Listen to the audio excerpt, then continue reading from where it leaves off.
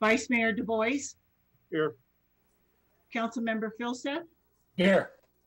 Mayor Fine, Councilmember Niss, Here. Councilmember Ku, Here. Councilmember Tanaka. Here. 6 present. Okay, so tonight we have 2 closed session items. I think we may have members of the public who want to speak to one or both of those. So let's take them one at a time. The first one is a conference. We're going to take them in terms of voting, and then we're going to go into closed session for both items. So the first item is conference with the city attorney on Julio Arevalo versus City of Palo Alto. Do we have any public speakers in this item? I will check. Any members of the public that wish to speak on the closed session regarding Julio Arevalo, please raise your hand. At this time, I have 1 member. Okay, go ahead. I'm trying to, my mouse isn't working.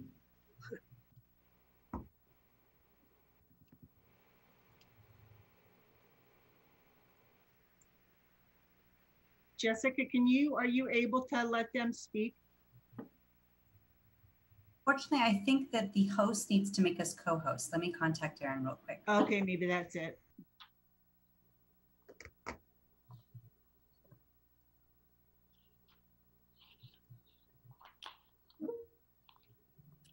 You should be able to do that now, Beth.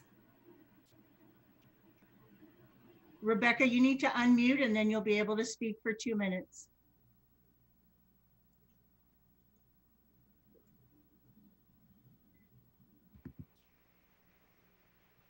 Rebecca, try unmuting. There you go. You have 2 minutes. Thank you. Thanks, Beth. I'm not going to speak for 2 minutes. I'm going to be very brief. I have a little more to say about the second one, but with regard to this settlement, well, as y'all know, I am a lawyer and I've had almost 30 years of experience, and I have a lot of experience with civil rights, and I'm urging the city council to settle this matter. I think that this is not the type of matter that the city should fight. The evidence is extremely compelling, and I urge you to discuss settlement and a fair settlement and other consequences, maybe to the wrongdoers. Thank you very much. I cede my time. Thank you, Rebecca. Okay, so do we have a motion to go into? I have another speaker. Oh, okay, sorry. David Moss, go ahead. You have 2 minutes. Is this the one to do with Foothills Park? No, not yet. Okay, I'll wait. Okay, thank you. No further speakers. So I move we go into closed session. Second.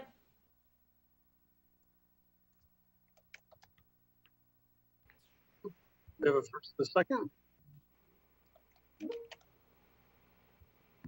All right, Can I ask a question? So are we finishing on Arevalo and then coming back out to the open session? No, we're not. We're going to just vote on this. So we're going to go to the public. And then go back to public? Yeah. Okay. All right. Thank you. All right. So Councilmember Cormack? Yes. I will vote yes. Sorry, I'm going to go by the order I see you guys on the screen. Councilmember Niss? Yes. Councilmember Ku? Yes. Councilmember Filsath? Yes. Member Tanaka? Yes. Okay, and then 6-0 with fine absent. Okay, so now we're going to move on to item number 1A. This is a conference with the city attorney over Gasquet versus City of Palo Alto, which is Foothill Park. Mr. Vice Mayor, if I could add one item to the reading of the agenda item, please. Sure. So since the time the agenda was published, we did remove the case to federal court. So I want to update the name of the case, and also there's a new number. So we did notice the case as Gasquet versus City of Palo Alto. There are multiple plaintiffs in this case. So some might refer to it as NAACP. Gwen Gask, et cetera, versus the City of Palo Alto. And the new case number now is United States District Court, Northern District of California. The case number is 5:20-CV-07251, capital S, capital V, capital K. And we will update the written record on that as well. Thank you, Mr. Vice Mayor.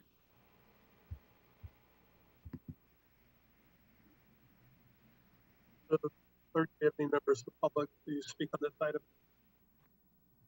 Any members of the public that wish to speak to this second closed session, please raise your hands or dial *9 on your phone.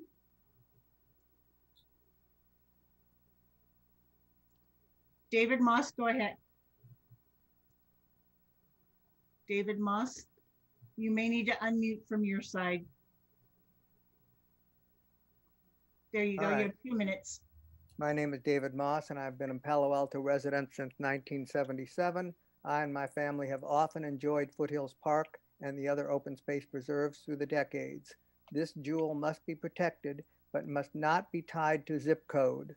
We much prefer the name Foothills Preserve because it truly is a delicate ecosystem worthy of preserving, with its peace and quiet, its miles of nature trails, its browsing deer and coyotes and turkeys and bobcats and dozens of bird species and ducks on the lake.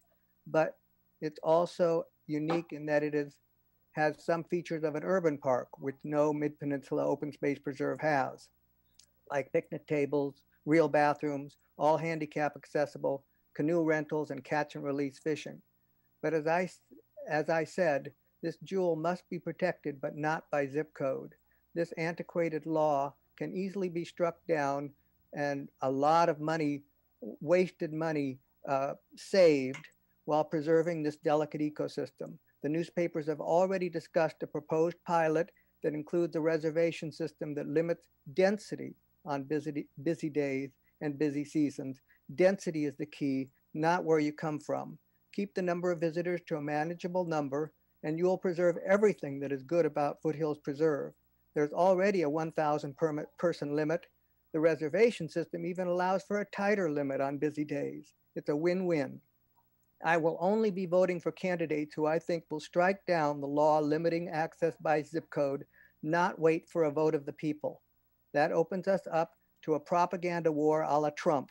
I am confident that the proposed pilot is the solution. Thank you. Thank you, David.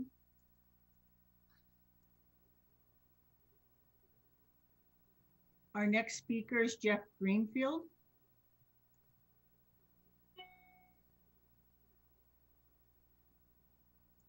Jeff, you may have to, there you go. You have 2 minutes, Jeff. Good evening, Mr. Mayor and council members. I'm the chair of the Parks and Rec Commission, speaking on my own behalf this evening. Frankly, I do not envy your position faced with deciding how to proceed with the Foothills Park lawsuit. I'm generally in favor of opening access to Foothills Park, but while balancing fundamental environmental preservation and stewardship responsibilities, as well as the staff and park infrastructure concerns. The timing of this nuclear option to immediately force the park wide open is highly unfortunate. While we're in the midst of a financial crisis, staff is frankly overwhelmed. And the last thing we should be discussing is a plan to increase crowds anywhere in our community during a pandemic. I urge you to consider that any agreement must properly balance environmental preservation and stewardship. Our regional community, not just Palo Altans, highly values our natural resources. Wildlife and habitat may be easily impacted by changes in visitation, and these changes can take years and considerable effort and expense to reverse. And this was clearly articulated by the panel of experts that Parks and Rec hosted recently to discuss the futures of Foothills Park. It's our duty to ensure these prized resources are appropriately preserved. So I specifically recommend a couple of actions. Number one, instruct staff to immediately assess the current park capacity limit at Foothills Park. This is a critical component for any long-term management strategy. The existing limit of 1,000 visitors has no scientific basis with respect to what the park can handle. It was set decades ago based on max parking capacity and average number of people per car. 100% parking utilization isn't feasible, and what percentage is feasible needs to be evaluated. Not only that, using 2020 standards, it's going to result in a lower max limit It's easy to predict this by observing a busy weekend right now. If you visit Foothills Park, you'll often see cars parked all along the road a distance from Boronda Lake, cars and pedestrians sharing the roads in unintended manners, resulting in likely safety issues. And furthermore, the previous park visitations are not accurate, as a longtime ranger told us recently. Number two, separately assess the appropriate park capacity limit, factoring in COVID. Separate social distancing, lower max limit should be determined. Weekend visitation has more than doubled during COVID. We know that. It's not a good thing. This would have all been reevaluated during a pilot program, but this now becomes urgent. So I encourage you to immediately authorize the evaluation of normal and COVID park capacity limits and maintain and prioritize the environmental preservation at the park.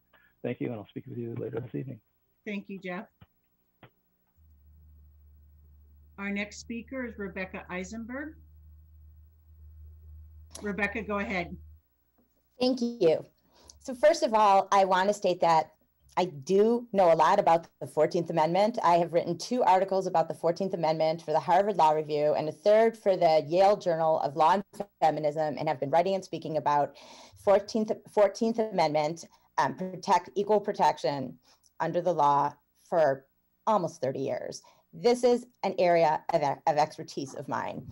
With that said, the lawsuit, which is not a fake lawsuit, is a very valid lawsuit, and it states extremely viable causes of action under the state and federal constitution, and it is going to win because it should win. We cannot put fundamental human rights to a vote. As I said in the meeting, and I said that you were going to get a lawsuit when you voted on this, and of course you voted on it and you got a lawsuit. The entire point of the Bill of Rights is to protect the minority against the tyranny of the majority, which means that the entire point of the Bill of Rights is to protect the few against tyranny of the many, which is exactly why rights pursuant to the Bill of Rights cannot be voted on. The park needs to be opened up. Another analysis here is that can the park be protected while without the limitation on zip code, which has a detrimental impact on people of color? And the answer is yes. The park can be equally protected by just limiting the number of people without limiting the race, which is a consequence of zip code. Even though I'm not calling you racist, I'm saying that this is how our city was set up. And we need to recognize that we live in a legacy of people before us. Finally, I want to agree with Councilperson Coos, and I'm trying to say this fast, Councilperson Coos' request for that you speak about this in open session. The only reason to speak about this in closed session is so you can enjoy the attorney-client privilege. I urge you not to fight this lawsuit. You will be spending taxpayer money fighting the lawsuit. And the only reason to talk about this in closed session is if you are fighting the lawsuit. Please, you are going to lose this lawsuit. You're going to lose this lawsuit. It's going to look terrible. You're going to embarrass yourself and cause us more shame. Open up the park, set a limitation of number of people, and be done with it. It just shouldn't be closed. Thank you very much. Thank you, Rebecca. Any other members of the public that wish to speak to this item, please raise your hand or dial *9. I am going to check with Aram James because he did ask us earlier and told us he wanted to speak. Hello? Aram, do you want to speak on this item? Yes, and I wanted to speak on the first item, but I wasn't recognized. Well, your hand isn't up. Yeah, on my screen it is. Yeah, on our screen, your hand is not up. Okay, well. Thank you. We'll figure it out. Go ahead. Go ahead. Okay, so can I speak to the first item as well? Go ahead. Sure. Okay, so basically what I wanted to say was that, and I'm gonna go back to my iPad here for a second so that I have it here. I apologize. Okay, so basically, when you're in closed session this evening regarding the brutal beating of Julio Arevalo, I suggest you settle the case ASAP. Do you really want this case to go to a jury? The tape itself of the beatdown of Mr. Arevalo is all you really need to know. See your YouTube video in that regard. I'm thinking $10 million would be a good faith starting point regarding any settlement. I'm serious, but go ahead, council members who really believe we have no racist beliefs in Palo Alto and that the Zach Perone case is just an aberration. Go ahead, roll the dice with the taxpayers' money. See what a jury of Mr. Arvalo's peers has to say. The jury might have a very different viewpoint than a predominantly white upper class and wealthy city council. I say, pay attention to your risk assessment, folks, not your egos. Here's a little language from the front page of the Daily Post regarding this case. This is the language of the attorney for Mr. Arvalo. Attention, future police officers. If you want to violate constitutional rights, severely beat people within an inch of their lives, without legal justification, engage in criminal conduct, often on duty, and lie in your reports without any substantial or meaningful consequences, PAPD is the place for you. I don't believe that this language was excessive. I do think the language is not snarky at all. It's simply the truth based on a long and vile history of racism and police brutality by the Palo Alto Police Department with rarely any accountability. You can change that tonight by settling this case quickly and not subjecting us to a huge jury verdict. Appreciate your time on this issue. And are you done with the other one also, Aaron? No, I want to speak to that too. Go ahead. Okay, so as some of you may be aware, on September 30th, 2020, Governor Newsom signed AB 3121 to establish a first in the nation 9-member task force to study and make recommendations on how to best implement reparations for slavery in California. In my discussions with almost all of the candidates for city council, getting anyone to discuss reparations or even saying the R word has been like pulling teeth, with the exception of Rebecca Eisenberg. But now, with the passage of the Reparations Act, the discussion of reparations and how to best implement them will be a mainstream for all the state and local governments all over California, whether folks want to discuss it or not. All the more reason to settle the Foothill Park suit today and open up the park to our neighbors. Failure to do so will not only continue to make the city of Palo Alto a national embarrassment, the handwriting is on the wall. Play fair or pay out a massive legal fees and a large jury verdict. We can't in Palo Alto do what the old school and old boy racists did in other parts of this country. Block the school doors, padlock the pools, and shut the gates, the gates of Foothill Park. Councilmember Koo and your colleagues, it's time to do the right thing.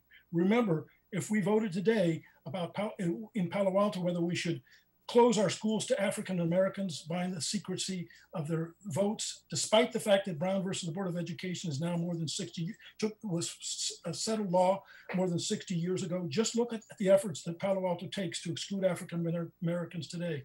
Just because Councilmember Koo, the majority of your constituents feel like they're white and argue that they are white and entitled, and they wouldn't vote to keep the park, they would vote to keep the park closed today, doesn't make it right or constitutional. Please do the right thing. Open Foothills Park now. Thank you both. Thank you all. Thank you, Aaron. Any other members of the public that wish to speak on this item, please raise your hand.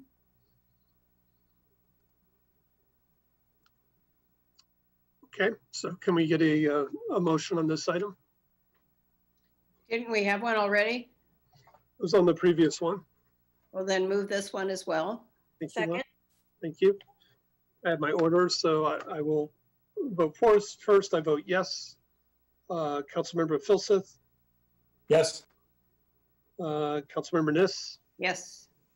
Councilmember Koo. Yes. Councilmember Tanaka. Yes. And Councilmember Cormack. Yes. Okay, 6-0 with Councilmember Fine absent. So we will go into closed session. I think we're scheduled to come back at 6:30, but we'll notify the clerk if we're going to be a little bit longer. Okay, see you guys in closed session.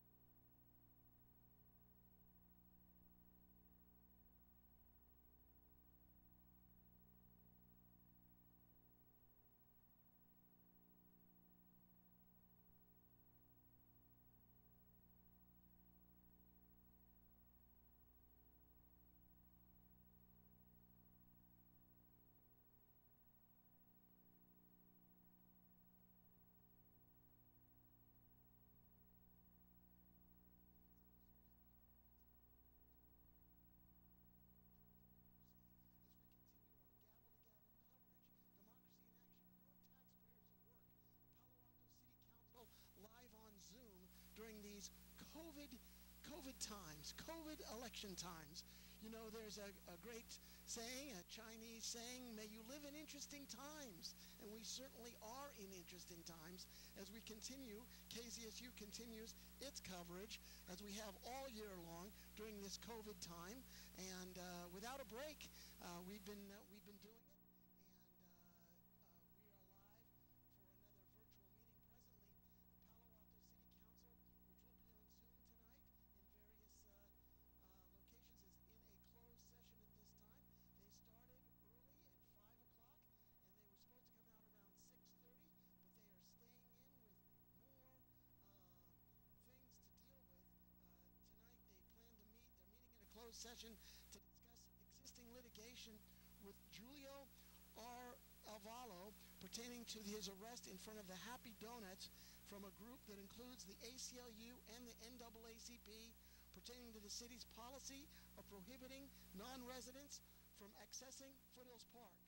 The council will then go and get an update on the city's budget and economic recovery and considering adopting new policies to govern board commissions. And this closed session will begin tonight. It began at 5 o'clock, and that they're supposed to come out at 7:30, but they're not coming out.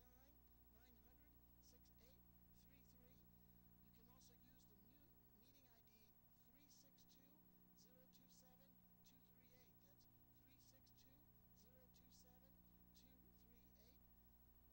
7 o'clock. For those wishing to participate in tonight's broadcast on Zoom, you can dial 669-900-6833.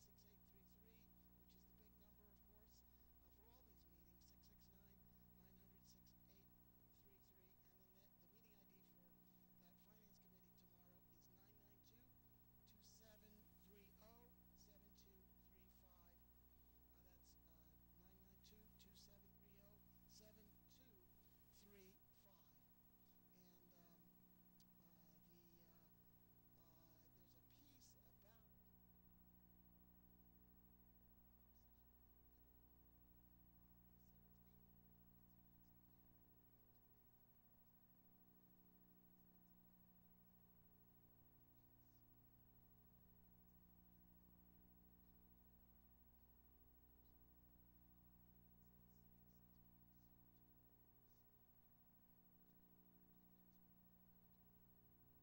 is 992-2730-7235. That's 992-2730-7235. And there's a piece about to get a police brutality lawsuit dismissed or amended because it is too snarky. Attorneys for Julio Arevalo filed a $10 million federal lawsuit against the city, Police Chief Robert Johnson, Police Agent Thomas DeStefano, and 7 others over an arrest outside of Happy Donuts in July of 2019. DeStefano threw Arevalo to the ground face first in an incident caught on security cameras and police body cameras. DeStefano told police investigators that he suspected Arevalo of dealing drugs, but no drugs were found on Arevalo. The 199-page lawsuit written by attorney Cody Salfin of San Jose includes some colorful lines. Attention, future police officers, if you want to violate constitutional rights, severely beat people within an inch of their life without legal justification, engage in criminal conduct off and on duty, lie in your reports without any substantial or meaningful consequence, the PAPD is the place for you, reads the lawsuit. Attorneys representing the Palo Alto and DeStefano objected to the way the lawsuit was written. Sarcasm and slang, sensationalized warnings to the public, and rhetorical questions and colloquialisms may increase the odds of media coverage, but are an affront to the solemnity of the judicial process and has no place in the United States District Court complaint, reads the motion to dismiss. Removing defendants, the motion also seeks to remove employees besides DeStefano, such as Lieutenant Ben Bichetti, who investigated the incident for the department, from the lawsuit claiming they aren't responsible for the incident. Lisa Sheff, the records manager for the police department, is named in the lawsuit because she allegedly didn't respond to Aravello's public records request. The motion to dismiss says there is no constitutional right to access governmental records. Salfin filed a response to the city's motion saying the use of rhetorical device isn't causing confusion. He says it's the right to name people besides DeStefano if they were involved in covering up the incident. The response says that Aravello will amend the complaint if the court wants. The Palo Alto City Council is discussing the lawsuit behind closed doors tonight at its meeting, and that's where we are. And of course, they're also discussing the Foothills Park item as well that also took a long time last week, that went way over, and I guess they didn't finish that. So they're discussing those two items tonight, which is one reason why they're still in closed session again. Lot going on tonight as I get into the agenda for tonight's meeting. But before I do, we are broadcasting every Monday night, sometimes Tuesday nights. But if you're interested in getting involved in everything that's going on, there's open recruitments for boards and commissions. You can influence your community, but the time is running late since the deadline is tomorrow at 4:30. Currently recruiting for the Architectural Award, 2 positions with terms ending December 15th, 2023. The ARB is a very talented group who many of them are architects and construction people and artists who view projects that are coming through the Planning Commission and to the council, and they put their influence on a lot of things, and they it's a great talented group. That's the ARB. And there are 2 positions ending December 15th, 2023 that are available.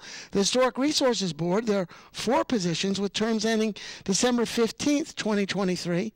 And of course, the Historic Resources Board is similar to ARB, and they're very interesting people who are on there. Many of them are architects or designers, or historians who understand the neighborhoods and what they would kind of like to steer the city to be for the overall look of the big picture of the city. So both those are very interesting commissions, and there are 4 positions there. Parks and Recreation Commission, one on an unexpired term with a term ending December 15th, 2022. Of course, they're right out of the TV show Parks and Rec, right? Well, I don't know if it's that fun, but they're interesting, a very interesting, fun group of people who are involved, of course, in the outdoors, recreation, parks, and recreation programs that are being serviced to the community, which of course is very important now, especially with the COVID situation and so many people, so many kids being kept at home on Zoom, not being able to participate in programs. So a lot of challenges there. So that's a very important one. That's one unexpired term ending December 15th, 2022. Planning and Transportation Commission. Well, of course, this is a very big commission. And of course, it usually is sort of the commission that is the springboard to the city council, and of course the Planning and Transportation Commission is very important. Of course, transportation, how many city councils do we broadcast here on KZSU and TV, our colleagues here in the studios with the television crew that has to do with transportation. How much transportation is just a huge issue. And of course, planning. So it's really the commission that is closest to the city council of what they're doing, because it all goes from them to the city council. So that's a very important commission to be a part of. There are 2 positions there with terms ending December 15th, 2024. So you can call the city clerk's office if you have any questions. Call tomorrow. It's the last chance. 650-329-2571, 650-329-2571. You can email jessica.brettel@cityofpaloalto.org, jessica.brettel@cityofpaloalto.org, and applications are available online as well with the City of Palo Alto. So that's tomorrow for that. So if you're working on all those campaigns and you want to know what's going to happen after Election Day, what's going to be your future, maybe maybe you've been inspired to get involved and to be part of those commissions. Well, tonight we're going to get underway with the council. They're in a closed session, and it is Julio Aravelo versus the City of Palo Alto. And then the other one is Gasquet versus the City of Palo Alto, 2 existing ones. We then go on when we come out on Zoom, on Channel 26, on streaming on KZSU with oral communications. Then we get into a consent calendar. There's several items on the consent calendar tonight that can become items with 1 motion and 3 council members giving the nod.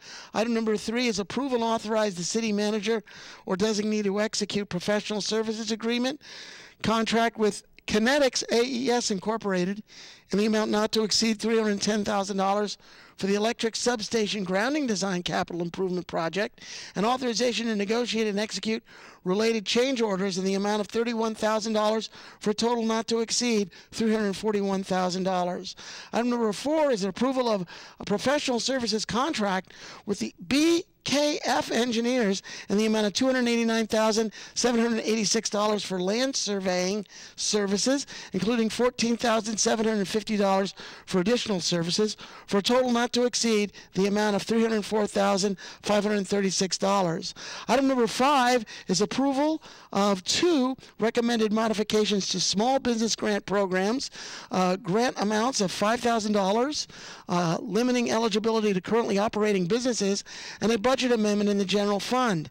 Item number 6 is approval and authorization for the city manager to execute amendment number 1 to the Electric Enterprise Fund contract and with Wire Wrangler LLC, power line construction for Caltrain facility relocation project and wood pole replacement project to increase the authorization to negotiate and execute related change orders by $110,000 to cover COVID-19 expenditures for a total not to exceed the amount of $2,207,049.49. The approval of the acceptance. Item number 7 is approval of the acceptance of appropriation for the Institute of Museum and Library Services, the CARES Act grant approval and budget amendment for general fund operating budget in the Community Services Department and Library Services Department. So item number 3, item number 4, item number 5, 6, and 7 are the consent calendar. When we get into city manager's comments, which are always interesting, about what is going on in the city and everything that is happening with all the things that the city is dealing with right now. And then action items. the action items. There are 2 action items on tonight. Item number 8 is a preliminary Q1 fiscal year 2021 financial status discussion and potential direction to staff on budget revisions, staffing revisions, and the next steps in monitoring, modeling, and addressing recovering planning approaches. Item number 9 is consideration of a recommendation by the City Council ad hoc on boards and commissions and committees known as BCCS, including adopting a handbook establishing training, direction on further changes, including term limits, and reducing the Parks and Recreation Commission to 5 members. So the Parks and Rec reducing, are they going to reduce to 5 members? Just when I gave you a whole spiel of putting yourself in for the Parks and Rec when they've got those positions on Parks and Rec, they do have that one unexpired term, but they're thinking about reducing their group to 5, and I think they're presently at 7. And of course, the City Council reduced from 9 to 7. So that was a big deal just a year, 2 years ago. So that is interesting. Also, as I mentioned, the Finance Committee meeting is tomorrow, October the 20th. That's also going to be on Zoom, as I mentioned. That'll be all about CalPERS valuation reports of the June 30th, 2019 with oral communications, and that's at 6 p.m. special meeting, and that is on Zoom. And then we go on to Monday, October the 26th is next Monday for, it looks like, a 6 o'clock broadcast of the Palo Alto City Council. It's a study session. We kick things off next Monday night. Update and discussion of the City of Palo Alto's race and equity work, including discussion on a mission statement, reorganization of the committee structure, and other updates. Then we get into oral communications. After that hour of that study session that'll go from 6 to 7, oral communications are scheduled for 7 o'clock. We have 2 consent items next week.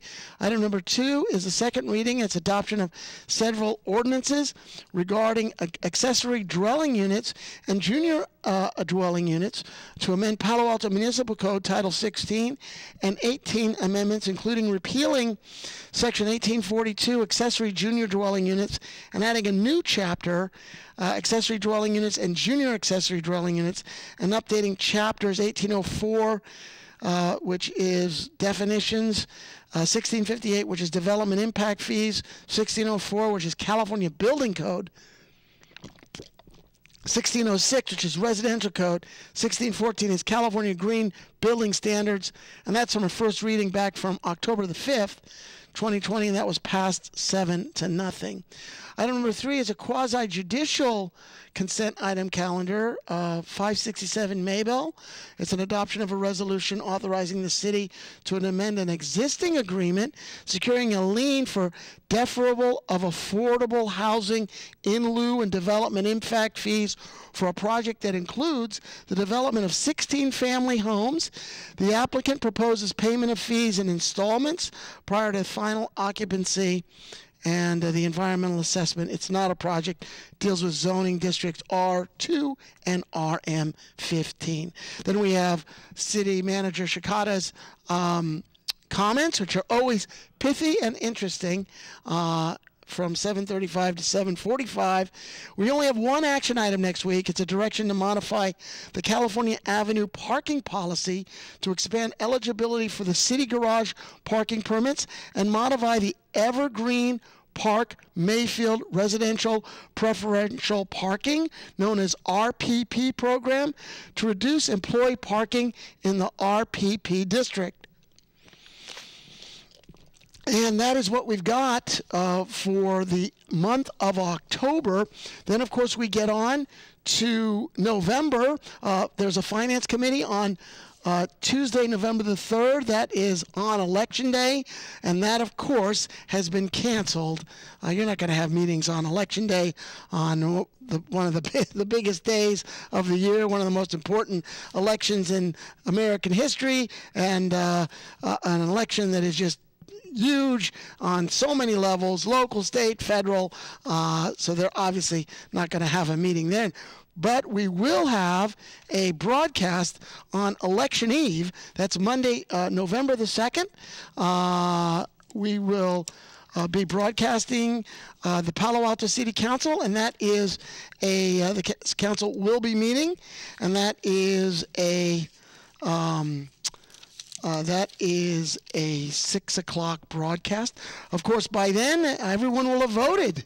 You know, they have the voting boxes out now because voting has started, and I just saw a nice Palo Alto couple come up on their bikes, and there's the little boxes where you put your ballot in, and they both got their ballots out and put it in.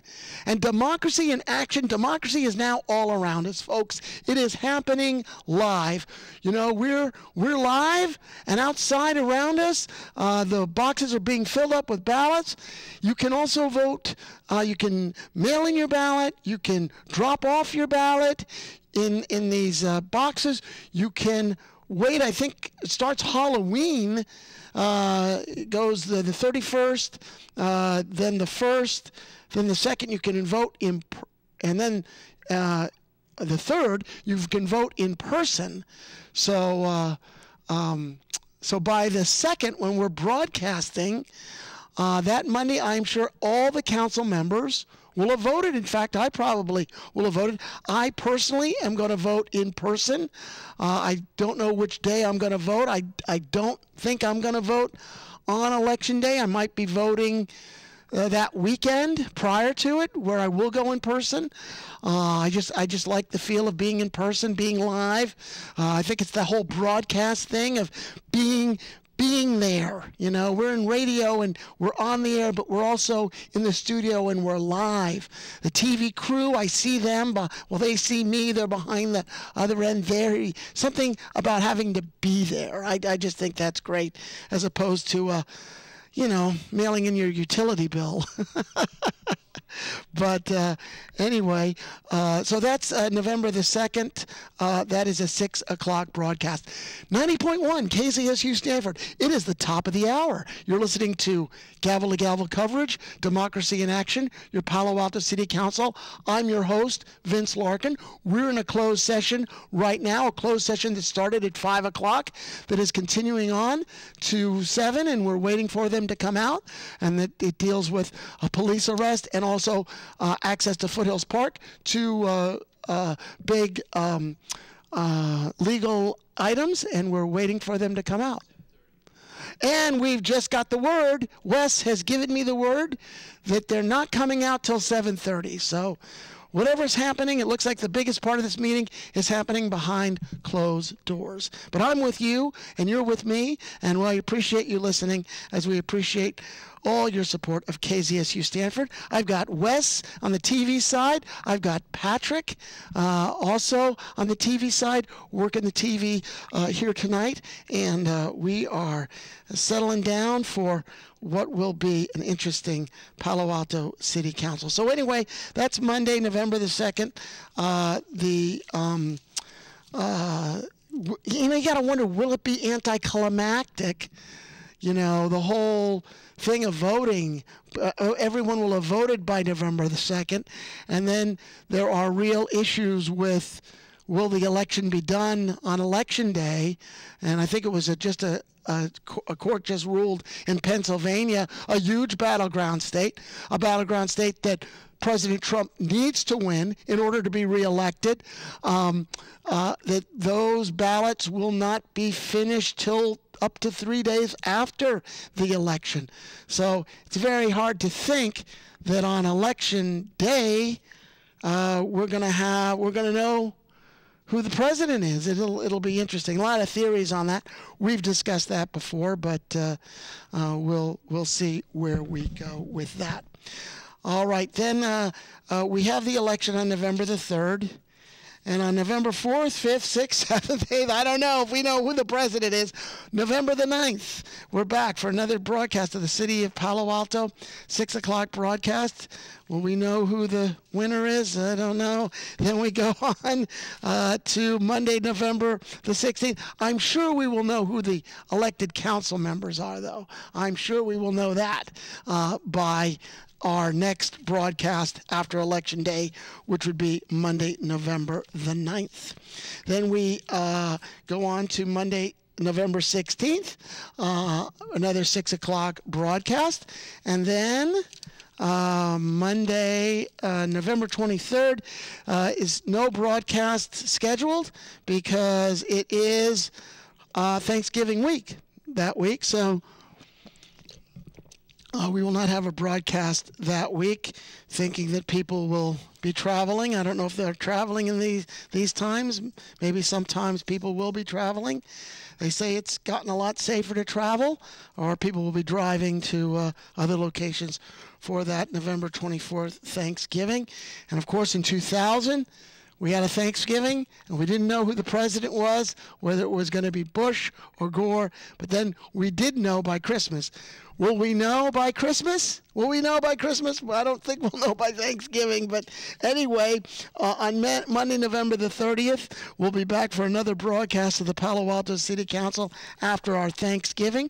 That's a 6 o'clock broadcast, and then we get into December, which is the last month of the year, and Monday, December 7th, Pearl Harbor Day, Remembrance Day, a day of the living infamy. We'll probably have a broadcast on that day.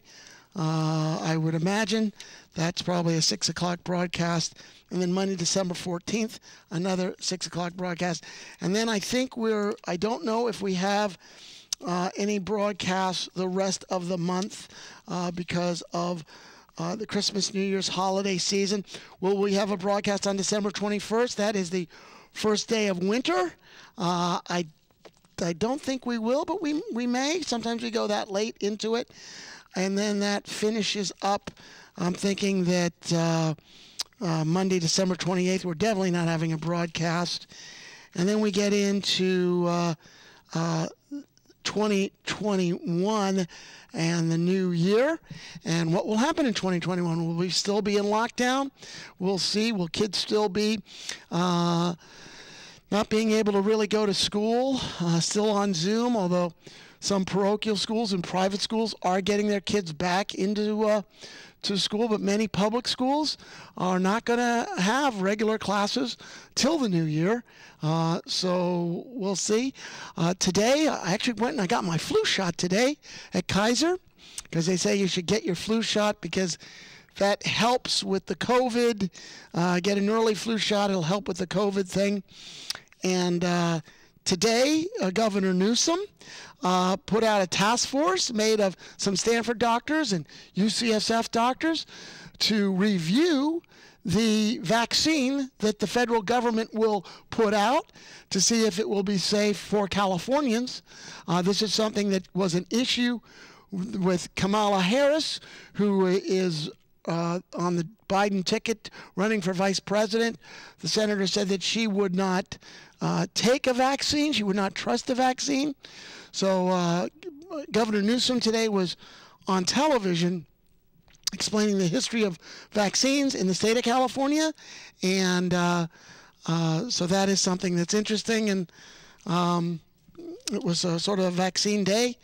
I actually had gotten my shot before Governor Newsom made those statements. So, but it was sort of a theme. It was a theme thing. So if you haven't gotten your flu shot yet, I mean, there's time. They say you should get it. When I had Dr. Don Kitham of UCSF researcher on, he expressed warning when we did that great interview back in February when COVID was just coming up, that, look to get your flu shot because it was important for the next year. And the whole idea is, are we having a second wave? Are we going to have a second wave? Is there a second wave coming? We'll see. Europe is feeling it. They're definitely shutting down in certain areas. And there's some dire predictions that have come out. So we'll see where we are. The president and the first lady did have COVID. They tested positive. He was put in the hospital, but he is now tested negative. He is back out. He feels stronger than ever. He is campaigning like crazy in the battleground states, from Nevada in Carson City to Pennsylvania and Ohio and Wisconsin. Joe Biden, who has been who did not get COVID, is now taking the week off for campaign for a debate prep for their big debate, which is Thursday night. And of course, the last debate, the second debate, they did not have it. What they'd had was dueling town hall meetings, one on ABC and one on NBC. Joe Biden was on ABC with George Stephanopoulos, and President Trump was on NBC. And it was interesting because it was on the same time, and it was sort of like dueling banjos, I guess. So, so that was interesting, dealing with that. But the upcoming debate on Thursday is the debate commission has set more rules, and they are using a mute button. So we will see what happens there, and will it be as lively as the first debate between President Trump and former Vice President Joe Biden, or will it be more disciplined? We'll see. And but right now, the polls say that Joe Biden is in a commanding lead all over. And so are those polls correct? We'll see. And but, you know, a day can be a lifetime in politics, and anything can happen. This upcoming debate, there was supposed to be foreign policy on it, but that's not what's going to happen. They put out the topics for it, and it is climate change, race, COVID. So there's a little bit of some rehashing that was in the first debate, so it could get interesting. Pretty much domestic policy, not so much foreign, not really foreign policy at all on there. So we will see. All right, I'm Vince Larkin. This is KZSU Stanford, giving you gavel-to-gavel coverage of the Palo Alto City Council 90.1 KZSU Stanford. So I've covered a little bit of national, and I've covered a little bit of state, and now of course we can get into our local. All politics is local, of what is going on. Locally, we have a lot of people running for the Palo Alto City Council, and some you know, some are incumbents. There are 10 council members, 10 candidates, and there are 3 incumbents. Or actually 2 incumbents, with Pat Burt, who of course has been mayor, and on the city council his second go around. So 2 incumbents, with Pat Burt coming in, throwing himself in there. So it seems like he's sort of an incumbent, even though he isn't. And several new faces that were highlighted in the Palo Alto Weekly, 10 for City Council, what you need to know about the candidates and what they stand for. And this was from last week's Palo Alto Weekly. And before I get to that, I do want to mention, let's see, what else do I want to mention? Okay, I guess I don't want to, I'm looking at things, looking at some upcoming debates and stuff. Looks like we've had a lot of debates. I'm just kind of looking to see if there are any more debates that are coming. They've had a lot of forums and debates this month. There's been a lot of them, and now it's time to take a look at each candidate. All right, this is from Gennady Shaner, who really highlighted each of the council candidates that we know. It leads off 10 for City Council. Palo Alto voters will have a chance to dramatically reshape 7 members of the city council when they cast their ballots in the fall. When 10 candidates vying for 4 seats, the council will inevitably look different. The new members are sworn in this coming January. Mayor Adrian Fine and Councilmember Liz Niss, 2 of the council's staunchest housing advocates, are both concluding their tenures. Their replacements, as chosen by voters, will determine whether the council's pro-growth leaning majority will continue or whether political dominance will shift to the slow growth favoring residentialists. The 2 different approaches are reflected in the 2 council members running for re-election. Greg Tanaka, who tends to vote with the more pro-growth candidates, and Lydia Koo, the staunchest of residentialists. Both of them feel comfortable pushing back against staff recommendations, challenging their colleagues, and casting the low dissenting vote on matters pertaining to finance in case of Tanaka, or in Koo's case as well. In other words, or land rather, is Koo's case. Finance is Tanaka's case, and land is Koo's case. Getting back to the piece. In other ways, they are polar opposites. Tanaka has supported relaxing limits on new downtown office spaces, reducing impact fees for new development, and most recently easing ground floor retail protection outside the city's commercial core. He also opposes rent stabilization measures. Koo has taken the opposite stand on each of these issues. Vying against them is a field of 8 that includes City Hall veterans, community volunteers, and political newcomers. Pat Byrd, a former 2-time mayor with a history of being a swing vote on land use issues, is planning his return to the dais. 2 members of the Palo Alto Planning and Transportation Commission Chair, Carrie Templeton, and Ed Luang, are also making a bid for council seats.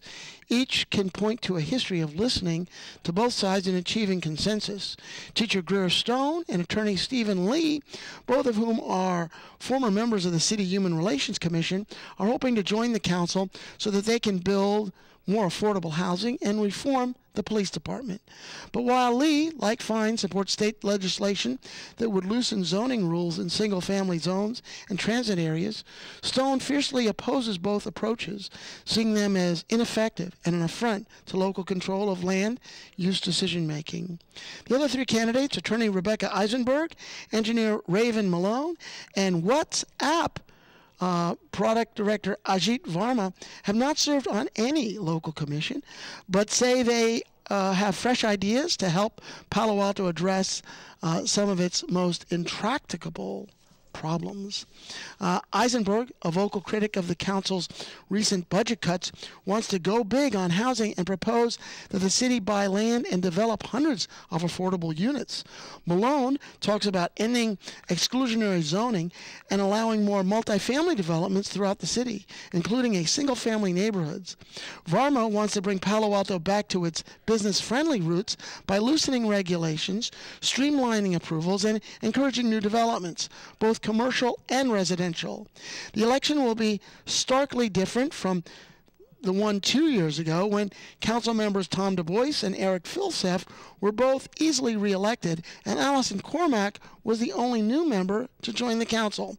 This year, the turnover will be higher, and the change will be the only certainty. The big question facing the voters is, what kind of change? All right, back in the game. That's Pat Byrd. And of course, Mayor Pat Byrd, who rides his bike all over the place, an expert in rail issues, has not been a stranger since he's left. He comes back and talks to the council often, and he has put himself back in the game. And it says, don't call it a comeback. Pat Byrd concluded his city council tenure in December of 2016 after 9 years on the dais and 2 mayoral terms, but he never truly left. Since leaving the council, Byrd has remained active in community, penning memos, writing letters, riding his bicycle to public hearings, and joining other community leaders to proffer advice on Palo Alto's proposed business tax, its housing policies, and its response to COVID-19. The local landscape has changed since he last held office.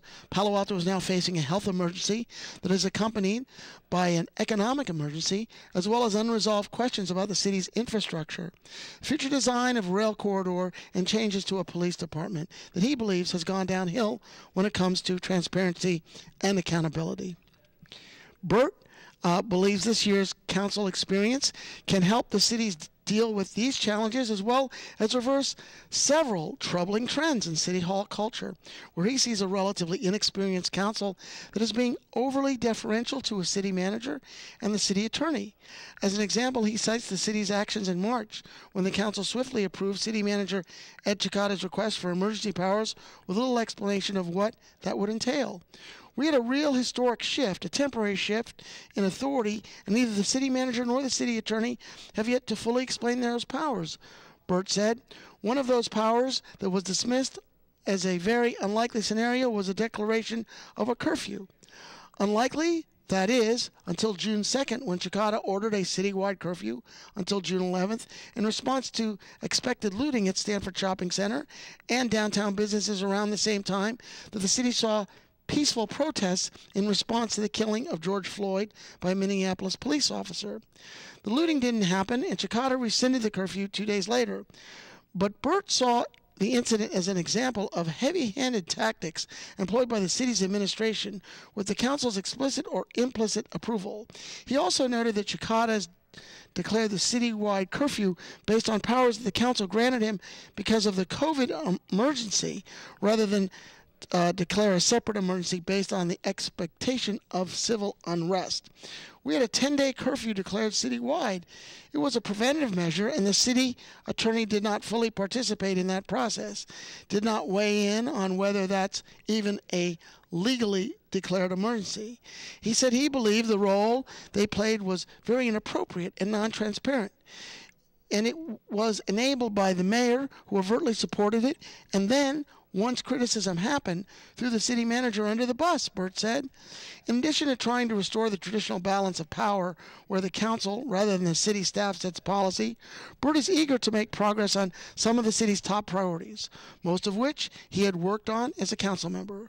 This includes promoting more housing, instituting a business tax, restoring funding for the community services by temporarily deferring big-ticket infrastructure projects such as public safety buildings. I'm not interested in putting it off anywhere near indefinitely, Burt said of the proposed police headquarters. I think a 6 to 12-month delay would be prudent. We're in a crisis where we need to be putting people first. In a field of 10 candidates, Burt stands out in his length of experience, which in addition to 9 years of the council includes 9 years of Planning and Transportation Commission.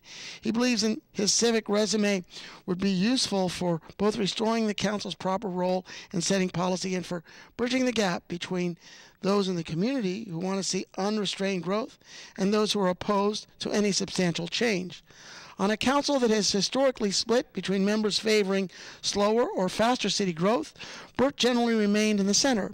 While often siding with residentialists on land use issues, he joined, for example, a 5-4 vote in 2015 to require a major redesign of a contentious development at 429 University. He occasionally joined the more pro-growth camp, as he did in 2016, when the council, by a 5-4 vote, permitted a block-long mixed-use project at the former Olive Garden site at 2500 block of El Camino Real. As a mayor in 2010 and 2016, he also was known as a forceful, detail-oriented presence on the dais, occasionally helping to craft lengthy motions that were more than a page long. The motion on 429 University Avenue was so long that it wouldn't fit in the overhead screen. When he says he doesn't like to see the council defer entirely to staff, he means it. Much like it in his prior council term, Burt remains a staunch,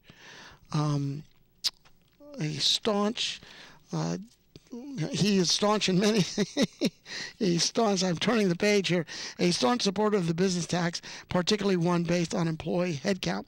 He rejects the notion that a tax would spur exodus of business from the city. At a September 15th forum sponsored by the Palo Alto Chamber of Commerce, he pointed to East Palo Alto's recent experience with the new business tax.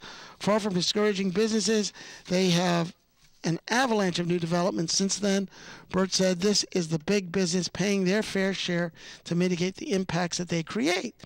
On housing, he supports rezoning some commercial areas for residential use and working with Stanford University on creating a housing plan for a portion of the Stanford Research Park close to the California Avenue area. Because they're far and away the largest landowner in the city, we can develop a joint planning effort on how to really design nodes of the research park that are well designed for housing communities, Burt told The Weekly.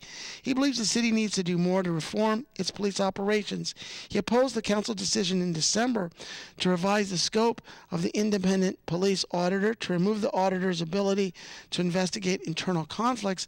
He also wrote in his Palo Alto neighborhood questionnaire that he wants to renegotiate the police union's contract to get rid of the binding arbitration provision and to adopt a holistic public safety program prioritizing mental health and social service professionals as default city responders to nonviolent mental health, homeless, and domestic emergency calls, an opinion shared by the 9 other council candidates. Burt has also been one of the council leaders on sustainability, having championed the city's adoption of a carbon-free electricity portfolio and increased spending on bike improvements, flood control improvements around the San Francisco Creek. A key challenge in the coming years, he told The Weekly, will be determining how we can have sustainable evolution as a community and as a region of housing and job growth and transportation services in an environment that leads to future generations having comparable opportunities to what we've had. That's really the definition of sustainability, Burt says, and now we have the overlapping with that, the drastic impacts of the COVID emergency and the economic emergency guiding us through the challenging period will be the most difficult things we've encountered in decades. All right, and then we have Rebecca Eisenberg swinging for the fences. And of course, Rebecca Eisenberg is doing a lot as far as participating on Zoom and participating in all of these meetings. She's also chimed in. She actually defended KZSU Radio when they chopped us down. So I appreciate that. Hey, you know, we know who our allies are. We're doing these broadcasts, but she's played a big role in a lot of questionings and a lot of participating in a lot of issues. You hear from her on Zoom often. So she's played a big role. She is a candidate here. It says, when Palo Alto City Council voted in March to suspend an effort to place a business tax on November ballot, members agreed that the economic fallout from COVID-19 pandemic makes this a uniquely bad time to impose a new tax. Rebecca Eisenberg strongly disagreed. A corporate attorney and frequent critic of council actions, Eisenberg believes the council's decision effectively lets the city's largest corporations off the hook and disproportionately burdens residents with the cost of paying for the recovery. She sees this as a latest example of council members kowtowing to the rich and the powerful at the community's expense. I'm furious. We all should be furious, Eisenberg said in a recent interview with The Weekly. When the city council and when every single one of my opponents say we should wait until after the recovery to tax businesses, they are condemning all residents to the fate of paying for the recovery and watch as more and more of our small businesses, our retail restaurants, are going out of business. Eisenberg believes the city should go full speed ahead with a new tax, one that exempts small businesses and retailers and targets corporations with more than 500 employees and a $300 million in revenues. She also supports imposing a moratorium on new office developments until commercial developers are contributing to the city's bottom line, either through taxes or through adequate housing impact fees. A resident of Old Palo Alto, Eisenberg attended Stanford University in the 80s, then lived in San Francisco before moving to Palo Alto in 2013. She was drawn to the city by its strong public school system, she said, and she was put off by the council's decision in June to revise its lease of Cubberley Community Center space with a Palo Alto Unified School District to reduce the city's payments to the district. She also took the issue with the City Council's recent approach to budget reductions, which included, among many others, significant cuts to recreational services, art programs, and libraries. The council should have shifted some funding from the police department budget to other community programs, as she noted in recent questionnaire from Palo Alto neighborhoods. As the City Council told Children's Theater it can achieve its goals with half its budget, we must tell the PD the same, Eisenberg wrote. Like most of the candidates in the race, Eisenberg believes the city needs to do a far more to build housing, institute police reform, and regulate campaign finance.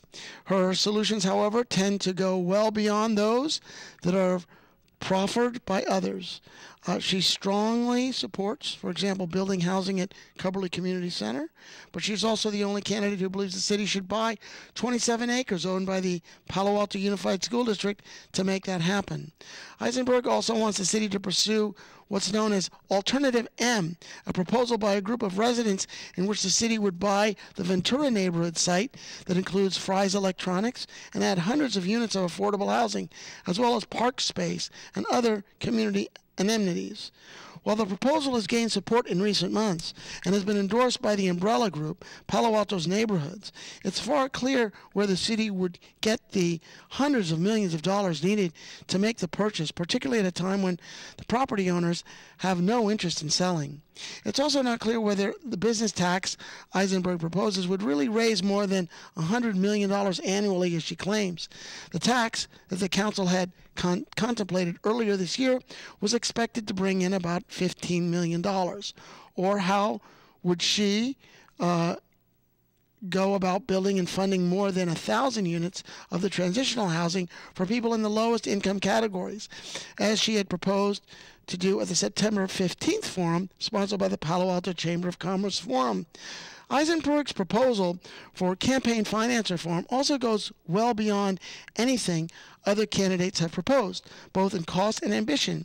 She wants to see public financing for the council campaigns, and she wants council terms to become more full paid terms positions. Active YIMBY community positions. She moves that she believes these moves, she believes, would result in more representation on an elected body, given that most people literally can't afford to serve under the current system. She rejects the arms race over cash that characterized today's campaigns.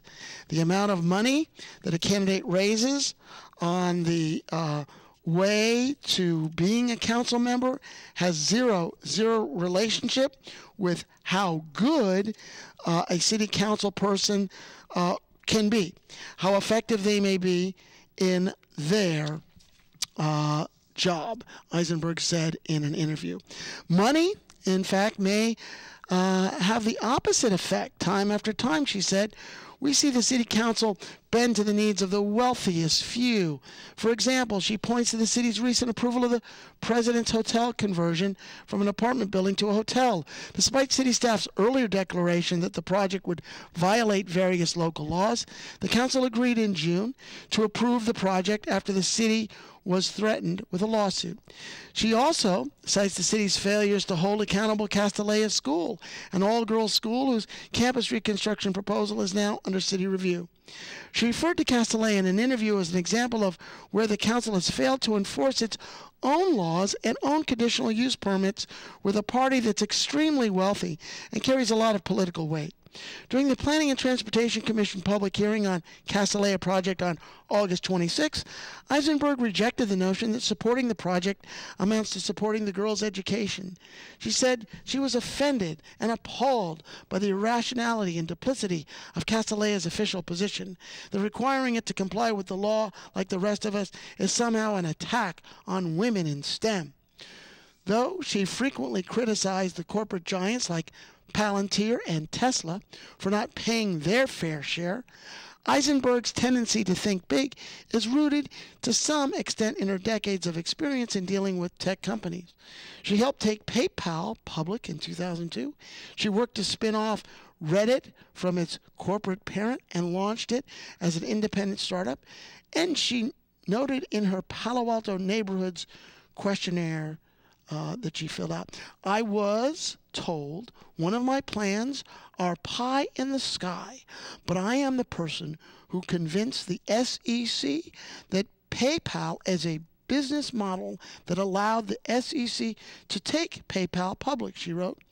Eisenberg strongly believes in the power of negotiation and in taking giant steps that seem impossible until they don't. One such idea, which she pitched during a recent interview, was partnering with Tesla to launch a fleet of electric shuttles for the community. I'm a negotiator, Eisenberg said. I believe the best agreements help everyone at the table. All right, so we're moving along. I'm Vince Larkin. This is KZSU Stanford. I'm giving you a council preview of the 10 candidates as we are waiting for the Palo Alto City Council to come out. They're in a very long closed session that started at 5 o'clock. They're supposed to come out at 6:30, then 7, and now 7:30. Lydia Koo playing zone defense. All right. One of her 4 years on the city council, Lydia Koo championed protections from renters, worked to address airplane noise, and led the effort to establish Palo Alto's safe parking program. Of course, Lydia Koo is currently on the city council, playing a big role in many, many items. Most recently, Lydia Koo was a big supporter of the ban of cigarette products in local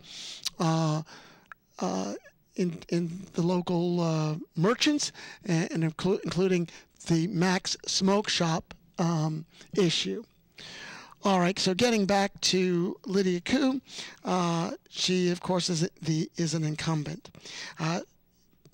She is perhaps best known for both her supporters and detractors as someone who knows how to say no.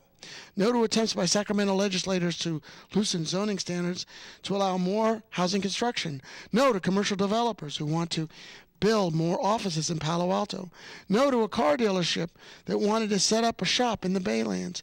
No to a hotel developer seeking to convert an iconic downtown apartment building into a boutique hotel. And no to telecommunication companies who want to install equipment in neighborhoods over in objections from residents.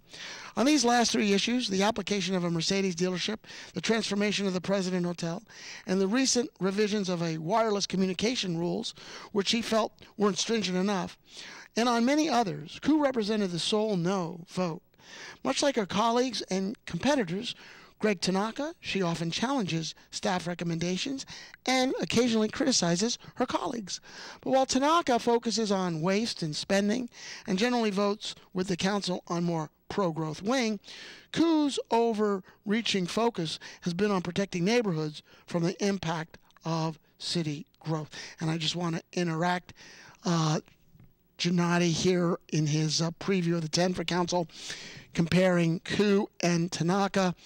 Tanaka is the other incumbent on the city council. Let's go back to more of this. This doesn't just mean fighting proposal developments. Last year, Koo cast the only vote of dissent when the council approved a policy recommendation by the Utilities Department that allows the installation of a pad-mounted electrical equipment in a neighborhood where utilities are otherwise underground, siding with residents who argued that such equipment would be unsightly. And she argued that the city should not change its policy on letting non-residents into Foothills Park without a vote of the people. These positions have made her one of the council's most polarizing figures. To her supporters, she is the community's most steadfast defender of quality of life. Whether the battle is over traffic congestion, budget cuts to the community services, or airplane noise, an issue on which she has been the council's most vocal advocate. To her opponents, she is uncompromising defender of the status quo, whose actions impede what they say, and is urgently needed progress on easing housing and the housing issue and housing shortages. A realtor who recently told her Barron Park home,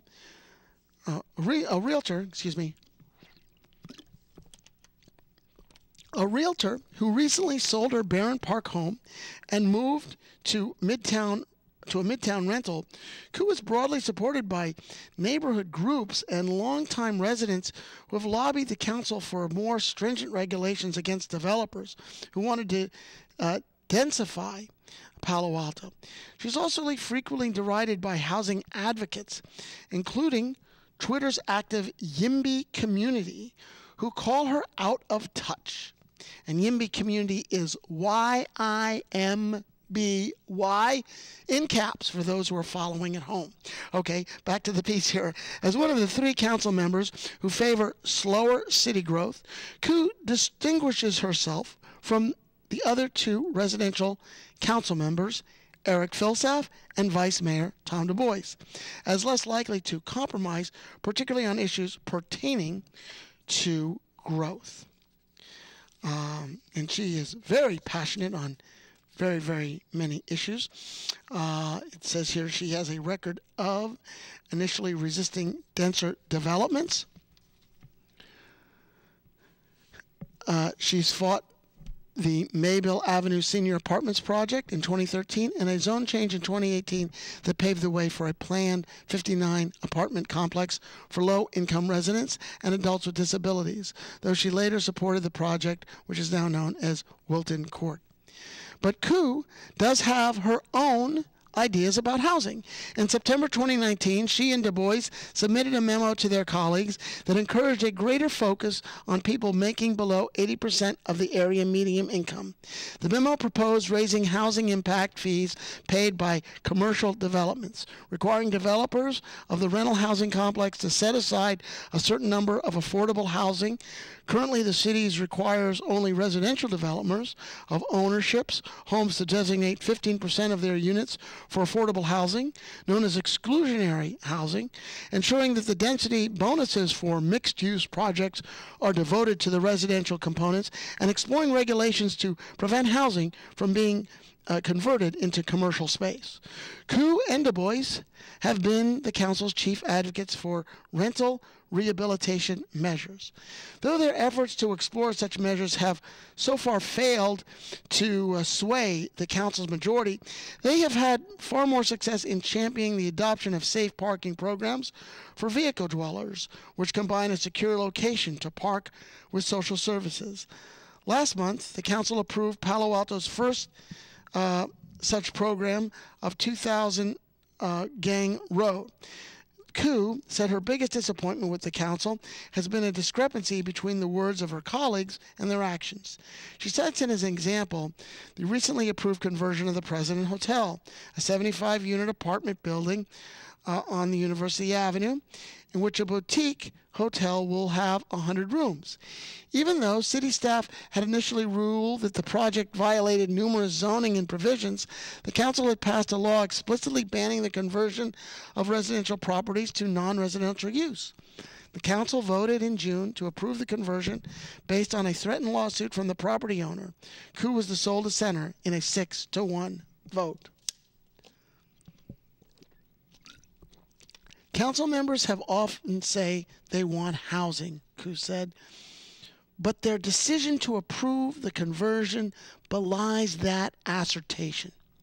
There was so much behind-the-scenes work in order to make sure that those codes were changed in order to accommodate the change of use, Koo told The Weekly. While most council members believe zoning exemptions are sometimes necessary to make housing projects pencil out economically, Koo argues that such concessions amount to subsidies to developers. Her bar for projects that she would support under the new planned housing zone is higher than of her colleagues. When asked in an interview what type of affordable housing project she would support, she described a 2- or 3-story building with plenty of light and open space, one that would respect the dignity of the people living in subsidized housing. It's kind of the project that would undoubtedly get council's unanimous approval. It's also the kind of project that would probably not get proposed by a developer. Given the city's exorbitant land costs and the high subsidies needed to build housing for residents at or below 80% of area median income, even the 59 apartment Wilton Court project, which is significantly more density and height than Coos' ideal project, required $10 million in public funds before it could advance. The consistent proponent of slowing down the commercial growth, which she believes contributes to the city's traffic problems, Coos said she would generally oppose approving an office component as part of such a development, though she might make an exception for business that provides community services. She opposes raising the 50-foot light limit for new developments, which some see as a serious barrier to constructing affordable housing, though she would support letting the voters decide the issue. Koo often clashes on the topic of housing with Mayor Adrian Fine, who supported Senate Bill 50, which she vehemently opposed, and who believes that supporting affordable housing and the exclusion of everything else is a formula for getting no housing at all. The two all clashed last month over protections of retail space, with Fine and the more pro-growth council members voting to explore removing the city's requirement that reserves ground floor space for retailers in areas outside of Palo Alto's commercial core. Koo, Du Bois, and Filsef all dissented.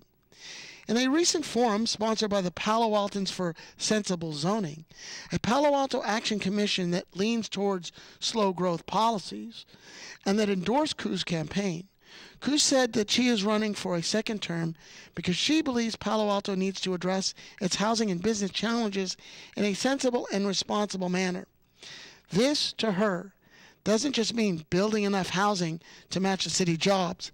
It also means ensuring the city continues to have enough parks, libraries, and community centers and infrastructure to serve both existing residents and the new ones. In the past couple of decades, we've seen the overdevelopments of offices, and today we constantly hear the narrative of, we have a housing crisis, we have a housing shortage, so let's go ahead and build, build, build, Koo said. Well, we can't build our way out of this. I'm Vince Larkin, this is KZSU Stanford, and I'm giving you a rundown here on the various candidates that was explored in last week's Palo Alto Weekly 10 for the Council, as we are in a closed session that continues to go, that started at 5 o'clock. We're supposed to be out at 6:30, then 7, and now it looks like it's about a quarter to, it's about 7:45, so we are still in a holding pattern waiting for the council to come out. But in the meantime, I get to give you a little in-depth view that Gennady Shiner of the Palo Alto Weekly did on the various candidates. Ed Lawing, a steady hand. Ed Lawing feels comfortable in the middle chair on the dais. Lawing has been paying his civic dues at City Hall for the past decade. First on the park, and this just goes to what I was saying about getting on those commissions. First on the Parks and Recreation Commission. We might be getting.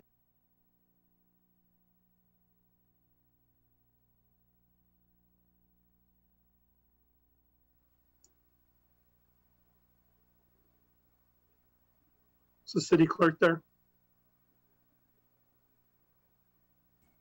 Yes, I'm back. I'm here.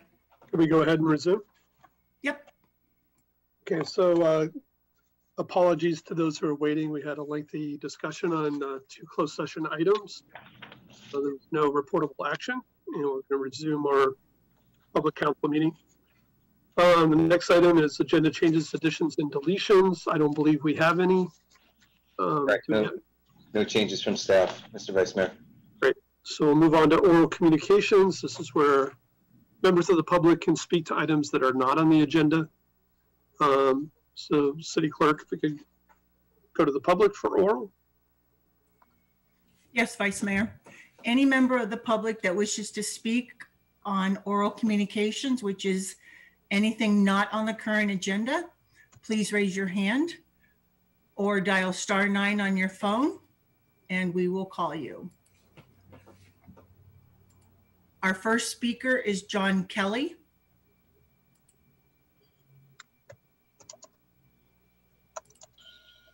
John, go ahead. You have 2 minutes. Thank you very much. Vice Mayor Du Bois, council members, I'd like to thank you for listening to all the people who spoke to you about ADUs on October 5th. That was very kind of you to consider everything that we had to say. I've written you a letter, but just briefly, I'd like to point out something that has arisen in light of your action on October 5th. By unanimously adopting the new ADU ordinance, even though it hasn't yet had its second reading, I think a new question has emerged which deserves your consideration. And that question is whether or not the new ADU ordinance will be made retroactive with regard to the people who, in reliance on the recently enacted California legislation, started building ADUs and or received permits in the first part of 2020. As I believe it's either section 6 or section 7 of the staff report indicated, there were tremendous problems with the emergency ordinance as it affects people who built ADUs thinking that the construction of those ADUs, or at least the 800 square feet of those ADUs, would not affect their rights to further develop their primary dwellings. In my letter, I suggested a couple different ways in which I think you might be able to address this issue and provide retroactivity for the new ADU ordinance. I have no idea what the correct procedural route is for doing that. I simply urge you in the interest of fairness and pursuing a worthy housing-related goal that you find a way to make the ordinance, which presumably will take effect upon its second reading, retroactively applied as of January 1, 2020. I think that's the spirit of the state regulation, and I should hope it's also the spirit of the motion that passed on October 5th. Thank you. Thank you, Mr. Kelly. Our next speaker is Rob Levitsky. Rob, go ahead. I would like to talk about the tree ordinance and its ability to keep protected oak and redwood trees from being cut down. There's language in the current tree ordinance that is ambiguous and can be misinterpreted. For example, mixing up or conflating existing building footprint with proposed building footprint or building area. The current code allows for removal of a protected tree if it's touching the foundation of an existing building and threatening the foundation of the building.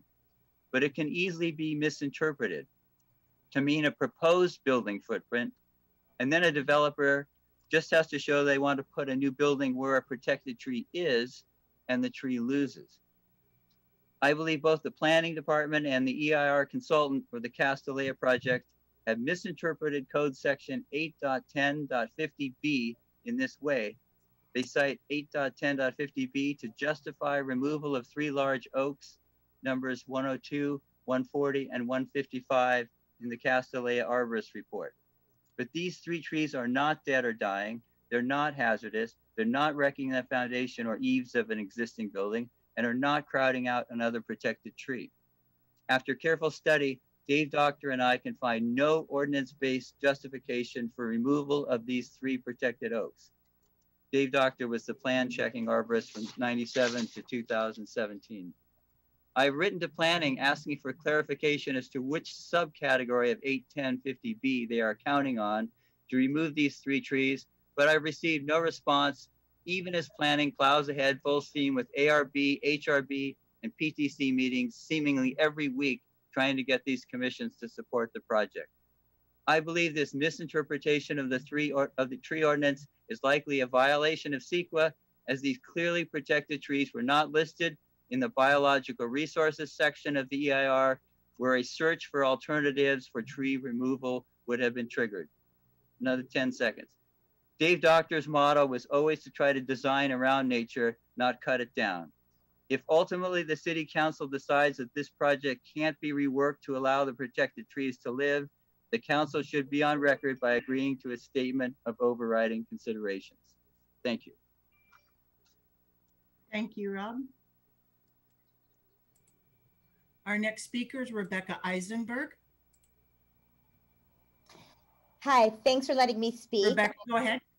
Hi, thank you. First, I want to thank Mr. Levitsky for his extremely cogent and articulate argument, which is correct. about the protection of trees, and I want to second all that. I'm going to use this time, as short as it may be, to talk about quasi-judicial hearings. There have been a lot of statements made by some of you and by some candidates in the press about quasi-judicial hearings and what it means about people's abilities to speak. Since you're so interested in following the rules about quasi-judicial hearings, I'm going to take this time to explain to you California law about quasi-judicial hearings. First of all, quasi-judicial hearings are supposed to be fact-finding. The only people who have the right to speak at quasi-judicial hearings are those who are directly impacted by what is being discussed. And in the case of Castanea, as Mr. Levitsky was referencing, that would mean neighbors of Castanea and not people whose kids go to Castanea, but they live in other cities. They should not be speaking at these. Because whether or not Castanea is an excellent school, we all agree it's an excellent school, is not relevant to whether or not they're following the law. Additionally, people who have the right to speak because they're directly impacted actually should not be having their time limited. It is a breach of California law to limit their time. And that kind of limitation actually can render decisions invalid, such as the decision that you all made with regard to the President Hotel. Additionally, the decision maker must not be biased, which means that anyone in the decision-making party must disclose all biases, whether they're real or perceived, because a perceived bias is often considered an actual bias by California law. Additionally, and very importantly, and gosh, I could go on forever, but to keep this short, the decision-making body, which is you guys, are supposed to report at the end, just about done, findings of fact and conclusions of law. I would be curious to know what those findings of fact and conclusions of law have been with regard to your many quasi-judiciary hearings. At no place in the California law does it discuss whether or not council members are able to speak to the press, as that is not the concern. The concern is fairness. Rebecca, your time is up. I'm done. Thank you.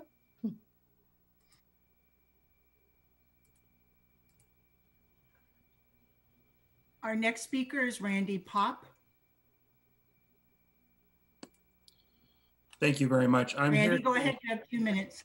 Thank you. I'm here to emphasize Mr. Kelly's comments. I very much appreciated the discussion of ADUs at the council meeting just recently, and wanted to really put a fine point on John's comments about making this retroactive. The state regulation regarding ADUs went into effect on January 1st, 2020.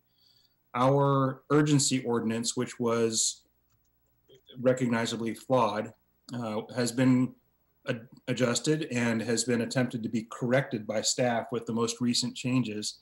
And I think it is very important to recognize that any inappropriate or inconsistent language that was enforced previously should be removed.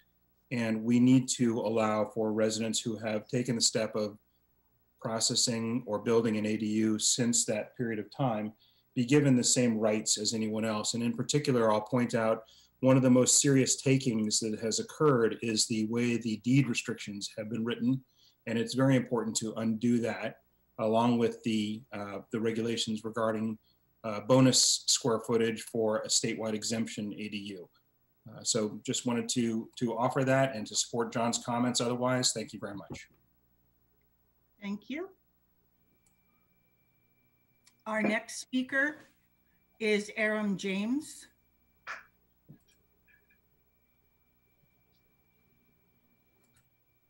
Aram, go ahead. Thank you. I hope I can tie this together. I recommend that you look at 1987 movie called Nuts that starred Richard Dreyfuss and Barbara Streisand. Richard's sister, Kathy Dreyfuss, was a public defender during the same time period that I practiced in Santa Clara County and Compton as a public defender. One of the things that's little known about the public defender's office is that we not only represent people charged with crimes, but folks that are locked up in psychiatric facilities who are residents of the city of the Santa Clara County, and they're requesting a habeas hearing because they've been locked up for maybe 72 hours, 14 days, 30 days, et cetera, et cetera. I had the privilege of doing the interviews of folks locked up in psychiatric facilities when I was a legal aid. I guess they call those paralegals nowadays. And that would have been back in about the 77, 78 time period. Once I passed the bar, I had the privilege to represent many people locked up in psychiatric facilities against their will. Got to be quite conversant with the Diagnostics and Statistics Manual, interviewed, cross-examined many psychiatrists, got to know a whole lot of things, psychiatric skill sets, so that when I represented criminal clients later, I had that already in my, my toolkit, so to speak.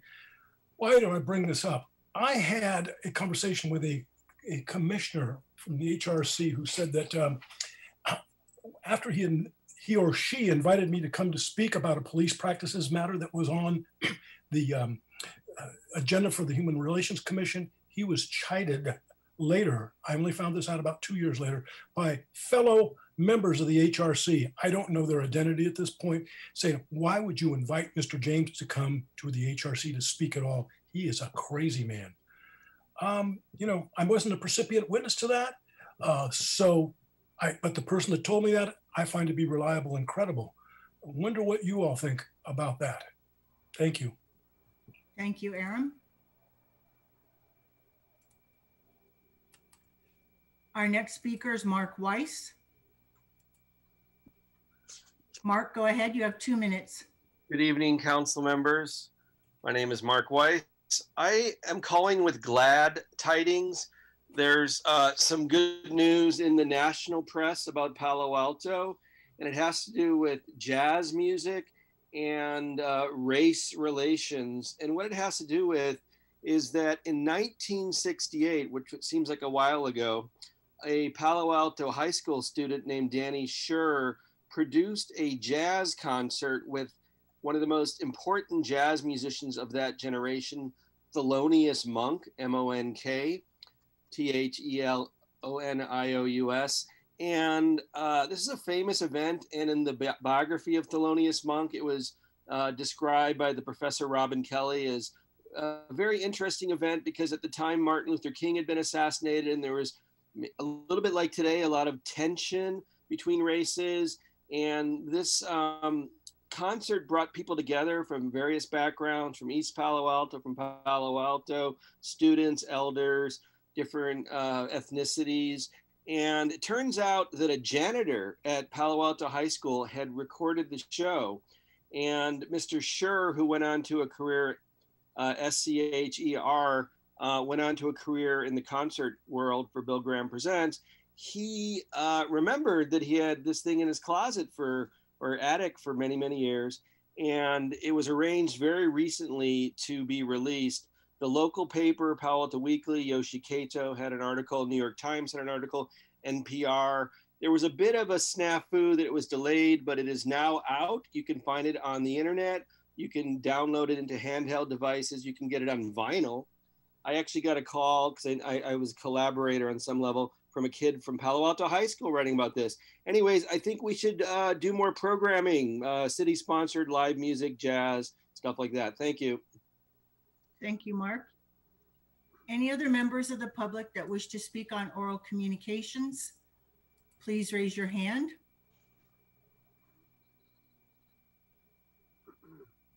Vice Mayor Du Bois, there is no other speakers.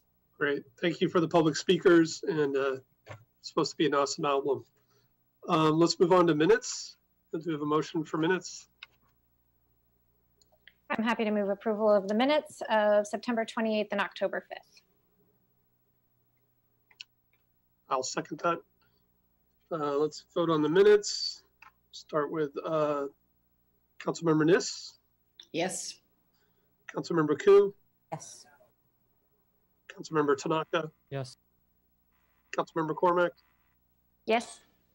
And myself is a yes, and Councilmember Filson. Yes. The minutes are approved.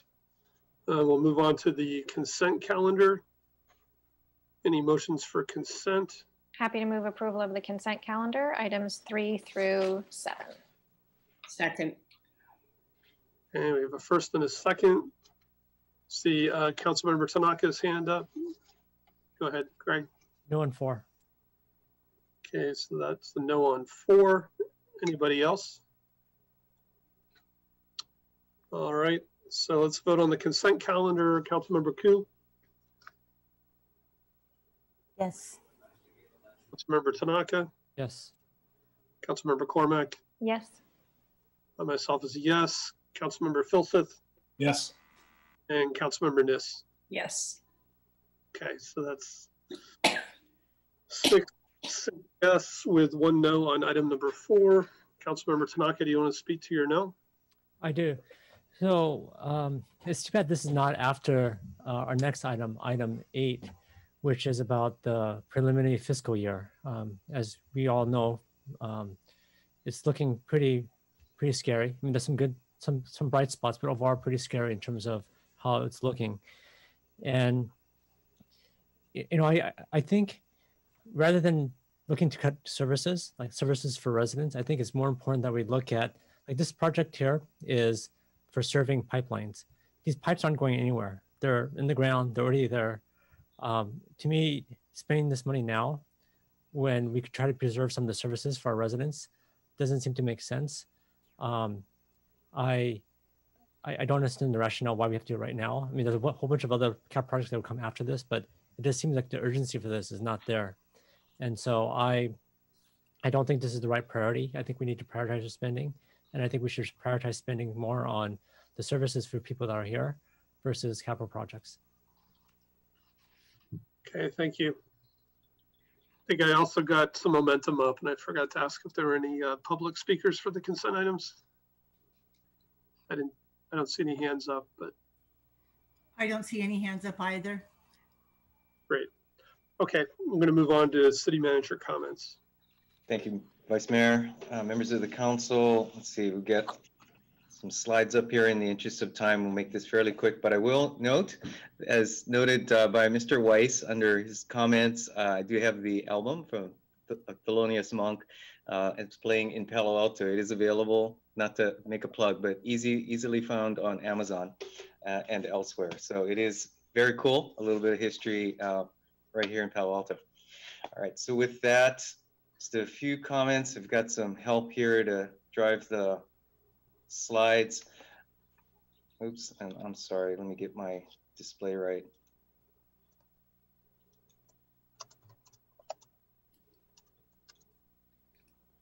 All right, primarily focused on latest developments with respect to local response and management through the coronavirus. And still, sorry, having some trouble with my screen. All right, here we are really 2 weeks into moving into the orange tier. Have noted that certainly members of the community at all sectors are working through the new rules. Would note that a couple of areas that we've seen particular interest is on the ability to have gatherings, outdoor gatherings of up to 200 people, and indoor gatherings limited to 25% of the capacity of the room that they're in, or 100 people, whichever is fewer. There are some specific rules around that. The other issue is now the ability of restaurants to allow indoor dining up to 25% of their indoor capacity, or 100 people, whichever is fewer. The rules around indoor dining are a little more stringent than outdoor dining. So certainly we know an issue that we've been in conversation with restaurants here in town and that they're working through. So lots of detail behind these rules in the orange tier, but again, in the interest of managing risk for exposure, and certainly we know all parties are working with the best interests of the community at heart. And I would note that we have a web page dedicated to this general topic area with lots of links that would be helpful at cityofpaloalto.org/coronavirus. All right, next up, in terms of some of the local issues that we've been working through. Once again, I'm sorry, having trouble with my display. Playgrounds opening, and in particular, these are neighborhood playgrounds. I do want to note that these are not staffed. And so as a result, we have ensured we've got signage at each of these playgrounds recognizing distancing requirements, maximum occupancy at the structures and the like, noting that while we are performing regular cleaning, that because these facilities are not staffed, there is a responsibility for adults who are there with children, and as such want to ensure that community members are aware that it is everyone's responsibility to ensure that these play structures and playgrounds are used with a focus on safety, and again, according to the posted signage rules. Next slide, please. And then specifically as it relates to the Magical Bridge Playground, we really appreciate the partnership we've had with Magical Bridge Playground, excuse me, boy, that's difficult to say 3 times fast, Foundation, and are working collaboratively to reopen the facility as soon as we can. Our community services department staff have been working on developing a plan that will allow staffing to be redeployed from other facilities in order to get the facility open by mid-November, if not sooner. Again, there are a few steps that need to be covered in order both to handle redeployment as well as working with volunteers to ensure that that's handled with training and safety protocols in place and have that facility open as quickly as possible. We do have information on this particular topic on our homepage with the button on news. Next slide, please. Then also want to note developments since our last council meeting, that we do have a specific page, www.upliftlocal.org, established to provide specific opportunities for community members to see promotions as well as information on open businesses throughout the city.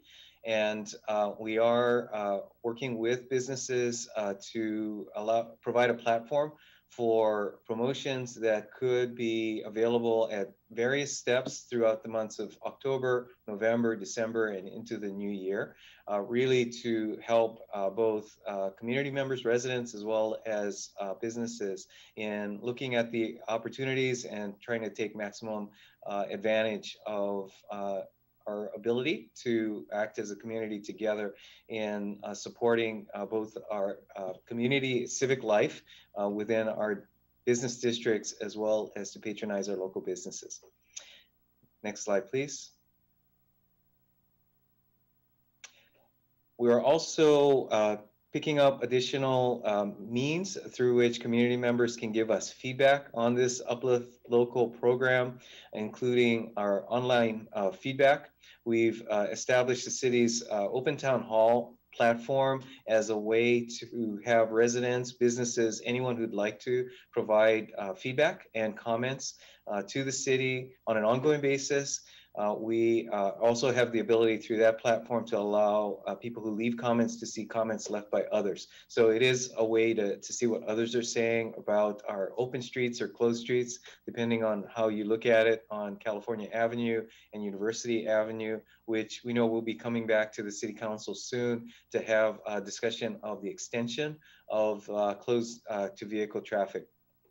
We do have an upcoming public check-in meeting, which will actually be tomorrow evening at 5:30 p.m., which is a new time in order to try to strike a balance and make it available for people who may be working during the day, as well as those who are wanting to do something different with their evening, and just have an opportunity to hear the latest in terms of where we are with Uplift Local, as well as I just noted, we've got this feedback questionnaire so that it's on demand. People can leave comments with us at any time, and we'll be rolling those comments up for the council's information when we bring this topic back for your consideration and further discussion. So the site to look at here is our homepage, cityofpaloalto.org, and then under Share Uplift Local Experience under News. Next slide, please. Then as we turn to more opportunities for community recovery or a sense of enjoyment, dare we say, at this challenging time, Halloween is coming up. And as we've talked about it previously, just want to reiterate some key pointers from the county, really been reinforced by the state and others as well. Keep risk low by staying home or keeping celebrations small with your own household or neighbors really nearby within your block, or as the case may be, your close-in circle, and limit the moderate risk activities. We do want to draw attention to a few city-sponsored programs that are ongoing, including our Jack-O-Jaunt that will provide opportunity on the 30th for people to see community-made jack-o'-lantern creations, as well as a few other programs that are ongoing. cityofpaloalto.org/Halloween. We know we've had quite a bit of interest from residents, both for themselves as well as for neighborhoods. So we really want to provide this one-stop resource for people to get information as Halloween gets closer, and those who are procrastinating really having to figure out what they're doing for Halloween. Next slide, please.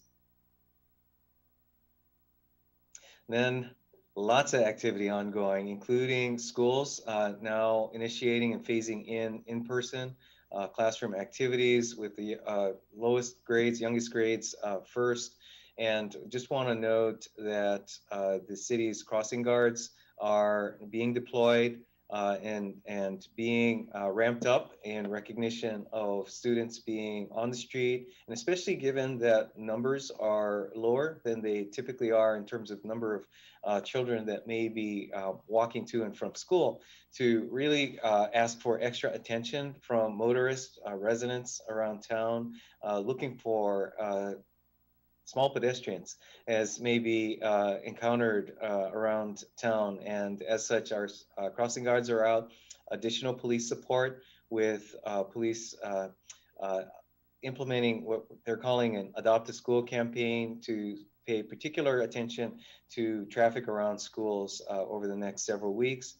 And also noting that while as a part of your budget, we've reduced the school resource officer position and deployment to schools, that the police department via patrol and detectives are picking up on campus issues as needed. And next slide, please.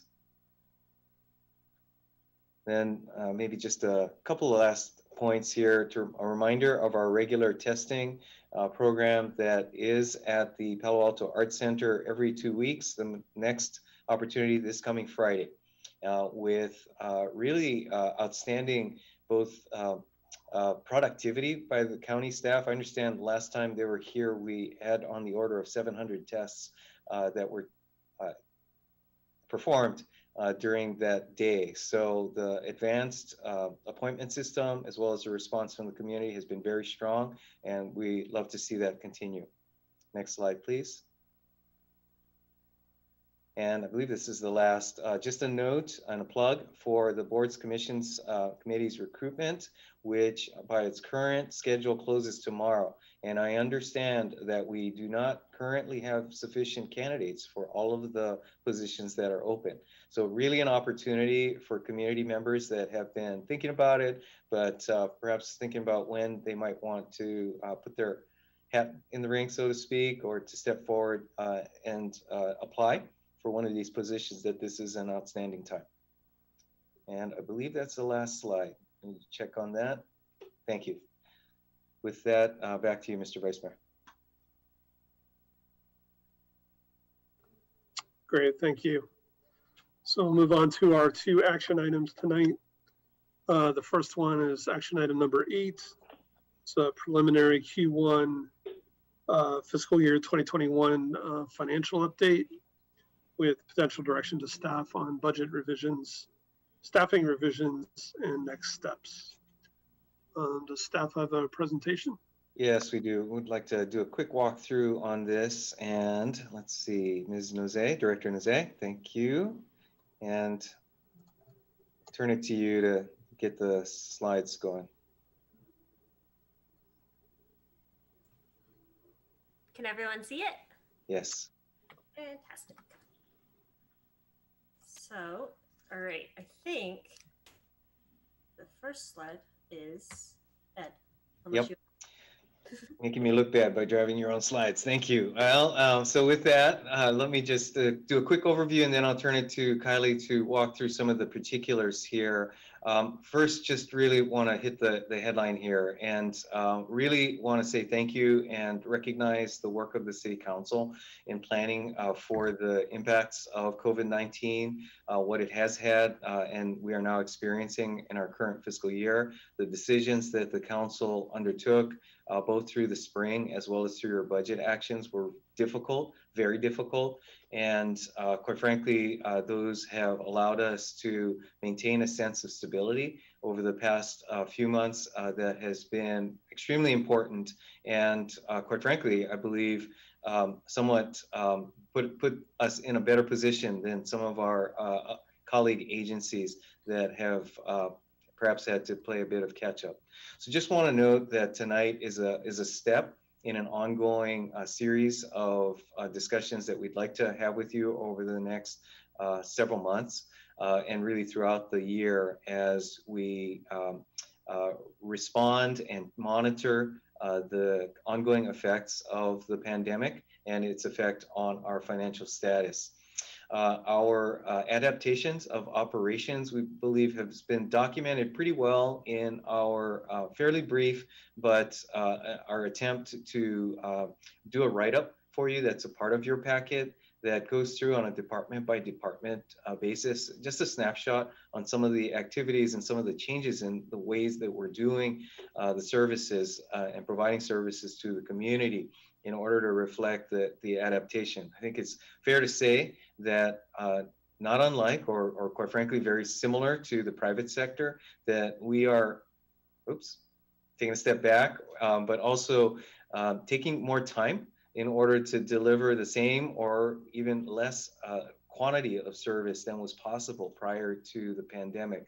And given that, we will continue to monitor, but do want to be able to report to the council where we stand in terms of services as well as our expenses associated with that.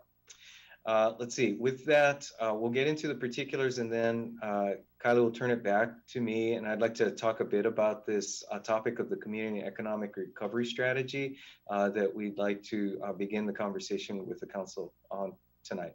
So with that, Ms. Nose. Thanks, Ed. And good evening, Council. I'm Kylie Nose, the Administrative Services Director. As Ed mentioned, we're really here to go over a highlights report preliminarily on where we're at. So the typical finance person in me will give all kinds of caveats that this is not final Q1 data. Even the year-end numbers are not necessarily final. But it is the information we have at this time. We are going through our annual year-end financial CAFR activities with our outside auditors, and obviously staff continues to manage and review financial activity as it occurs. So we'll do our best. If we have new information, we'll verbally provide updates. And before I also get into it, I just want to recognize the team of people that are here on Zoom that normally you'd be able to see in council chambers to help us go through this report, everything from the financials to the recovery, as well as Ed mentioned, the work that the departments are doing in this revised environment. We also have our consultants for sales tax on the line. We have Fran, who is their VP of Government Affairs for Muni Services, as well as Thomas, who is our client manager, and they do a deep dive into our sales tax reports for us on a quarterly basis. So with that, we're really here to focus on where we're at. And there are 4 key things that staff laid out to try and obtain updates to council as well as feedback on. The first is we had attrition ramps in the budget that were approved for both police and fire departments. And so we'll go through the status of those and where we're at.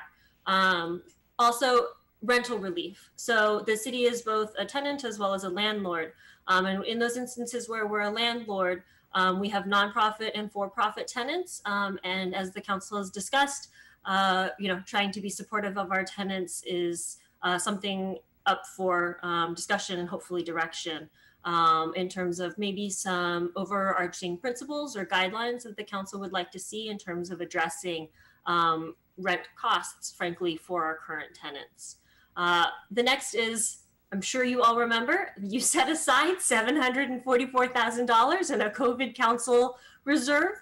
And this was really set aside because there were many unknowns when we set up the adopted budget back in the springtime. So although staff is not recommending use of this reserve, any feedback and that the council has in terms of where they would expect or like to see these funds allocated or spent or not spent would be helpful as staff continues to work through the financial analysis. And then lastly, as our city manager mentioned, that we're going to go through different areas of recovery, areas that are within our control, areas that are outside of our control, macro, micro, and get council's feedback and acceptance of kind of the rough outline and next steps in that process. So as I mentioned, this is super preliminary, and this is based on the information in the various sectors at the time that we were writing this report, which was in September. You know, another piece of this is all pretty much assuming that there isn't a second wave, but we all have talked that, and our health experts have said that we may be at risk of a second wave of the virus. And ultimately that would have significant impacts on financial forecasts and estimates. Ultimately, as we kind of think about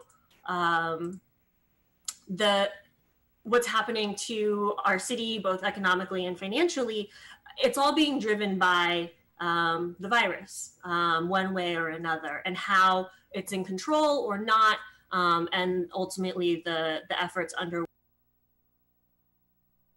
in addressing that public health emergency.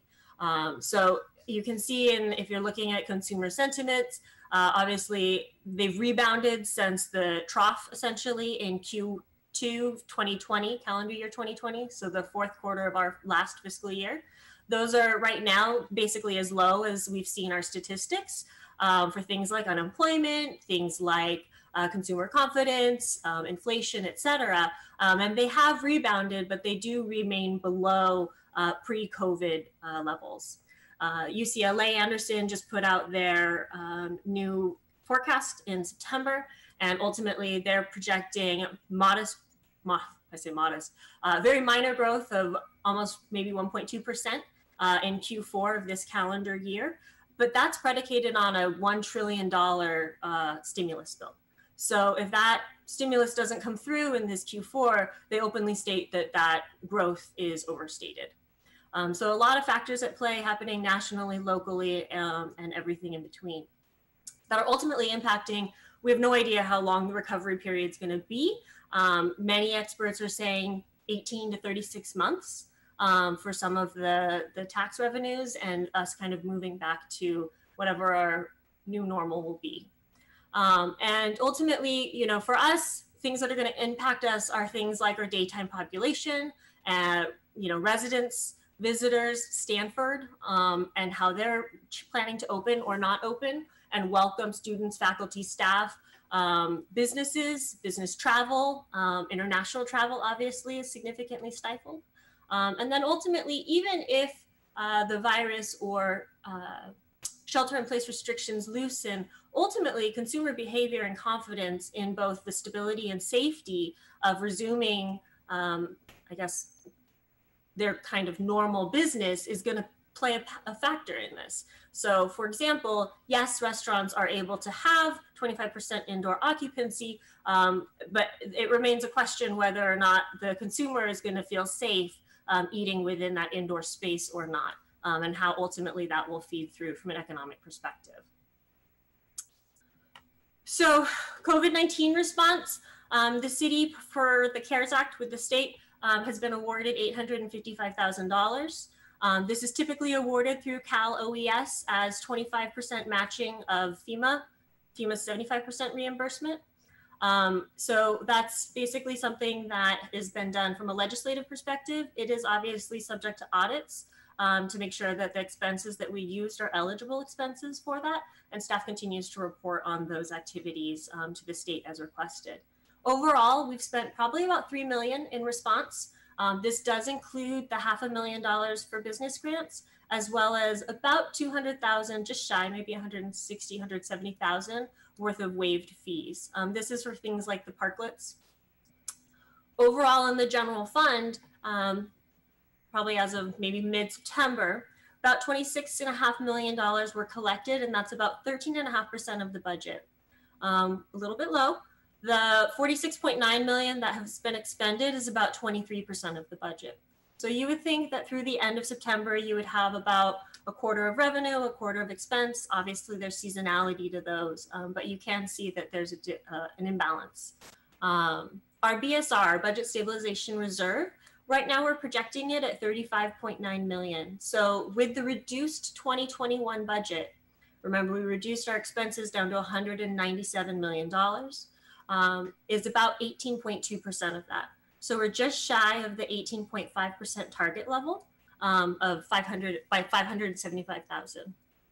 And this all excludes that $744,000 reserve that council set aside. If I were to try and peg this back to what we had projected at the end of the year last June, when we did our Q3 budget cleanup, this means that the general fund ended about $3 million to the good compared to what we were estimating. So back then we were estimating a draw on the budget stabilization reserve of $11 or $12 million, and we were off by about $3 million. Public safety attrition. So 3 fire positions remain at risk for separation from the city by 12/31. So this is that attrition ramp. Fire had until the end of December to stave off layoffs with general attrition that are happening through the ranks. So still watching that closely, but ultimately we do have an area there that potentially has risk. Police is complete as of October 31st, which was their attrition sunset date. And then lastly, deferred and or delinquent rent. So ultimately we had made we were trying to help our tenants during the March, April, May, June timeframe when COVID originally hit, and we allowed tenants to defer payments for lease revenues. These are tenants such as Coverly, where we have artists and nonprofits as well as for-profits, as well as other tenants, and basically they would be put on a 12-month lease repayment plan starting January of 2021. So those are the deferrals, and then there are areas where there's just delinquent lease revenue. The tenant didn't opt in to this program, but they still hadn't paid their revenues or something like that. And so roughly that's a little over $500,000. So other funds, our workers' compensation costs are rising. The fund is solvent and we have the appropriate reserves, but it's just a notable expense as we move through this really tightened time. General liability claims costs are actually trending down, which is great. However, as the council knows, we do have increasing claim costs that are expected. We have some major litigation. There are cases like the current stats case or the city's current green case, as well as a number of others that may have additional costs that are not necessarily programmed or reserved for. So this is an area for us to be mindful. Utility billings, as expected, similar to the rent side of things, on our utility billing accounts, there are an increase in aging delinquent accounts. Ultimately, the restaurant sector is in the worst shape, but there are rising delinquent accounts across all, both resident and commercial. So that's something that we'll need to be reviewing in those funds and reserves for bad debt at a certain point. Parking, as the council will be discussing, I think, next week. Parking has been turned upside down in the COVID era. And so revenues are significantly down because we haven't necessarily been enforcing things. And ultimately, we're bringing back programmatic review of the new CalAV garage and the RPPs around that area next week. Ultimately, this one, if there is a reduction in revenues versus expenses, which is expected, there is sufficient fund balance in these funds to cover these differences, at least for fiscal year 21. The capital bidding market was a topic of a lot of discussion over our budget process. And really, there was this sentiment that maybe with the reduction and the downturn in the economy that we would see great savings in our bids. And ultimately, it's mixed. I wouldn't necessarily say it's a windfall. In some areas, I think in general, we've talked with some of our colleagues, they have seen reductions in bids, but in other areas such as utilities, it's a competitive marketplace. Companies like PG&E continue to invest in their infrastructure. And so there really hasn't been significant changes in that kind of cost perspective. General Capital Improvement Fund, another one that we discussed a lot. This has the 2014 council approved infrastructure plan projects like the public safety building, the CalAV garage, the fire stations, and the 101 bike bridge. That fund will require rebalancing. When we go through the revenue estimates, you'll see that TOT has a revised outlook and will likely take a lot longer to recover given the orders associated with this, the health and safety. And so ultimately that fund will likely need rebalancing because it's currently balanced with too optimistic TOT estimates. So a quick snapshot, trying to put all the general fund revenues on one slide. So as we've talked about, property tax, our biggest revenue generator, is running at about budget. So the budget did assume growth. Our assessed valuation roll grew 7.7%. And ultimately, if there are impacts to property tax, we will see them more significantly in the following year since there is a lag in that timing. Ultimately, we will see some downturn in our unsecured property tax or reassessments, but for the most part, it's trending around budget. Sales tax is hopefully, fingers crossed, trending above budget. The memo quotes a range between maybe 2 million to 9 million above the current budgeted estimate. As you can see, we took a significant reduction in that, 40%. And we are seeing a lot of down revenues, as you saw in the Q2 report.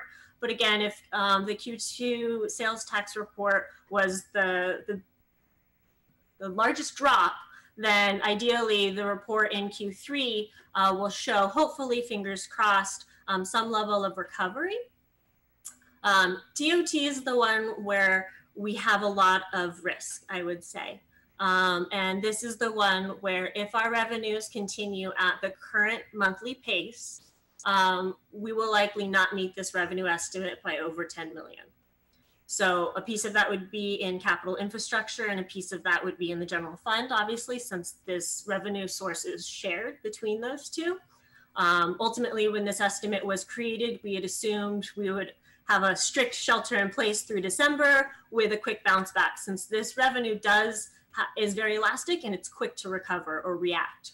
Unfortunately, where we are at in this health emergency, frankly, I don't suspect we will see that kind of trend. So at worst, like I said, we may be short by about 10 million. And hopefully, though, we will see it recover as we move through the months of this fiscal year. The rest of them are little changes up and down. You can kind of see DTT is doing a little bit better, but it's a super volatile revenue source. Charges for services and licenses and permits, as expected, would be down a little bit because we aren't able to offer all the services that we would historically be offering. And the services that we are offering have to be adapted. So for example, the golf course, instead of having tee times every 6 minutes, they're now every 12 minutes. So even if we were operating at full capacity, we wouldn't be at the same, quote, full capacity as pre-COVID periods. And then other taxes and fines, this has parking citations in there, as well as our return on investments. And obviously with the markets where they're at, and with us not enforcing parking citations for the first quarter of the fiscal year, they are trending down a little bit. So hopefully this provides some highlights of where we're kind of feeling. And ultimately, in spite of all of those ups and downs, services do continue. As we talked about, or as Ed mentioned in his overview, we're really trying to support open spaces, and those activities that can be done in this environment. Library services, obviously, you've heard about our sidewalk services and the call center that continues. So although the libraries are not open, staff are doing a lot of the work that typically, frankly, a customer used to do. As they process the materials, they set them up for pickups, they quarantine them for 96 hours, etc. Public safety continues to patrol, fire continues their services, frankly, in spite of all of the wildfires and the additional stress and resources they've had for that. Planning and development permits, there's an interesting graph that we put in the report itself. Albeit they saw a significant drop during the initial months of shelter in place. Now that some of those have been lifted in the kind of June, July, August timeframe, their permits are going back to what were typical volume. And what we have yet to see was that pent up demand from the drop in those kind of strict shelter in place periods of time, or is that actually where we're back at from a new normal perspective? And ultimately only time will tell. And staff continue obviously to work on a number of capital projects, as you all saw, the big piece of our Bike 101 bridge coming in, and then ultimately soon the CalAV garage completion. So overall, I would say that, as Ed mentioned, we are some positive, some negative, but we're holding steady based on the strong work that this council frankly led the way through with staff and the community in May for some really tough discussions. And ultimately, from a staff perspective, we wouldn't necessarily recommend any adjustments to the budget at this time, but continue to track things and monitor them to see if we need to adjust things later. With that, looking to the future, I'll turn it back to Ed to go over our community and economic recovery. Thank you very much, Director Nosé. Just briefly to provide a perspective and maybe a foundation for Council's discussion of next steps. We previously had some discussion of recovery strategies and elements thereof. Just want to share with you ongoing staff work that we would like to bring back to you soon, and I'll talk about a schedule in a moment. But just to give you a thumbnail of it, we are currently compiling and looking at various sources for the macro trends, as well as sector-specific economic disruptions or economic factors that as a community may drive key mid to long-term effects that will be resulting from the pandemic. Director Nosé pointed out several of them, including the hotel sector, the education sector, certainly retail sales and the like that the council has talked about previously. We're also working on our financial and analytical tools for modeling and scenario planning in order to enable the council to do some what-if analyses regarding the trends, as well as the potential strategies that the council may be discussing in areas that we might have impact, which is really the third topic, which is what are those areas in which the city as a institution and as a market player might leverage its ability to impact or influence that recovery. Again, unlikely that will affect the economy as a whole, but there may be specific areas such as the council's efforts to date around retail and restaurants that could demonstrate some impact. Next slide, please. As again, points of reference, we provided in your staff report a couple of examples, one from San Jose, Silicon Valley, another from the city and county of San Francisco, that again, don't expect you to be able to read these. The material is in your packet, as well as from the original sources that have fairly elaborate descriptions of multi-point strategies, which, as you might expect, for communities and reflecting populations of 1 million or more, are somewhat complex and nonetheless do provide some pointers to areas that some of our neighbors have focused on with respect to economic and community recovery. Next slide, please. So with these examples, as well as ongoing work that we've been doing, oh, and I should have noted earlier, in conversation with Stanford University, as well as looking to other thought leadership with respect to those issues of macro trends that, again, subject to the Council's areas of particular interest, might be suitable for bringing together as a study session for discussion on what those trends are, as well as, again, what may be under our sphere of influence, so to speak, in the pace and areas of emphasis. We would hope to come back to you in the November-December timeframe for discussion of elements of community and economic recovery strategy. Certainly would welcome council input on the process that might be appropriate in terms of community engagement, other academic and thought leadership engagement, in where we might focus our specific resources, as well as leveraging the interests and engagement of the community as a whole. We've got, as shown on this chart, a number of ongoing fiscal related reports and actions coming to you, including noted on the first line here, impact fees, fire medical services, and parking, some actions that relate to your adopted budget that are really implementing your adopted budget. And so additional policy actions required in order to put these revenue measures in place, not again presupposing your decisions on them, but do want to recognize that these are connected to actions already taken and the assumptions on which your current budget is built. And then with the upcoming reporting, really wanting to dovetail the strategic work with continuing monitoring of our fiscal situation in order to bring back for your discussion in the December-January timeframe some strategies and some options that can form your actions for the upcoming budget, as well as interim actions along the way. Next slide, please.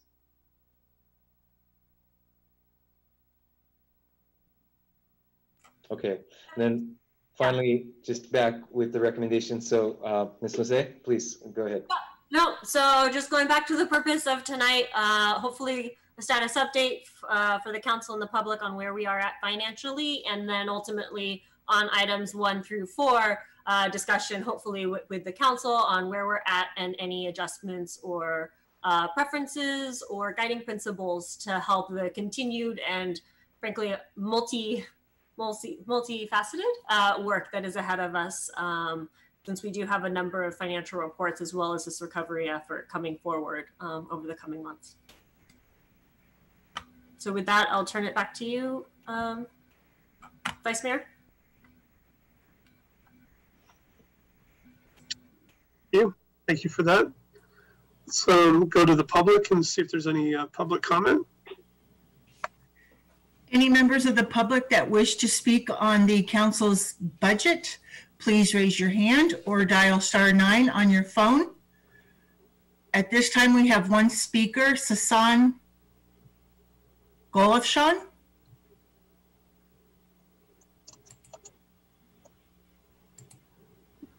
Good evening, council members. Thank you for allowing me the opportunity to speak. My name is Sasan Golofshan. I'm the founder and CEO and operator of Form Fitness, located at 445 Bryant Street, right next to the large garage.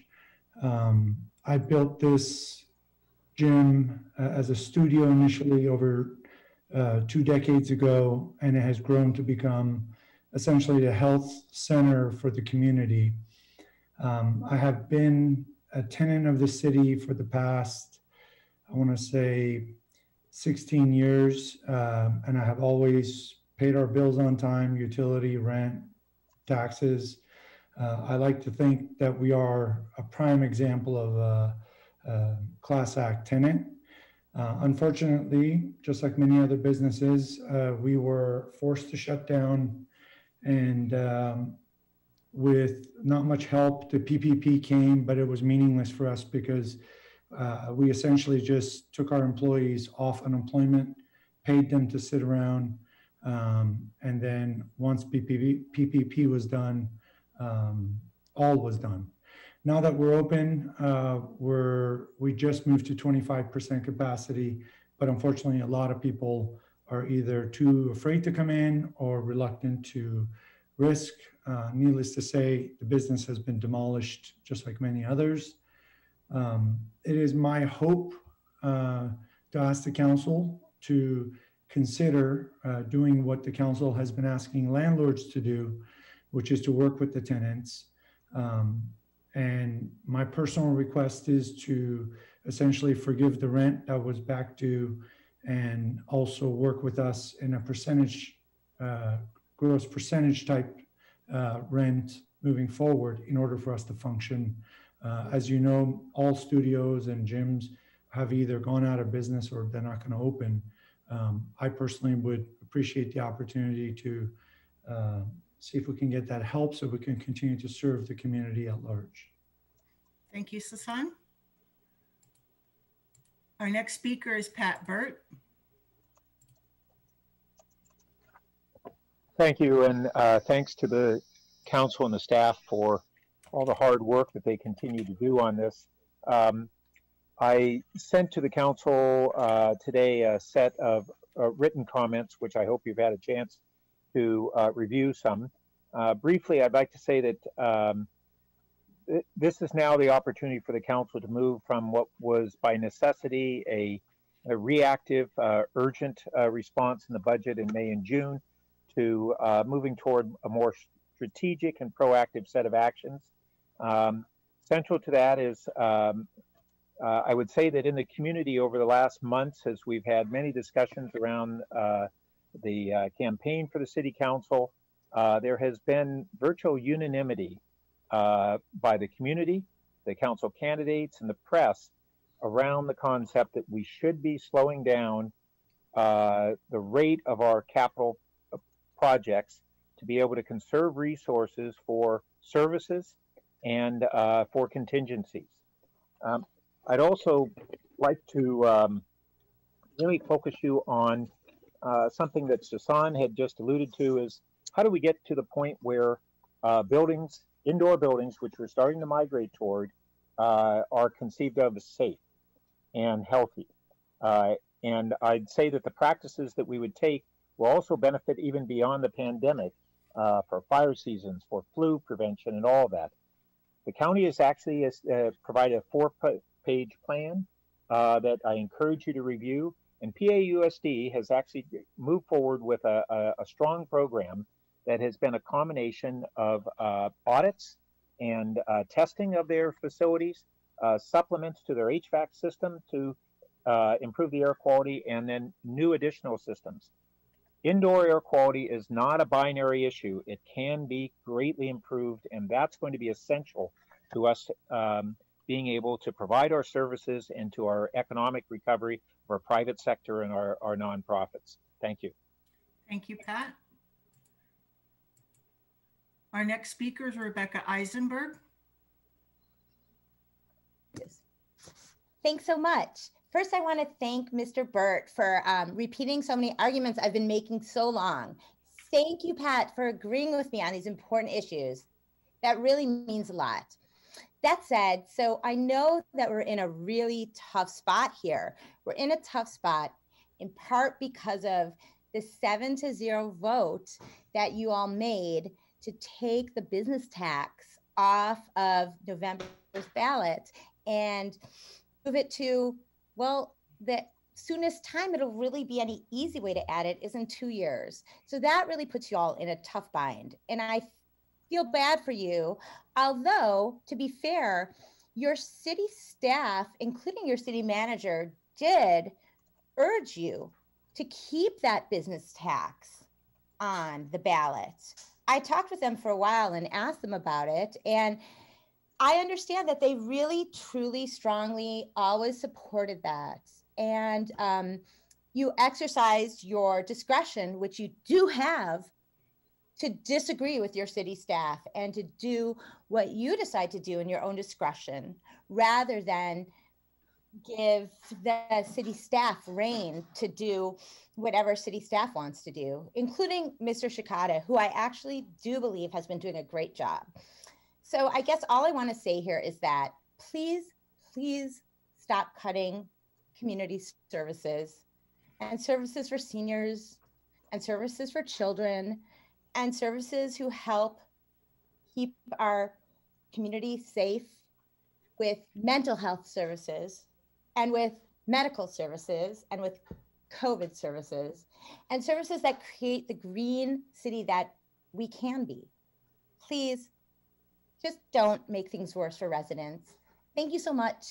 I appreciate the time. Bye. Thank you, Rebecca. Our next speaker is Aram James. I just wanted to mention briefly in response to something Rebecca Eisenberg just said, and that was that she complimented Ed Chicata on a job well done. But I didn't hear any of you jump in to tell her that she couldn't compliment a city official, a member of council. So I want you to pay attention to that. You can't have it both ways. If you can't criticize, which I totally disagree with, and the Constitution suggests that you can't limit the right of citizens to criticize government officials by name. Read New York Times versus Sullivan, and 9-0 decision by written by Justice Brennan. But so you get to compliment or clap for people at the city council that you're complimenting, but you can't criticize. That's not the way the First Amendment works. So please show a little respect for the First Amendment. If you're going to cut somebody off for criticizing an official, then you got to do the same. The First Amendment is neutral in that regard. Okay, thanks for letting me say my piece. Thank you, Aram. Any other speakers wishing to speak on the item regarding the budget? Please raise your hands or dial *9. Vice Mayor Du Bois, there's no other speakers. Okay, thank you. Okay, let's go to council. Let's definitely do one round of questions. And it's a pretty wide-ranging item, but let's just do some 5-minute rounds of questions in kind of all the different areas. Does anybody want to go first?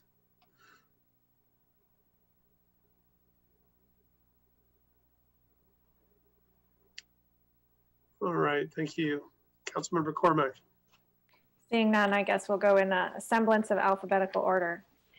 I just want to emphasize the city manager's headline.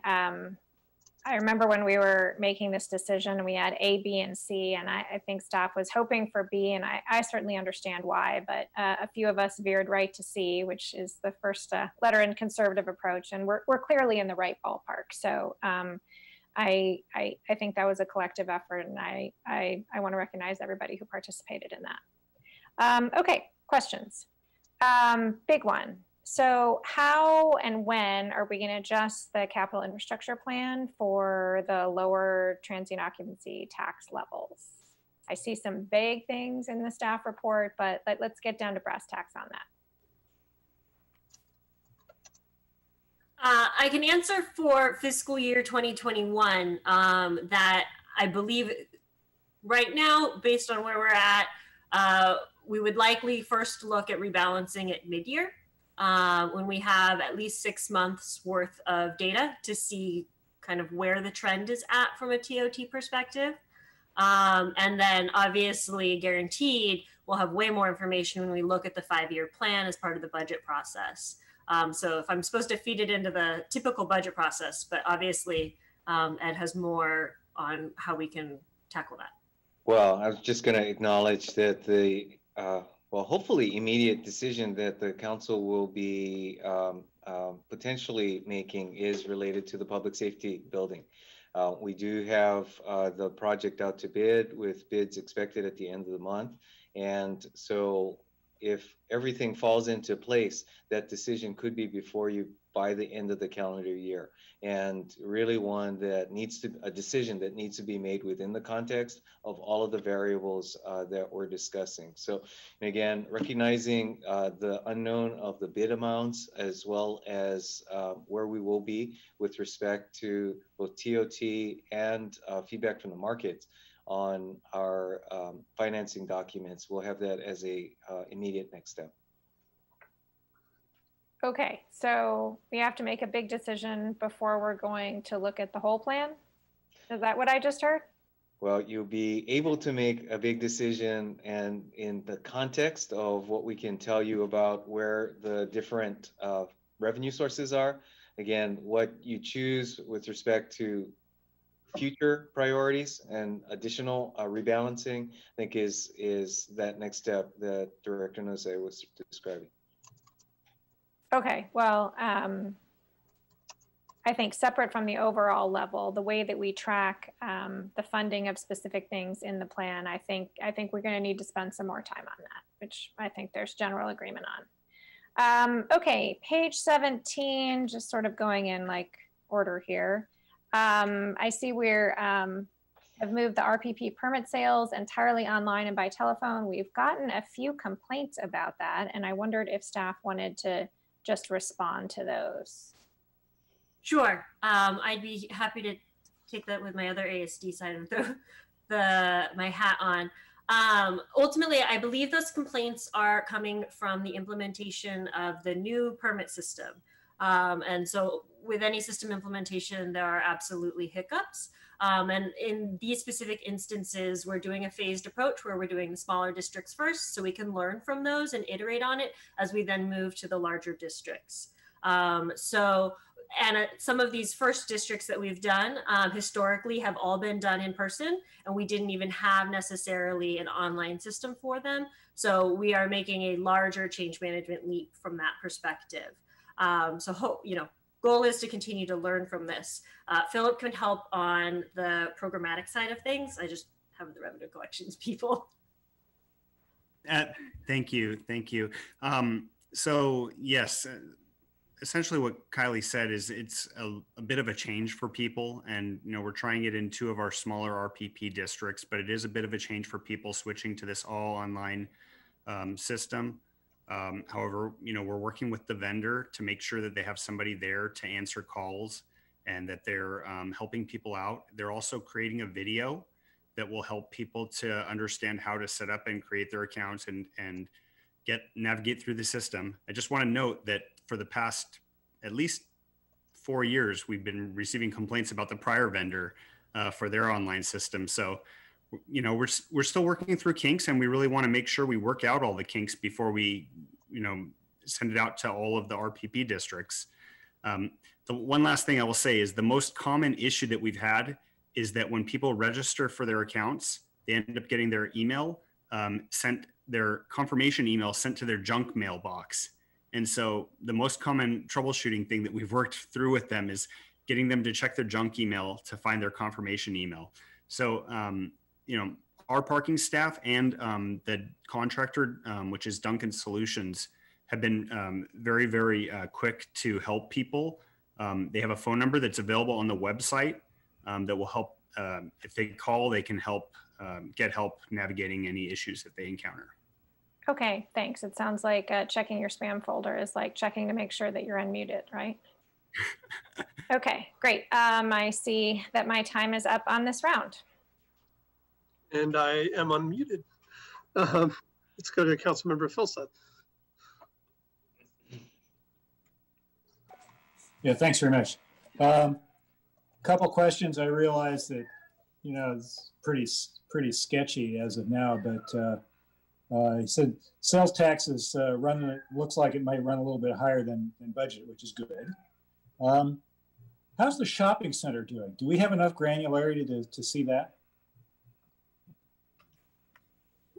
I will ask, actually probably Thomas, our consultant, to help us out with that, with the caveat that he will also reiterate the data we have is in a transitionary period, and therefore sure.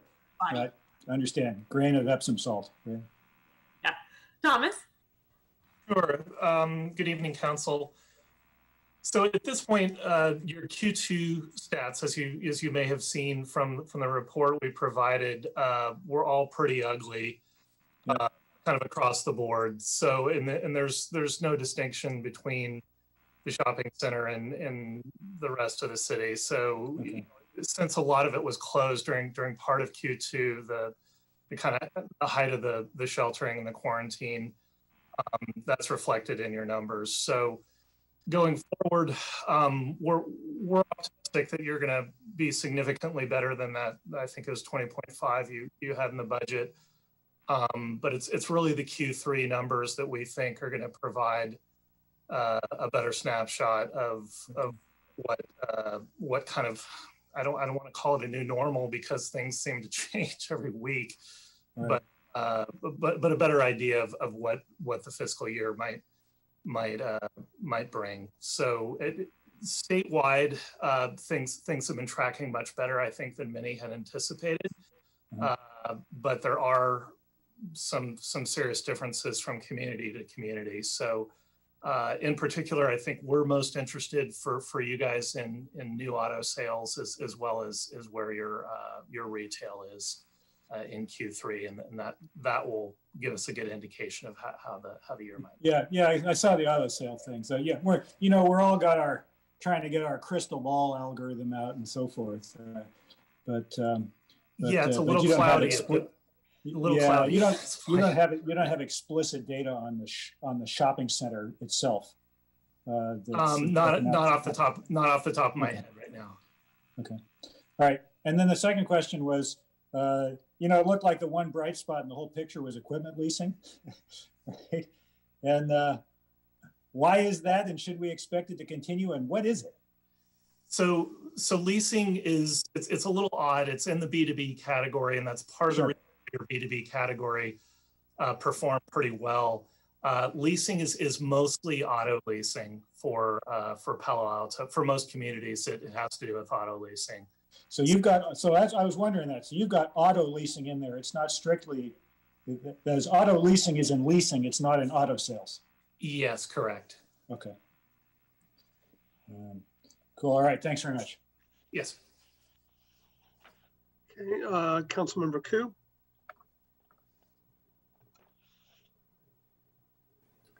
I wanted to ask, so we had a hiring freeze when we started with the budget discussions. Have we started with hiring back again? Has there been, We still do have a freeze. We do have exceptions that do allow essential? Some selected positions to go through. We've established a committee, which includes Director Nosé, Remy Portillo, our Chief People Officer, and Assistant City Manager Monique Laconche-Zizenhenny. And so they review all requests for exemption from the hiring freeze and are handled on a case-by-case basis. So how do you classify who are essentials and, who you hire back? What is the committee's priorities on who is hired? I believe, yes, Ms. Would you like me to give a try? Yes, Ruby Portillo, Chief. Hi. Yes, we do have some criteria that we look at, but we are really looking at health and safety issues, and certainly those that are maintaining essential services. Examples of the types of turnover that we have approved for filling would be positions that are at our water treatment plant, for example, that are on 24-hour operations, and they require skilled or specialized people to keep the operations running. We also have some public works positions, for example, that may be critical if left unfilled. So we would look pretty carefully at those. Overall, we've had very few exemptions during this closure period, and we are really thoroughly scrutinizing those. But for the most part, we would see the essential functions that are in those areas, like I mentioned, and also in our utilities areas, because those are, many of those are necessary for continuity of operations. Okay, thank you. So about how many has been hired back now? Or hired, not back, but hired? Kylie and I are both kind of squinting. Let's see. I'd have to go back and see in the. We could get a number on that. Okay. Yeah. Now with the, I noticed that for the police, from the attrition, they're already there. So there's no more layoffs in their department, correct? That's correct. Okay, so now we have in fire, there's still, I believe there's 3 that is a possibility of being cut at the end of the year, December 31. And those would be the newer firefighters, correct? It's on a seniority basis, yes. Okay, so I was wondering if we can examine the Fire Prevention Bureau.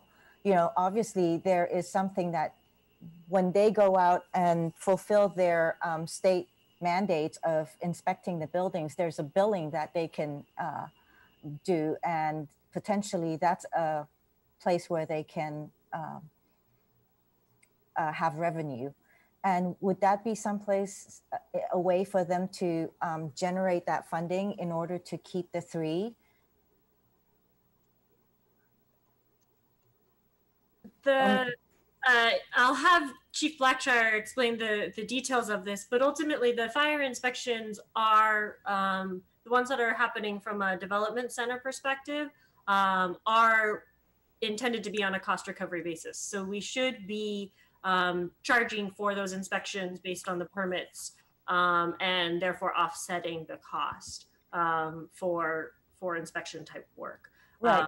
That's for the development services. But then there's also their mandate for SB 1205, which is to inspect the older buildings and to make it compliant and to make recommendations on safety and so forth. So are we in compliance, number 1? And then number 2, if they go out and do these inspections, can the revenue go to a fire department versus staying over at planning and transportation? Yes, let me ask Fire Chief. I forget their name. Blackshire to respond. I believe we actually had some of this discussion during the budget process itself. Right. Chief Blackshire. Good evening, Council. So what I can comment on is you asked if we're compliant. And the goal is to be compliant this year. As you know, that for some time during shelter in place, we were not able to do inspections of some of these state mandated facilities. And so the goal as of right now is we're playing catch up. So again, I don't know exactly where we will be at the end of the fiscal year in compliance, but we are working towards that goal. But there were several months where inspections were not done that they would typically be done. And there's fewer people doing those inspections as well, because as you know, we cut the Prevention Bureau by 2 personnel. So the timing and the delay is impacting our ability to meet that standard. But the goal is to get there at some point.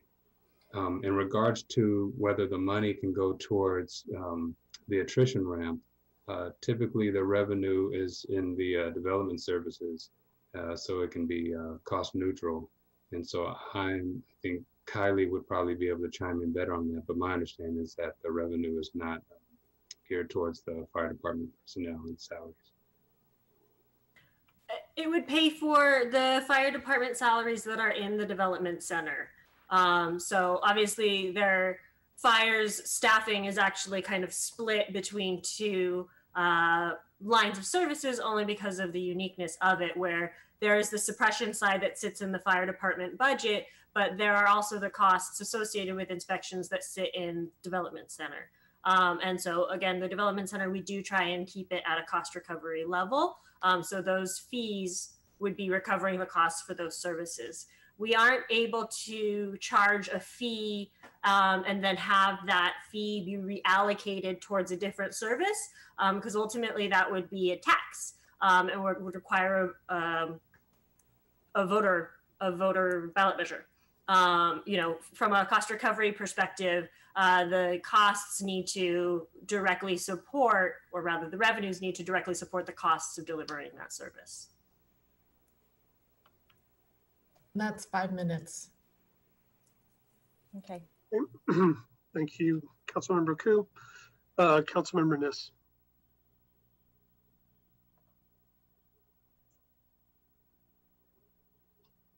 I think you might be on mute, Liz.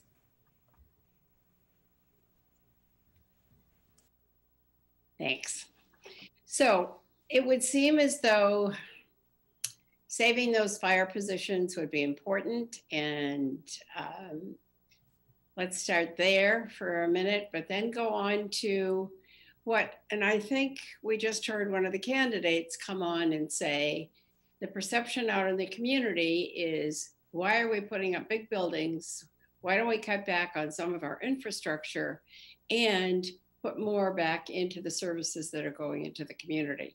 And I think we need to listen to that. I think that's really valid. In addition to all this, you know, COVID makes people a little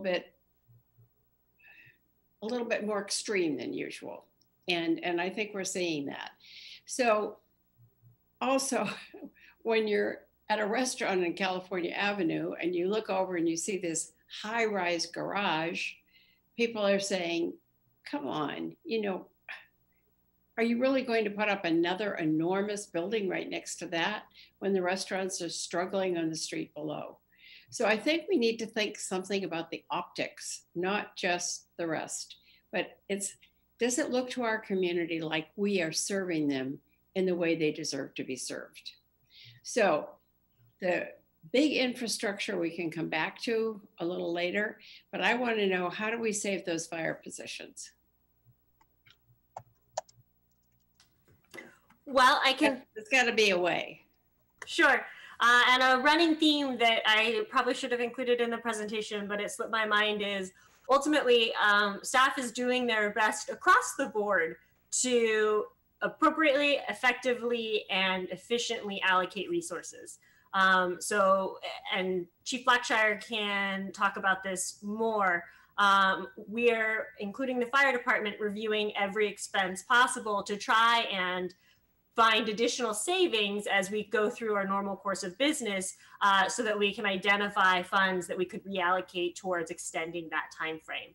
Obviously, that's an ongoing effort. It's not a guarantee, and ultimately it may require some additional funds, but whether it be reallocation of janitorial services or reprioritizing expenses in departments, or the hiring freeze, creating additional vacancy savings, or trying to staff and open our parks like the Magical Bridge. All departments are really taking an eye towards, how do I work within the existing resources that I have, reprioritize based on this response that's necessary in order to meet the demands within existing levels. I'm not saying that's going to be feasible across the board, but I will say that's the first step that staff will always take and has been taking as we try and extend things like this. So, because we may not be discussing this again until the end of the year, which is when you're indicating that the whomever it is, firefighters would be done, it sounds as though we need to give you a direction to save that tonight. Am I right? If council wants us to extend the layoff date or the attrition ramp and potential date, if we are in that position by the end of the year, then I would say yes, some direction needs to be provided. I'm not sure how specific it necessarily needs to be. It doesn't need to be allocate X. But if the council made a motion that said something to the effect of, should staff be able to identify additional funds in order to extend the attrition ramp until staff is able to get back with, say, the mid-year budget review for council's review and action, then staff can take that motion and the extra time, frankly, to then follow back with the council. So when the time comes, Vice Mayor, I will bring that up and make it a motion, because, you know, I think, you know, there's so many other things that are important, but if you remember in our survey, what do you want the most? They want police and fire. You want protection from the bad guys, and they want protection from fire and so forth. And this has been a terrible year for fire. So I'd be embarrassed if we said we have to let 3 firefighters go when we've been sending firefighters other places to fight fires. So I know I'm going to come up on my time in a minute, but I hope we will also during this discussion, if we keep going around, talk about our big buildings and what that looks like to the public. Okay, thank you. Councilmember Tanaka. Oh, I'm gonna kind of echo what was said earlier, which is, you know, during the budget hearings in May, I talked about why not delay some of these capital projects, especially the public safety building. I think the answer at that time was, well, we could still afford it. We just cut some positions. Now it's really clear that our TOT is not coming in, right? It's really short. You talk to any of the hotel people and they'll tell you it's really dire right now. So that's no surprise that the TOT hasn't matched our expectation. So I guess I don't understand why, why keep proceeding forward? I mean, I don't think we could afford it right now. It doesn't seem to make sense for all the reasons mentioned before and the reasons why I mentioned back in May. So why not stop it tonight? Like, why wait longer? Because it's not like we're seeing our hotels come roaring back. Business travel still hasn't happened. Stanford's not open. We have a lot of needs like fire and other services in the community. Why wait more time? And I guess I just don't understand the answer that was given earlier. So I also would support doing this and doing it tonight rather than waiting longer, because it's not like we're having some sort of magical recovery right now. Moving on, I think the second thing is the city has asked a lot of the local landlords to work with the small local businesses to kind of tie them through, do deferral of rent, actually forgiveness of rent, of lease payments. And a lot of those local landlords actually have done that. And I guess I'm just trying to understand, how do we as a city ask landlords who also have mortgages to pay that they should, do this for their tenants to help the small local businesses kind of pull through. But then on the city side, we don't do that. So I guess I wanted to understand we heard one business owner who called in, Sasan, about his small local business. And I guess I just want to understand, how do we do that? How do we tell private landlords, yeah, you go, eat dirt on the rent payments from your tenants, but then on us, we don't, right? We're from understanding from Sasan, we're actually looking potentially to foreclose on this business. So I guess, how does that work? Maybe can the city manager talk a little bit about that? Well, first I would clarify that we have not asked any landlords to take a loss or to your terms, eat dirt. We are working with our tenants, as we have all partners that we have throughout our system. So I'm quite frankly not sure where to go with your question beyond that, Councilmember. Okay, well, I guess maybe it's maybe we didn't do a official city vote. A city council vote on it, but I think in the spirit of trying to also be a good landlord, I think we should try to work with our tenants on these issues, because it's very, very challenging times, not just for this tenant, but for a lot of others as well. So that's where I'm coming from on it. Can we bring up slide 5 from the presentation tonight? Yes, I'll work on that. One second. Okay. So as you bring that up, one thing I thought was interesting is, I guess, Kylie, you talked about the imbalance of, we collected only 13.5% of the revenue, but we've spent about 23% of the money, right? So we've almost spent twice as much as we collected.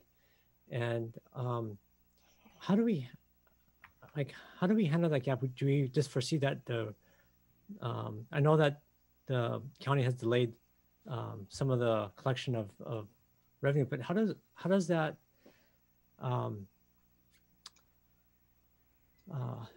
this is the first bullet after the general fund, but what's the thought behind that? Like, how do we make that whole? Because if we're spending money faster than we're making it, it seems like, don't we need to make some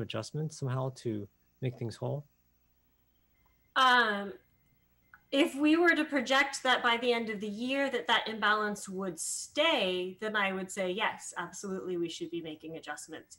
But this is just a snapshot. It's not even a full quarter. So there are so many timing differences associated with the number of revenue streams that we have, that it is common to have an imbalance on any given month. Sometimes we may be higher on the revenue side than the expense side. You know, some revenues come in every month, like TOT or utility user tax. Other revenues come in depending on when a transaction occurs, like documentary transfer tax. And our biggest revenue source, property tax, comes in twice a year. Our first payment doesn't come until October, and the second payment comes at the beginning of the new calendar year. So imbalances are expected, and staff manages, frankly, Taryn, our debt treasury investment manager, manages cash flow with staff to look at, you know, the typical flows and to plan our bank account available liquid cash to address these. It's part of our normal course of business.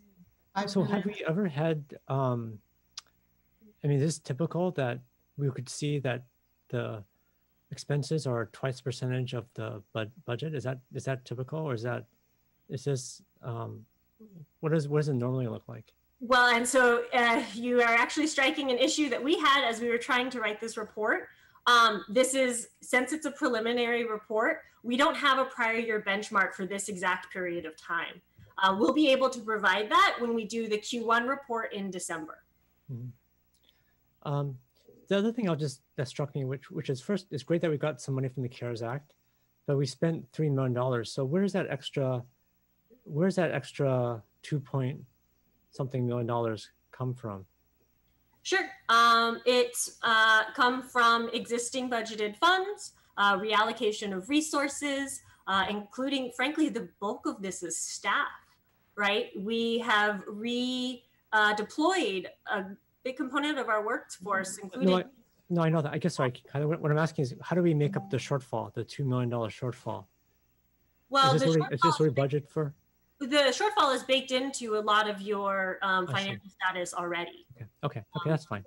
I'm running out of time, so I just wanted to, I realize that there's a delay in getting our sales tax, but can we employ some sampling techniques where we can maybe get a basket of retailers in our city and these willing ones, and then ask them to share, and confidentially, we wouldn't make this data public, but at least so we could get a better sampling, an earlier forecast of how, how is it going to look for us? So rather than having to wait a really long time to get, conclusive numbers, we could do a sampling. We could ask maybe like 20, 30 retailers in our city as just a sampling so that we could get a sense as to how things are headed right now versus just kind of seeing our hands and hoping for the best. I would argue we're not sitting on our hands hoping for the best, as you say. We are actively working with our business community and the reports. In terms of going door to door, different businesses generate different sales tax revenues. So I'm not sure how effective mattering like that would be. I can ask Thomas if he has any additional information on that, knowing that you're trying to manage time as well. At the same time, I believe this is what I referenced in the presentation, that we are working on our analytical capabilities to help the council do some what ifs. And quite frankly, that may be more effective, at least at this point, it appears that it would be more effective than trying to reconstruct a sampling technique from ground up. I guess my point is just more that we could get more direct information faster by asking a handful, maybe not a handful, maybe like 20, 30 retailers. And it just would be a way for us to extrapolate what will happen. It's not gonna be totally conclusive, but at least we have some sort of idea versus right now we have to wait a really long time. There's a big lag factor. And so it makes it hard for us to make decisions. And so right now we already have some early indication that the TOT is not looking good. I mean, there's an incredible variance, right? $2 to $9 million variance on the sales tax. And I mean, that's a pretty high error bar, right? And what if, it's such a high error bar that makes me wonder, it could also go the other way too. And if we could talk to some of the local retailers, at least the ones that are willing to share point of sales data for this year and last year, we could get a sense as to how's it really looking. Now, it's not gonna be 100% conclusive, there's gonna be errors, but at least it's better than what we have now, which is we just don't know, right? We're guessing right now. Okay, I think my time's up, so I'll ask more on the next round. Okay, thank you, Greg. I'll ask some quick questions. One thing I didn't really see was what services can't we provide right now? And, do we have any information on demand and needs and where we're not matching that? I think, a lot of things were cut that we can't really offer, but we also have other examples like the Magical Bridge. But can staff respond to that? Are there things that we know people want that we can't do right now? Well, I think much of it is the in-person services, whether they be libraries, in-person community services department activities. And again, to a large extent, those have been converted to virtual or alternative services. But there are certainly everything that has been done in person that would fall into that category. But it's not clear that people are going to send their kids to a group class right now. So I was looking for a little more maybe nuance of things that would be possible, but we're not able to do. You mean in terms of, let's see, if there were additional resources, but still shelter in place or socially distant? Yeah, exactly. Well, I suspect if we were to pick every department, they'd probably be able to identify a few. Let's see, perhaps open the invitation to the department directors if there were specific examples that folks wanted to suggest. Yeah, maybe I'll get to my other questions because that'll blow my time. But it would be good to get an indication of what people are asking for that we're not able to do. So it sounded like some capital project bids are down, maybe not so much in utilities. Could we get a summary report of capital project bids? I think that would be really useful to see. Maybe I ask our Public Works Director, Brad Eggleston, to comment if you'd like to at this point. If not, certainly we could follow up with that report. Good evening, Council, and good question, Vice Mayor. I don't have all those figures in front of me now. I think we could provide a report. We have been tracking bid information. Just in general, what I would say is that on multiple street paving and repair type projects where we've got bids, we've seen them come in fairly significantly under our estimates, kind of in the range of maybe 10 to 20% under estimate. I know we have had one parks project that went to bid where we had multiple bids and a low bidder that was essentially at our estimate and dropped out of the process, so that the rest of the bids were above the estimate, and we ended up not moving forward with that project. So that's a quick snapshot, but certainly we can provide some more information. Yeah, maybe in the next meeting, it'd be good to see that as well. And then I also heard that, services have been harder to deliver. And I wanted to understand if we saw the flip side of that at all. Was there nothing we do that we actually saw maybe productivity improvements by moving online, or we could do it cheaper or faster? If I could ask our Planning Development Services Director, John Late, to speak to the online plan submittal and how that has been going. Let's see if John's available to comment. Yeah, thank you. So yeah, that was a function of needing to do the work and not being able to meet people in the office to do that. So we did stand up that remote operation, and for the most part, it helped us at the triage moment where we needed to sort of respond to that situation. And then since then, we've been now trying to make refinements to that online permit system as we started, finding out that there were some, initial challenges with that initial program. But over the past couple of months, we've done a lot to really stand that program up. We've got instructional videos that are about to go online, and we've had some outreach engagement. And so it's actually a pretty good system now. That's not to say it doesn't have its issues, but we're still working through that. But it's a service that is completely remote, and for the most part, it's been working out. Yeah, it's good to hear. I mean, it sounded like mostly things got harder, but I would hope that maybe a few things got a little easier. The last question I had was, now that we're allowing some indoor dining, are we moving to reopen the golf course cafe as well as the cafe in City Hall? Perhaps if Kristen O'Kane's available to respond to the golf course. I think the City Hall cafe has other issues that are still in the works with the tenant improvements. Thank you for that question. I actually don't know the answer if they're looking to open indoors at the reduced capacity, but I will look into that and can get back to you.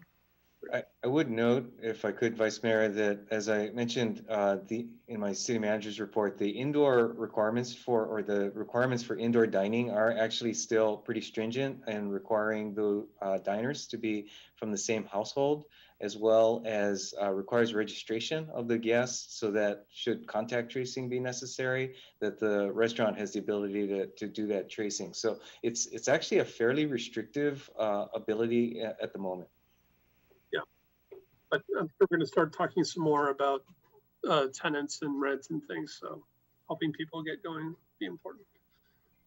Okay, let's go, I guess, to another round to make it potential motions as well as questions.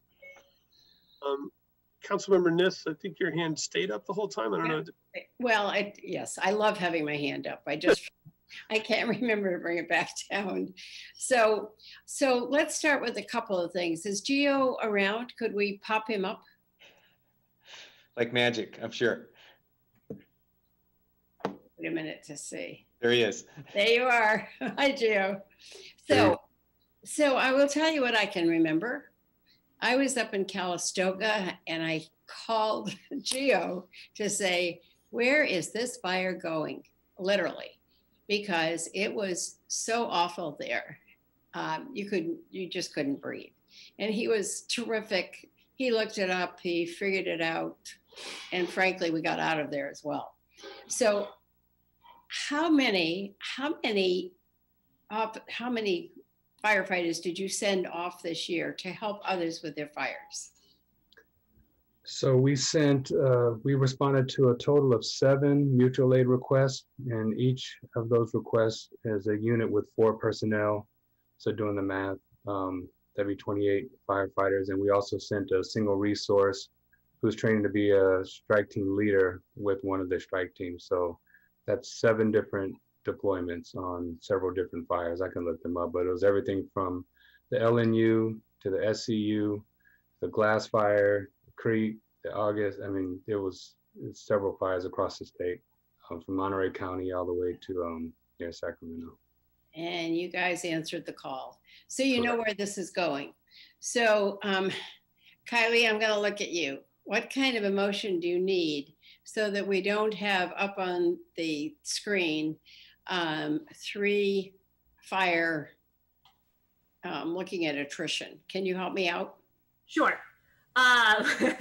I tried to draft something, so obviously this is subject to your what your desire is ultimately and the will of the council. But if the council made a motion and approved something such as authorize the extension of the attrition ramp for firefighter positions through February 2021, and direct staff to identify cost neutral options. I would make that a motion, but why end it in February?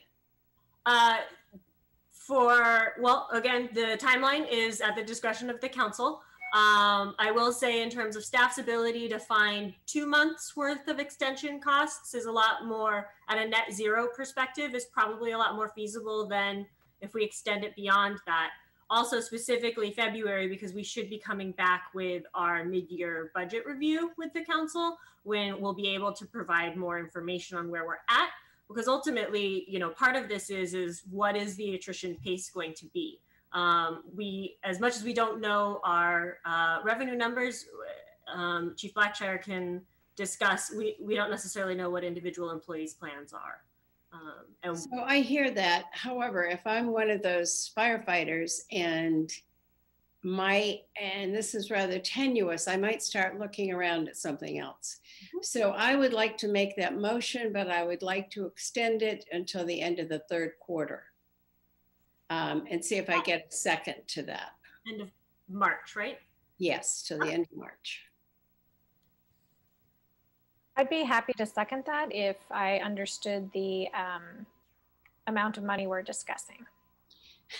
and I think perhaps Director Nodze can share that with us.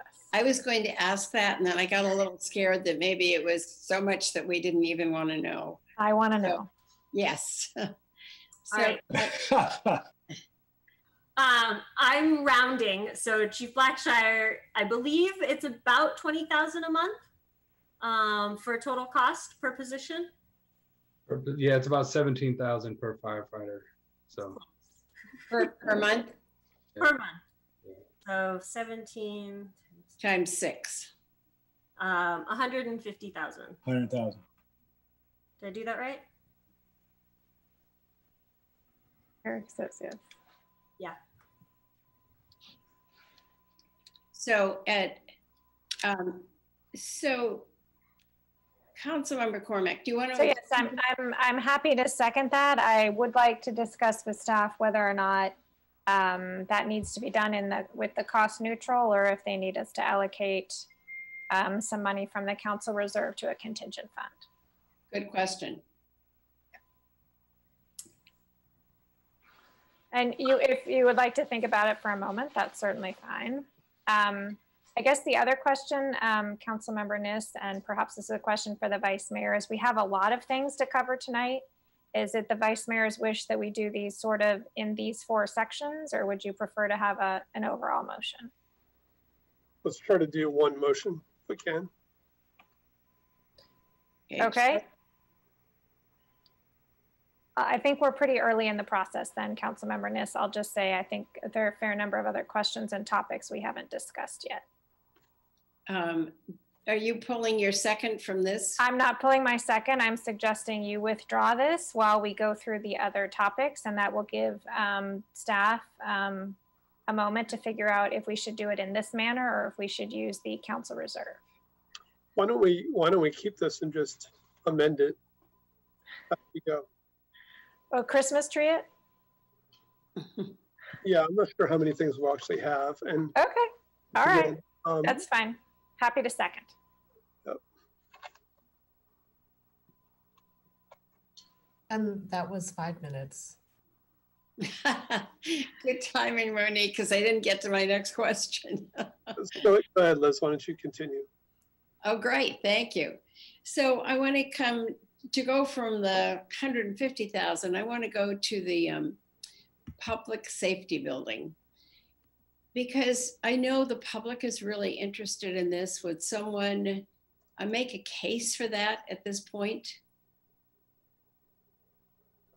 Well, I would make the case that currently having the project out for bids would not be the time to say halt. Let's see what the bids come back at as one data point. Would also remind the council and look to Kylie to correct me as needed that the primary financing source for this is the increase in the transient occupancy tax or hotel tax, which was, and I'll watch my words here, is essentially dedicated to capital needs. And as such, if there's a expectation of reallocating that to operating expenses, that is within the discretion of the council, but would be a decision that we'd want to be made within the context of any commitments to the capital program. So that said, the analysis that we do plan to bring back to you in evaluating the bids is one of risk and recognizing that, again, as has been pointed out, the risk associated with the TOT is significant, and really would want to provide good information for the council to consider. I would note that we have, and again, I'll look to Director Eggleston to correct me if I misspeak here, but we have requested or included as a part of the bid package requirement of extended bid validity period, I think of 120 days, such that once the bids come in, we will try to provide as much time as possible for the council's consideration of that decision before needing to make it. So I'll wait for either. That's somewhat reassuring. And I'm going to leave that to all my colleagues to deal with next year. But in the meantime, we're struggling with 150,000 and yet looking at many millions to do the PSB. So as I said earlier, sometimes it's the optics that make it difficult. And however, there's an election in a couple of weeks, which should just straighten it all out. Thank you, Councilmember Niss. Councilmember Filsath. Yeah, thanks very much. And I'm just noticing that this highlights that even though we're all Democrats, we still got to not spend more money than we have. On the public safety building, I don't think we ought to make a decision on that tonight, and I actually don't think we ought to tinker with the capital plan tonight. On the public safety building, I'd like to see where the bids come in, and I'd like to see whatever we do in the context of a whole capital plan, including scenarios, before we make any specific decisions on these projects. The one thing I would say is, I think we are going to need to. I mean, it's clear that we're at significant risk that TOT revenue is going to come in low, and it may or may not be compensated for by increases in over budget of in sales taxes. And some of our assumptions had to do with rising sales taxes rates in order to fund services over the next few years too. So I think what we need to do is we need to see a picture on what the capital plan is going to look like over the next 5 years. And I think we need to see that within the time frame that we need to make a decision on the public safety building, because it's such a big piece of it. And so if we need to make a decision on the public safety building by, for example, the end of the year, then I think it's important we have some of the full capital plan scenarios by that time, as opposed to, the regular budget cycle. That's all. I think, we got to start looking at this. But again, I don't think we should make any sort of decisions like that this evening. We just don't know enough yet. Okay, thanks. Okay, Councilmember Cormack. I completely concur with Councilmember Filsath's comments. Yes, we need scenarios on the infrastructure plan. And, I'll just note that I'm pretty sure that the police building isn't agendized this evening in any way that would make it appropriate for us to, make a decision. Anyway, okay. So we've talked about attrition. We have 3 other topics. I just want to go to the council reserve that we set up because there were 4 categories. So one of we've dealt with the public safety, which was one of the categories. The next was community services. So, I remember speaking about how, we could tell already that parks and open spaces were important. And we've seen this happening with, the demand at Foothills Park on the weekend, really approaching the limit and perhaps needing another ranger. We've seen the need to additionally staff at Magical Bridge in order to be able to open it safely, given the amazing resource that it is. At the risk of sort of going down the path that the Vice Mayor started, I wonder if Director O'Kane, if there were 1 or 2 things that you felt we should add back now in community services, what would those be and what would the dollars look like? Thank you for that question. It is a really good question, and it's actually pretty difficult to answer because right now what we're offering is still a lot of virtual programming and classes. And we've actually expanded a lot of our classes and programming to outdoors. So we're providing both adult and children's classes and sports programs outdoors, how we can do that. So I think part of that is really dependent on where we go from here with respect to the public health order and what our restrictions are in that. And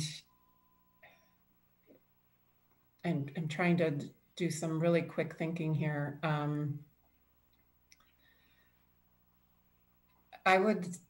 My preference, I think, would be to maybe have that question asked again in a couple months and see where we might be able to add some things in based on our health order.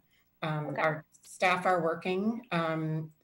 The staff that we have are working. They're being super creative and doing a lot of virtual special events even, just to keep the community engaged.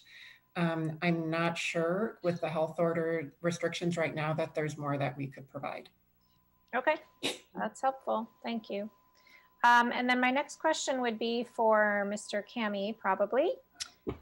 With the middle schools and high schools looking to start in January in some form, one of the other things we talked about with this when we eliminated the shuttle service entirely is, we might need to add something back. What are your thoughts about starting in January, what we might need to do with their shuttle service?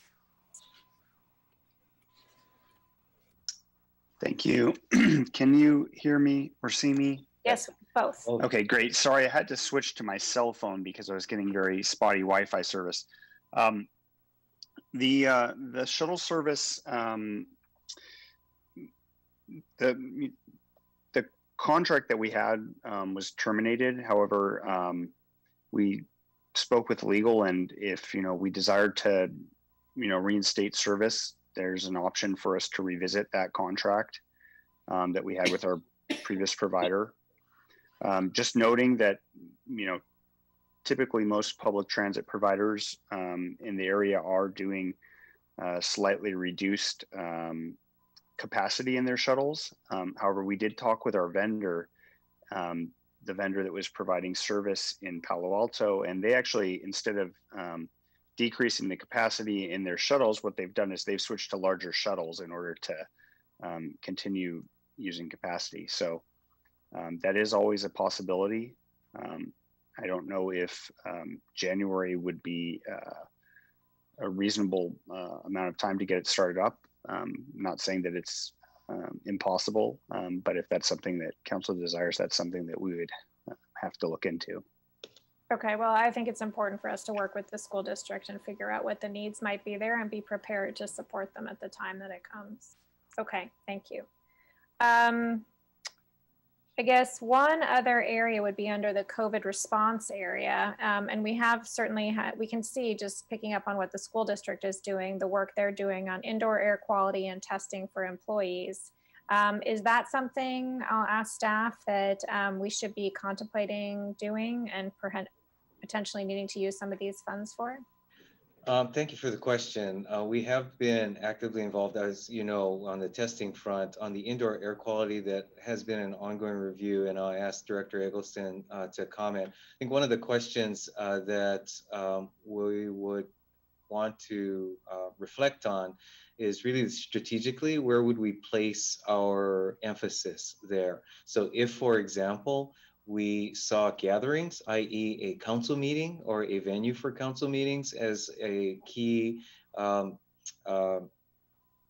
type of indoor use that we'd be wanting to design around, then the selection of which facilities would be most suitable, recognizing the balance of the capacity with the functionality and the cost associated with any upgrades, is one of those factors that we've been discussing, as well as access and everything else involved with running a facility that might be available to the public, or if it were simply for employee use, another scenario, as well as the use of portable equipment. So with that, Mr. Eggleston, any particular angles on this you'd like to share? Well, I'll just add to that to say slightly that yeah, we've had some ongoing work in place with our facilities group, looking at different city facilities and the types of HVAC systems that they have, comparing to best practices that are suggested in guidelines by the CDC and ASHRAE, which is the Society for Refrigeration and Heating and Air Conditioning. So some of those have to do with things like using the highest type of filter that you can place in the system based on how it's designed. Things like maximizing the outdoor airflow, not shutting the system down during hours when there are fewer people in the buildings, which are things that we typically do for energy efficiency reasons.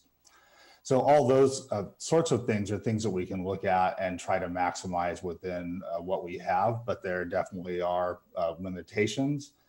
And so as Ed mentioned, we're also looking at developing some costs for what it would take to potentially retrofit existing systems. And the information we have on that preliminarily is that that would be very expensive. So also looking for some recommendations on things we might do with portable equipment that could supplement systems in places where it would be appropriate. Okay, well, if anyone's keeping track, I vote that we do the libraries before we do City Hall. Pretty sure that that's what most people would want. Thanks for that. I must be at my 5 minutes. I'm looking to see. Yep, there's, okay, great. All right. And we still haven't gotten to Coverly tenants or recovery. All right, thanks. Probably several other items. Councilmember Tanaka. Can staff bring up slide number 7? So on slide 7, as Kylie brings it up, I noticed there are kind of like 3 down red arrows, which indicate that it's being less than projected. And all of them have kind of associated fairly large dollar figures, and then only 2 up arrows in terms of is trending more, although I'm very skeptical about the sales tax, just given the retailers that I'm talking to right now.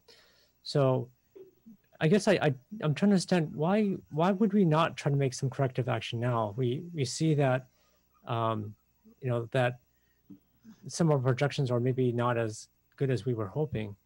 Why not start making small adjustments now versus having to make a major correction later? What is the rationale behind that?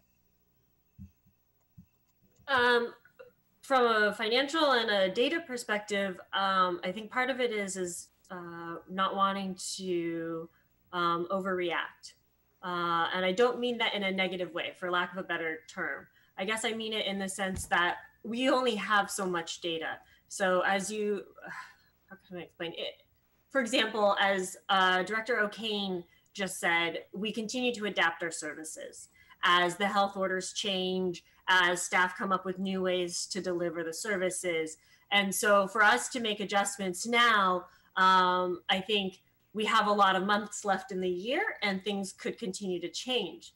So when you're looking at something like charges for services and licenses and permits, those are things like the services that Director O'Kane and Director Late are talking about. And right now, this is only reflective of data through August at best. In some instances, it's only data through July. And so as we continue to evolve and adapt, these estimates may change as we're going through. I would also add, Councilmember, I'd be curious at what you have in mind with respect to small changes. I think our experience is that given the types of issues that we're talking about, that there are no small changes that would likely be independent of creating issues in other parts of the city. So, on that basis, as we have, the city undertakes a process of cutting budgets, cutting spending, that those are pretty significant undertakings. So we would like to ensure that as we're doing it, we have an eye on what is the target and that it will take a pretty significant level of effort. Well, I mean, I realize, we could also use more data, right? But we have some data now. And, if I just look at the superficial level of this, it looks like we might be a little bit short here. But of course, you know, I understand that once all the numbers come in, we'll know for sure. But you know, I'm reading about like how a lot of companies are running out PPP money. There's a second round of layoffs. You know, it's some of the companies have been trying to hold on to people really can't hold on any longer. You know, massive drop in GDP, unemployment, all this kind of stuff. So it just seems like we should start preparing for a scenario that's not looking as rosy as we were hoping. So it just seems like, you know, we should start laying down some plans for how would we, you know, we see the direction of where things are headed. It seems like we would try to start thinking about how do we make adjustments. I'm not necessarily saying that we got to slash everything right now, but I think we should start thinking about it because, I mean, this is what we know so far, and it's looking a little bit scary. Okay, but anyways, let's go on to the other items on here. So we do have that 744,000. You know, I've heard from quite a few business owners about just needing some relief. And we saw that, I guess, it looks like a lot of people are becoming delinquent on their utility bills as well. So I'd love to hear my colleagues' thought, but to me, it seems like we should start thinking about some rental relief, utility bill relief. I think it seems like a pretty good use of our COVID-19 council reserve. So I would love to hear my colleagues' thoughts on that, but that's kind of where I'm leaning right now, just in terms of trying to be the helping hand to the community right now. It seems like a lot of people need this, both on the residential and commercial side. But the other part here, and I don't know if other people have thoughts on this, but when I look at this, it just seems like we should start making some corrections. And we don't have to make anything drastic, but we should start thinking about it, maybe give staff some direction on where things are going to go, because it doesn't look like it's headed exactly where we want it right now. 5 minutes. Okay, Councilmember Koo. I wanted to ask on the ventilation system, air purifiers and so forth, that would be, is there a quick plan in order to implement that? I mean, I heard Mr. Eggleston say that it's pretty expensive. Do you know how expensive? I mean, could you give me an idea of how expensive that is? Well, if the idea, for instance, was to retrofit an existing significant size building with HEPA filters in the primary HVAC system, much of the system could have to be rebuilt potentially. Oh. So we do plan to look at that, but those numbers are likely to be very expensive versus other types of ideas, such as placing portable HEPA filtration units in particular spaces where people are located. Or even these ideas that we've looked at of these bipolar ionization units that can cause particles in the air to clump together and be better filtered by even existing HVAC systems. So maybe that's something that you can bring back when you guys return, so that we can have a better idea of what it is going to be. And if you could also explore this with Palo Alto Unified School District, maybe that's something that we can learn from them, because they also have substantial buildings that they're doing the air filtration for. And I think they've implemented that already, because they had that plan. And at the City Schools Liaison Committee meeting, they did mention that, and they've offered to actually collaborate. So that would be, it would be great to hear back from you when you return. Did you have something to say, Ed? Yeah, I was just going to note that, again, just maybe stating the obvious here, but our current work mode is, perhaps, again, hate to say it, this is obvious, but we're not in the business of classrooms. And so our focus has been around the remote work for those who would be in a more traditional office environment versus other areas of our operation, whether it be public safety or utilities, which are, again, field operations. So the applicability for any specific facility is a little different than it would be for the school district. And so on that basis, we've been talking about a focus on whether it's gathering spaces. So Councilmember Cormack mentioned libraries.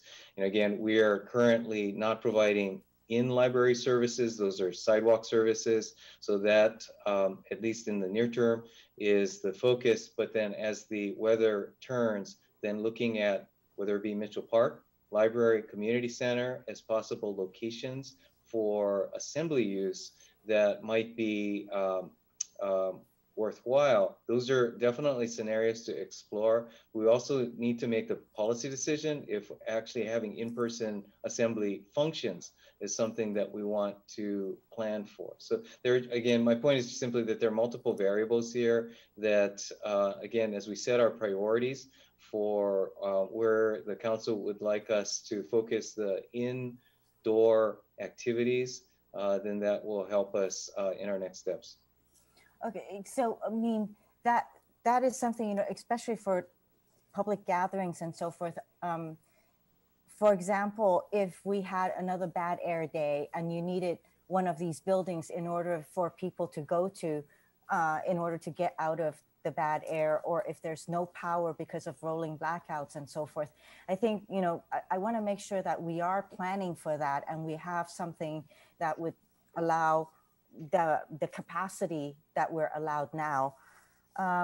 Yes, and in fact, just to cover that base, that is exactly why we have been using Mitchell Park, which has the, correct me if I'm wrong, Brad, MERV 13? MERV 13, yes. Level of filtration, which was appropriate for that use, although it doesn't have the same level of filtration as the HEPA. Okay, and I want to make sure also that you're not, so Mitchell is at the southern part of Palo Alto. I mean, I want us also to start considering the northern part, then not everybody's traveling to one end of town.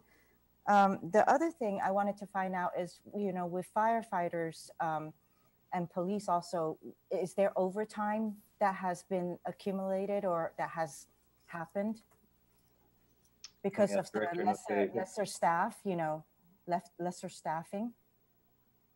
Yes. To what percentage and degree are we? Right. I'm not sure I would classify the overtime specifically as a cause due to the or result as due to the cause of less staffing. I definitely think overtime is up in these departments, but that's for other circumstances. As Councilmember Niss discussed, the wildfires.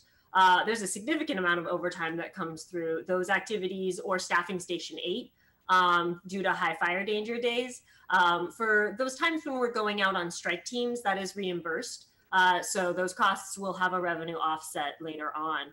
On the police side, I do think that they had increased overtime, especially over the summer months to help support the peaceful gatherings that were occurring, to make sure that road closures were happening, et cetera. In light of the Black Lives Matter and the race and equity work. So absolutely, I think overtime is up. I'm not sure that I would necessarily peg it to a direct cause of the reductions. That's Okay. 5 minutes. Okay. Okay. Okay, so I'm going to take 5 minutes here. So I'm supportive of extending the fire positions. I think we should understand what cost neutral there would look like. In general, I would have liked to see more charts that show where we are currently and where we are forecasting now versus where we thought we were when we did the budget. I really like to see cash flow versus our income projections. What was clear from the staff report is there was a lot of variability, and I really think we need to maintain the COVID reserve. I think staff did a great job of forecasting without a lot of information, and I think we still have a lot of open questions. And I took staff's recommendation as don't spend the COVID reserve now, but we should wait, and I'm going to support that tonight. You know, in the September 14th meeting, we asked for more stuff. We had rapid COVID testing. We had childcare, which was going to have potentially funding needs. And I do think you're starting to hear, and you're talking about a plan for reopening. And, you know, I think seeing the San Jose and San Francisco plans was really useful. To me, that was one of the most useful parts of the report. And I really think we need to get moving on our own proactive recovery plans, even anticipating a vaccine. You know, what does this look like? You know, when we made the budget, we said it was going to be pretty dynamic, and now is the time I think we need to really start looking at changes, not treating this like a typical budget. So I think we should be asking, how do we reopen safely? How do we ensure a good recovery? How do we help our businesses survive? And what's the plan for the new normal? And I think a lot of the questions that Councilmember Koo was getting to about MERV 13 filters, again, the way I was interpreting that was, what's it going to take to start to get some people coming back to City Hall, employees working in the building? I do think the school district found some MERV 13 filters that would retrofit into existing air conditioning systems. And maybe, you know, Mr. Eggleston can talk to them. I know there's this concern that it won't work and won't retrofit, but apparently they found a way to do that. There was also some other technologies they're using to ionize the air and things. I think the more we can do there, that's actually, I would rather fund that and help our private businesses learn to improve their air quality and protect against viruses. To me, I think that's a huge health benefit across the board. And, you know, having cleaner air will help with the smoke. It could be, you know, flu in the future. It's just not COVID-19 and we're done. So I think it's a worthwhile investment. We haven't really talked about Foothills Fire. You know, with all these mega fires, I am getting more concerned about that. I typically haven't been pushing for that, but I do think as we look at the budget, we need to look at potentially how are we going to fund that? We're sending our crews all over the place. What if we need them here? How are we going to sustain that? Do we have the budget for that? And then we're talking about potentially public safety reforms with mental health clinicians, social service providers. So I see a lot of budget needs and not a lot of funds right now. And quickly, I think the last thing, and so overall, again, I support the motion to extend those fire positions, but you know, I don't think we should be spending a lot more money tonight. I do think the question about rent on city properties is an interesting one. I think we should consider some form of either rent deferral. Sassan suggested some percentage rent based on business. I know we don't want to administer something very complicated, but I think we also need to look at if people go out of business, who are going to rent these spaces to, you know, and is it better to get some partial payments and keep buildings occupied? And so I think similar to other landlords, we should be having that mindset.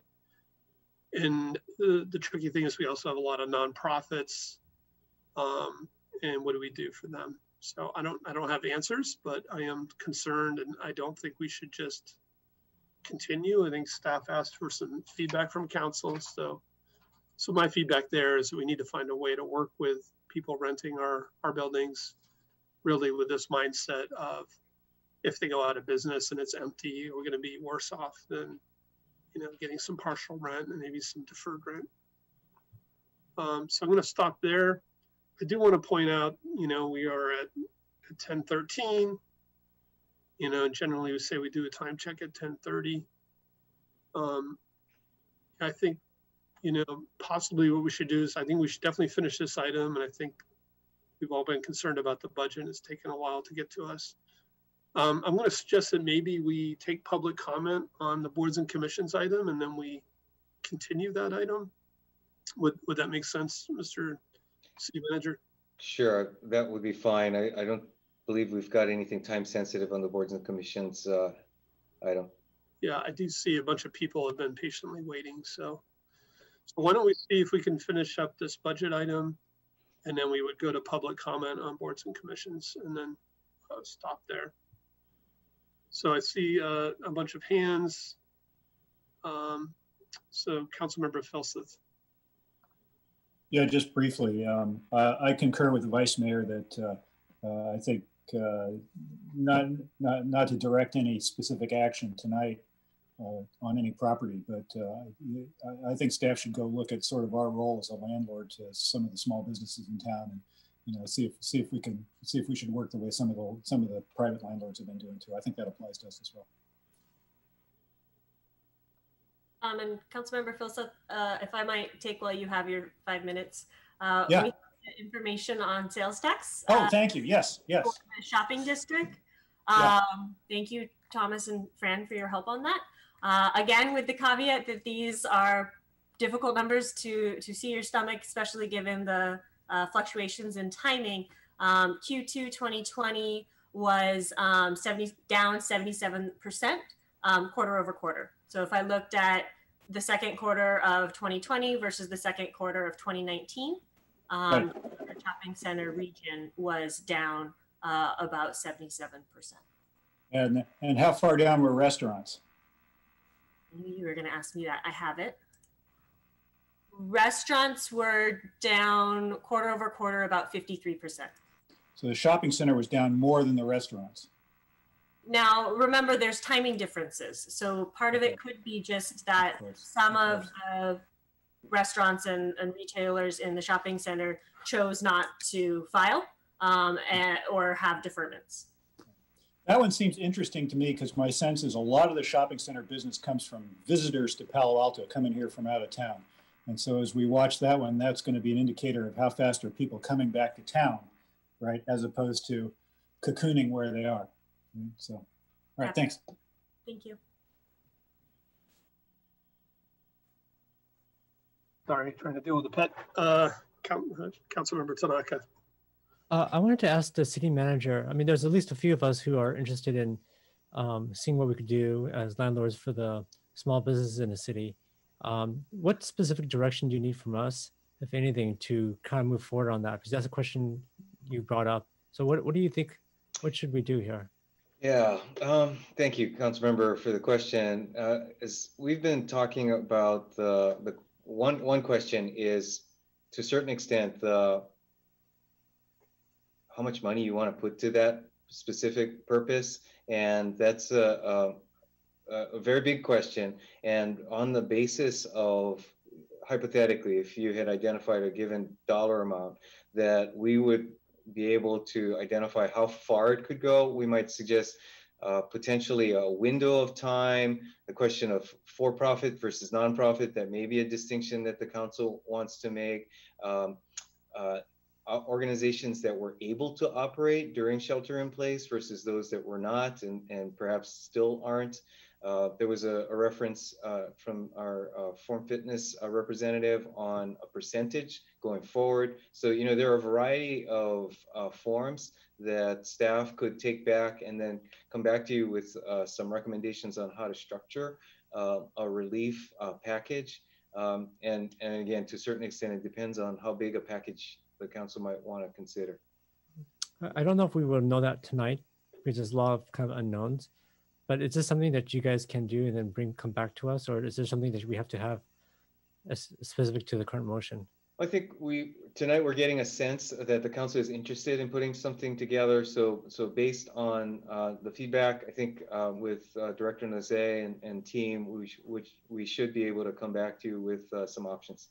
Okay, so it doesn't need to be part of the motion then. That's fine. And then the second question is, so it's great that we're helping out our neighboring communities with the fire. And I think I recall that the city gets fully reimbursed by the other cities or the state. Is that right? FEMA reimbursement as a key. Okay. Yeah, so and that's 100% including the overtime that is incurred? That's overtime and backfill. Okay, so everything. So I guess so we don't have to worry about that. But I think several other council members asked about, you know, how do we make this thing cost neutral? actually, can someone bring the motion back up? Because I don't think we want to, I do think we want to try to make this cost neutral. So I think this was brought up and we kind of sidebarred it for a bit, but how do we make progress on that question? Because I'm also interested in that topic, and it seems like other council members, I think we all kind of want this, but it's kind of like, how do we make it pencil out? So I don't know if Director Nozay, you've had a chance to think about it a little bit and maybe make a recommendation as how does that happen? Because I think I've heard it from several people who asked about that. I think in general, staff has heard the council's desires and wish. So to your point, and similar to the rent question, we understand from a motion perspective, the identification of cost neutral, perhaps a way that the council, if they so chose to adjust this, would be directing staff to look towards identifying cost neutral options first. But ultimately with the backstop, that council would be dedicating that partial part of the $744,000 reserve towards this effort if we were unsuccessful. You know, I guess part of the question is that the will of the council that you would want to direct some of that 744 towards this effort? Well, I guess I would ask the maker and seconder of the motion, what are you guys' thoughts on that in terms of, it seems like this is a need, and the hard question, of course, is how do we fund it? So I don't know if the maker or seconder has a thought about that. I think you're muted, Liz.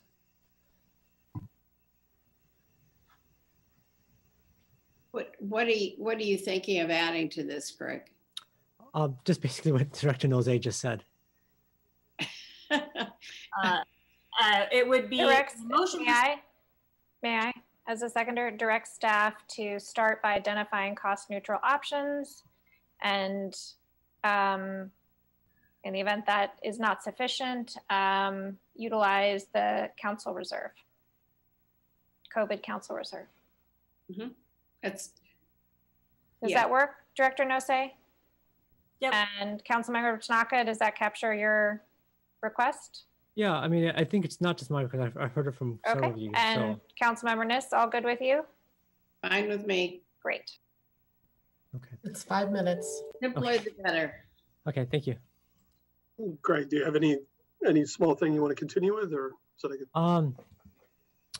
Well, it's you know, so I thought what you said earlier in terms of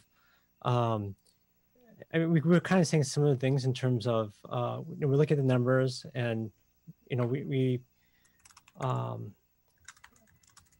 I guess we have some early indication where things are headed, and maybe not enough detail or graphs for us to really kind of sink our teeth into. But to me, it's a little bit dangerous to treat this like a regular budget cycle where we could pretty much count on the revenue coming in, so we don't have to worry so much. But this seems like we have to be much more dynamic this year in terms of making sure that the budget works, because there's so much uncertainty going on.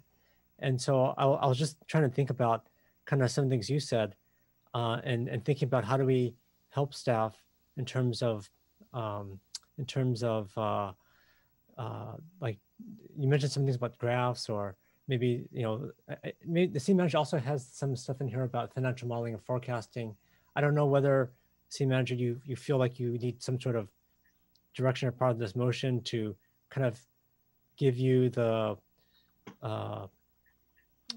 support you need to kind of do that. But I don't think it's just the vice mayor and myself who was thinking that. I think several other council members kind of mentioned something similar, and you have it on your recommendation here, but I don't quite know what I mean, I would actually love to get for you guys to do the sampling, but it sounds like that's logistically too hard for you guys. But I'm just trying to think of how do we rationalize this budget in time of incredible uncertainty so that we can land nicely by the end of this budget cycle.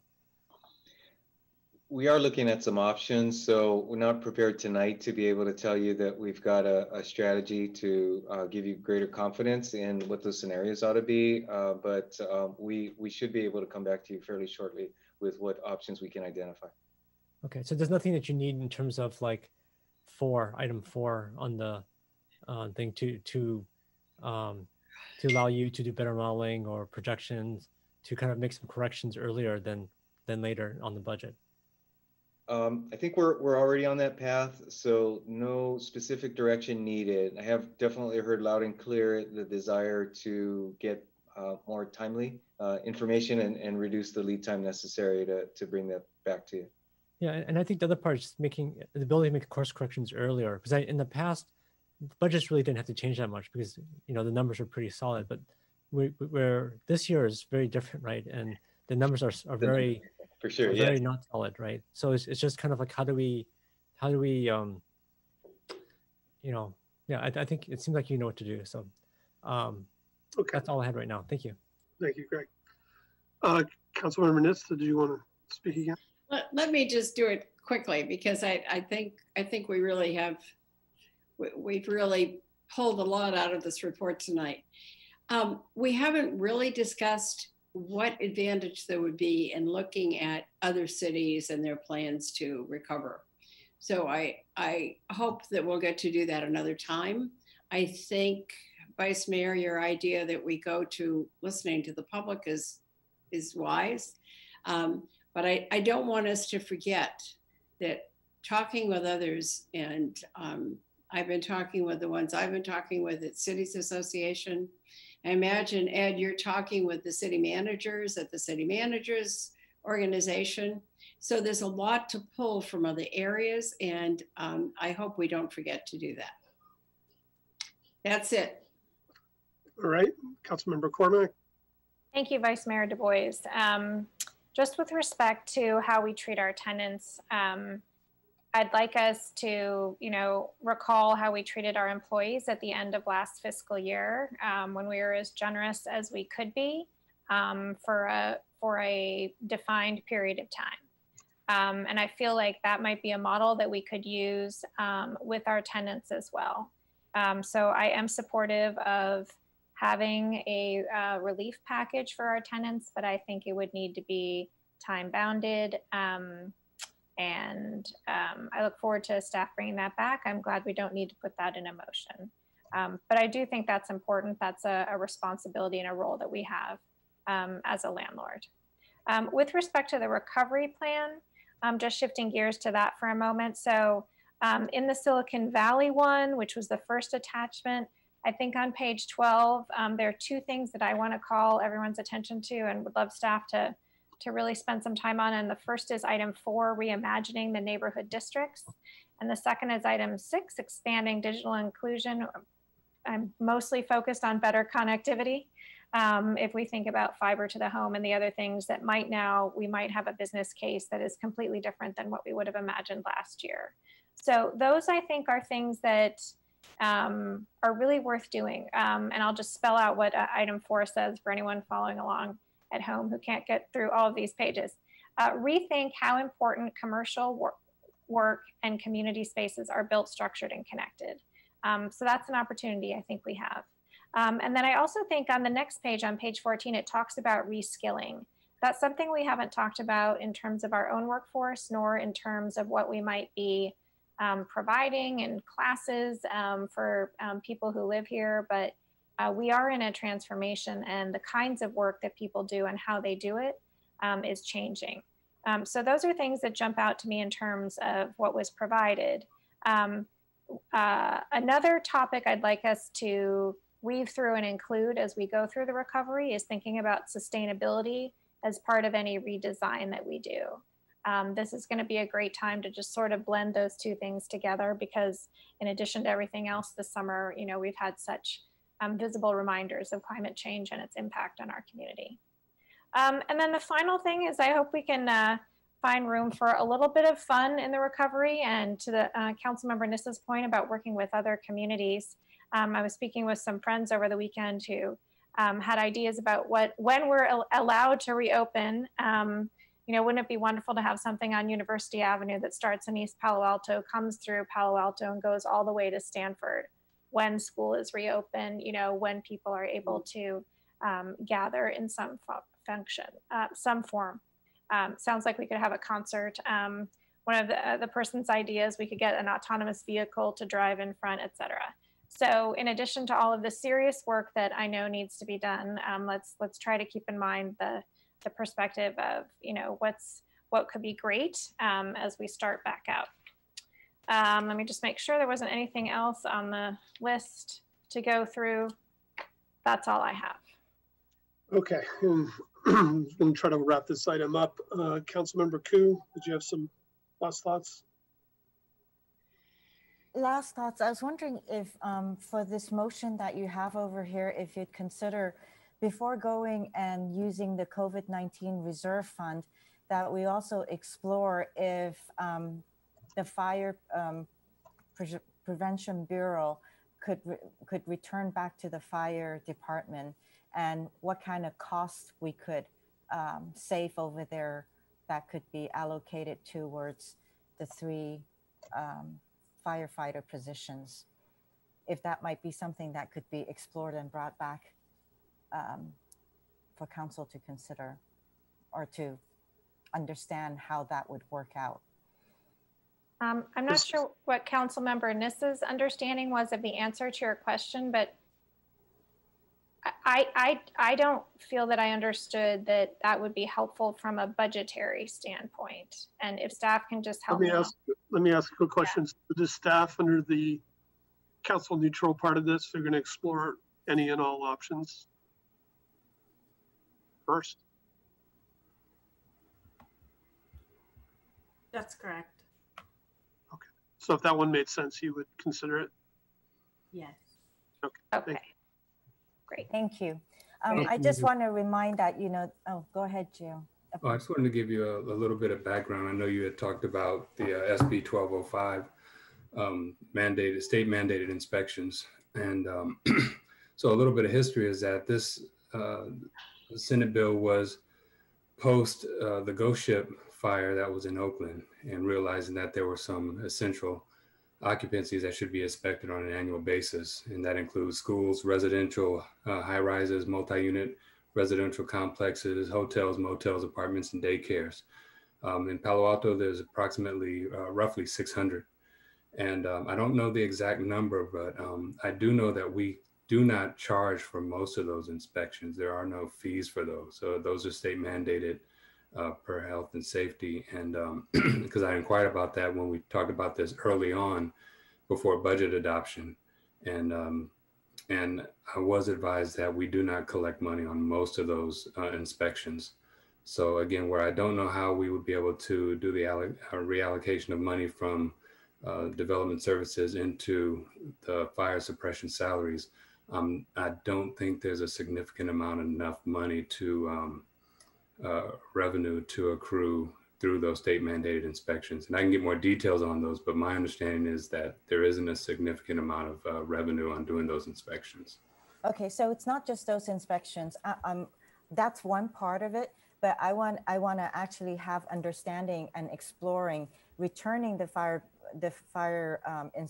prevention bureau back to the fire department, and then under your department, how to utilize them better so that it can actually generate more revenue if there's a way to generate revenue, whether it is through the planning department going out on inspections and so forth.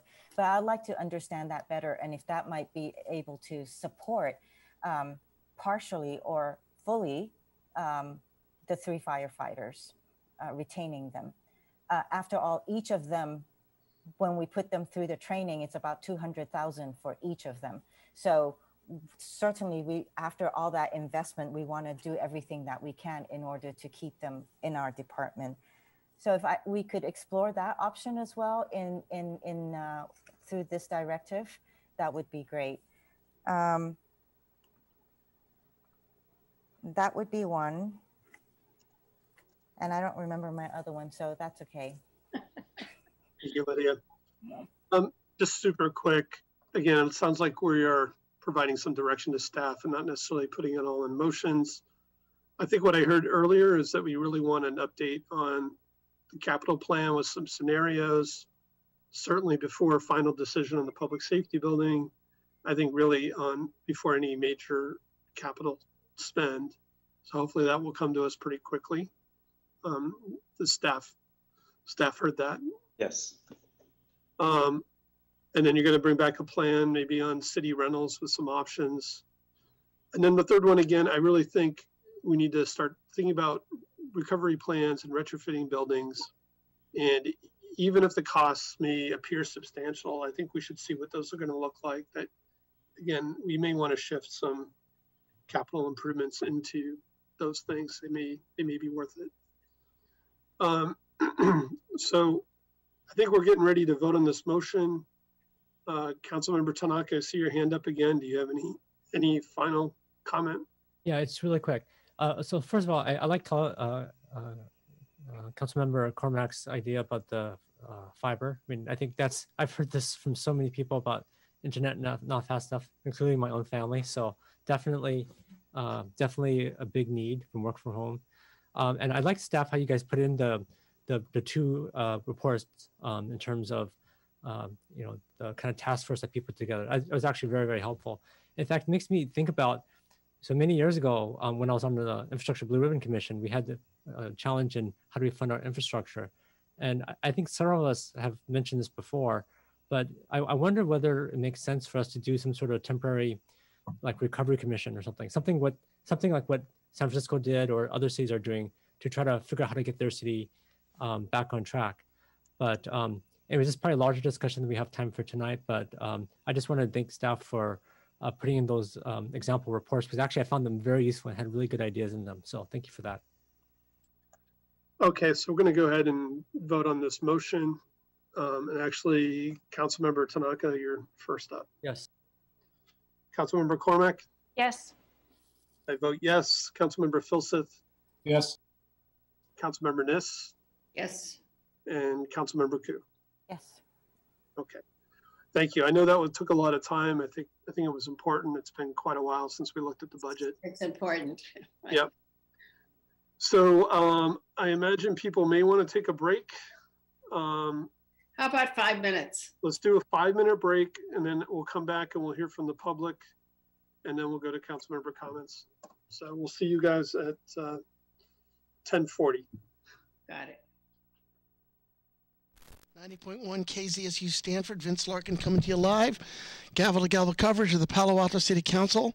So we are here tonight, and we will be back next week as well as we finish out the month of October. A lot of Kylie knows a lot of brilliant explanation about the firefighters budget and overtime and some key revisions on budgeting, and we learned a lot on that last item there. Coming up is the consideration of recommendation by the City Council ad hoc on boards, commissions, committees, including adopting a handbook, establishing training and direction on further changes, including term limits and reducing the Parks and Recreation Commission to 5 members. And as we last left you, the council members, there are 10 city council members running, and I was doing a preview during our long break there. I won't be able to get to all of them.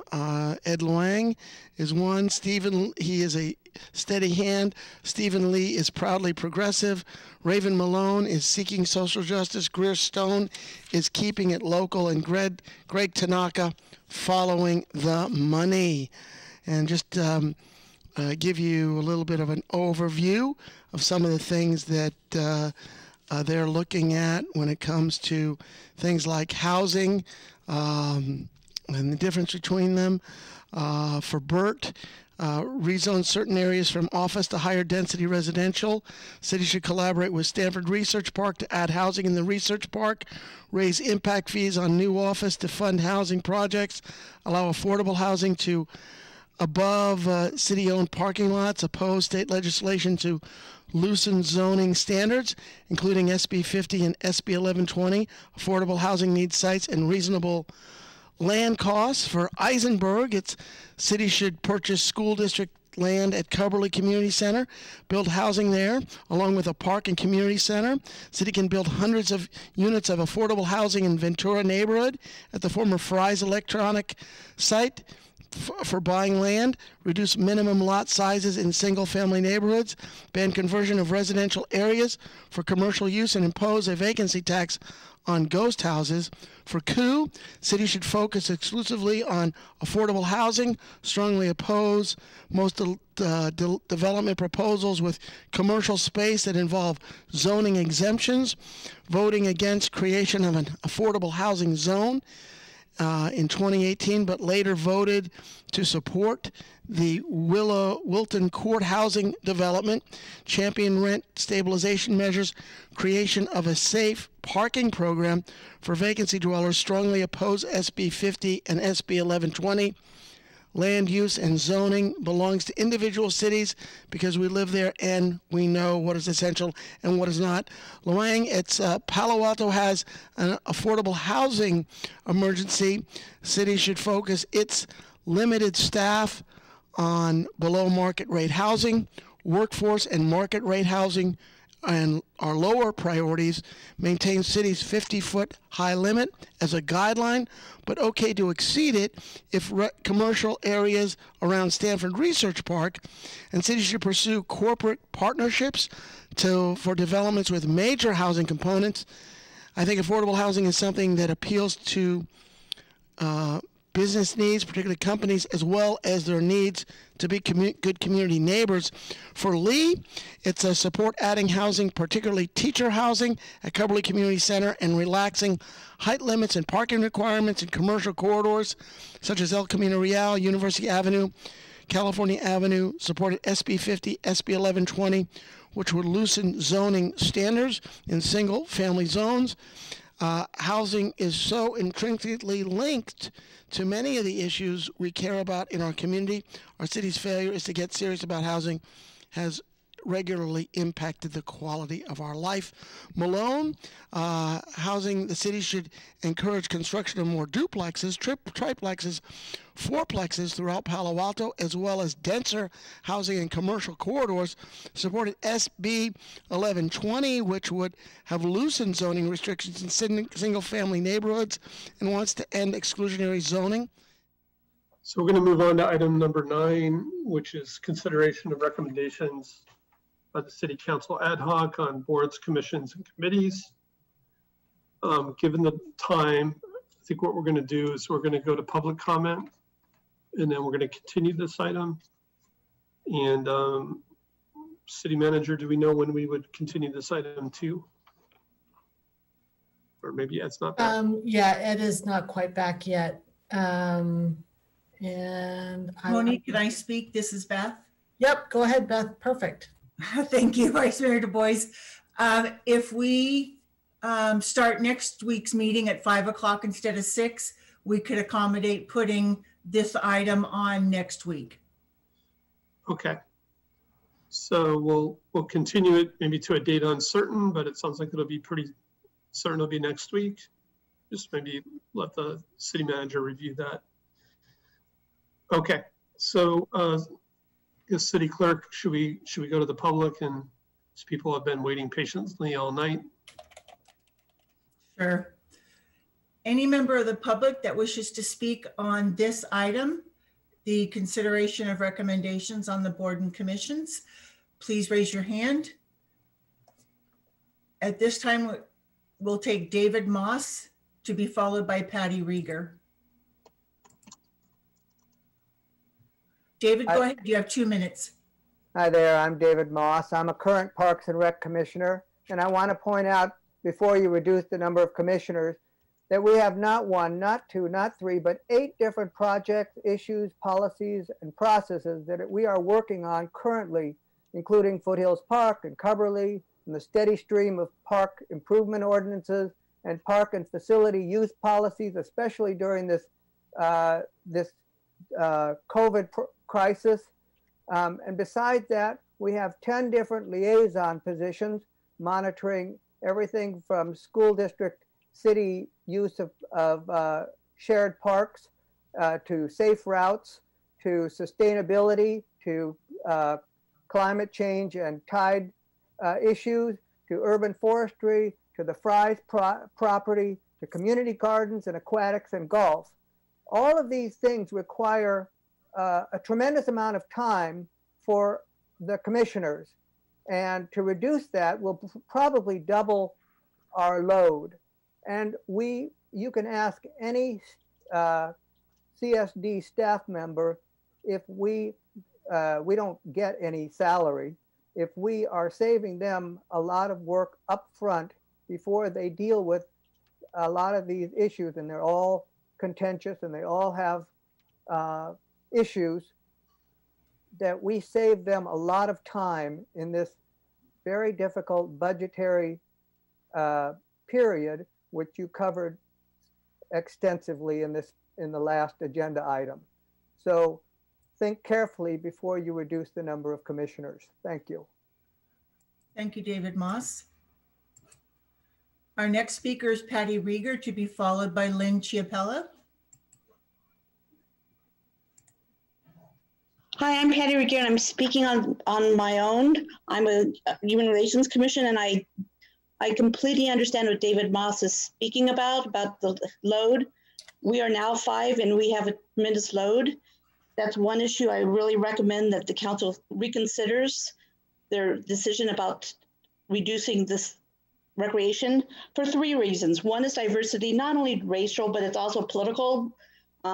We have had on Human Relations Commission, we have other political parties, and that added a tremendous aspect to our conversation and our decision-making. Racially and economically, I think when you start reducing a committee to 5, it puts not only a burden on the committee, but it also lacks diversity. The second issue that I would like to talk about is the issue of, I think it's great that you have an ability to remove a city commissioner or board member, but I think that it shouldn't be, as it's written, rescinds the right to remove 1 or more members at any time for any reason. I think that is just a horrible, horrible way to manage someone, and especially to ask them to volunteer. Then the third one is about being able to speak to the press. That is our First Amendment right. And as Ed was noted earlier, is that you're having a hard time finding people that want to serve these boards. So you need to look what your legacy is of what you want these commissions and boards to do when you're limiting our right to speak, when you're limiting our ability to work together by diversity, and when you're limiting a way of working together when we think that we could be removed for any reason at any time. And I hope that you think about this, since we're not going to be working on this till next week, about your legacy of what you want the city and the commissions to represent the community and what you want us to work on. Thank you. Thank you, Patty. Our next speaker is Lynn Chiapella, to be followed by Larry Magid. Lynn, go ahead.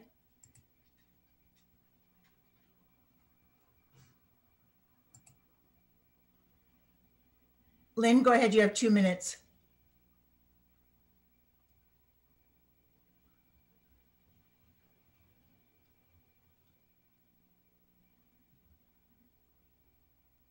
Lynn, are you able to speak?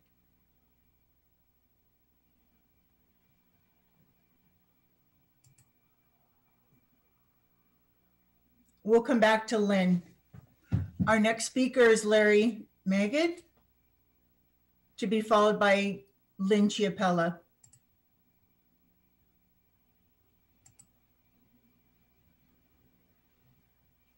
Larry, you may have to unmute from your end.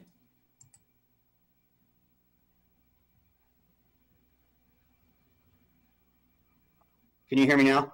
Yes, go ahead. Okay, thank you. A few years ago, the editor of one of our local papers asked me if I'd like to write a political column, but I declined at the time because I thought that the differences between the mostly progressive local officials was so nuanced that it wasn't worth writing about local politics. But based on what I'm seeing from this council, I'm tempted to reconsider. What I'm seeing tonight is not nuanced. It's a direct attack on the First Amendment and the right of citizen commission members. Full disclosure, I'm the husband of HRC Commissioner Patty Rieger, who I've observed working so hard over the past year to enhance the quality of life in our community, sometimes with headwinds from staff and members of council. I've never been a local commissioner, but I did serve on a congressionally mandated commission during the Obama administration. In my role as a federal commissioner, I was free to express my own views, and the only role of staff was to support the commission, not to constantly tell us what we couldn't do. Palo Alto commissioners and board members deserve the same respect. The proposed handbook's clause to discourage commissioners from speaking to the press is not only anti-democratic, but the mere conversation about it is a distraction and a waste of time during a period when the city should be focusing on the pandemic and the economic crisis.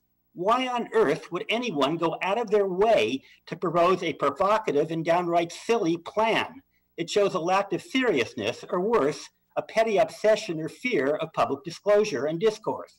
Of course, board members should make it clear that they speak for themselves, but they should never be stifled. I also think that we need to respect the fact that board members and commissioners are citizens who are expressing themselves and who are appointed because of their expertise. They should be encouraged to express themselves, and they should never be removed except for cause if they do something which clearly violates the law, ethics, or some other situation after due hearing. Thank you very much.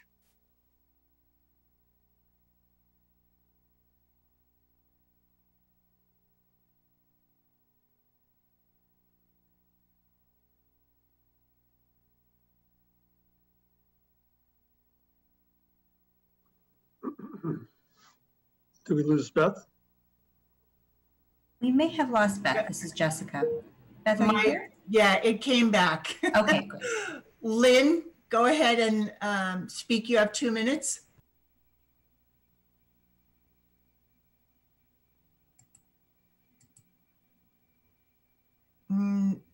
It's not working again. Let's try Keith Reckdahl to be followed by Valerie Stinger. Hello, I'm a Parks and Rec commissioner, and I want to highlight two shortcomings of the proposed commission size reduction. First, an important part of our function is community outreach. If the community has Parks and Rec suggestions or problems, they're much more likely to come to the commission if they personally know a commissioner. But Parks and Rec has such a wide variety of users, it's hard currently for 7 commissioners to cover the whole community, and it'd be even harder for 5 commissioners. So reducing the commission size would hurt our interaction with the public. A second issue involves ad hoc committees. And as you know, there's just not enough time for these immediate issues to be worked through inside commission meetings. So these issues have to be worked offline in ad hoc committees. But a 5-member commission must limit its ad hoc committee to just 2 people. And for complex issues, that third person in the ad hoc produces much better debate and much better investigation. So as a result, I strongly encourage you to retain this current 7-person size of the Parks and Rec Commission. Thank you.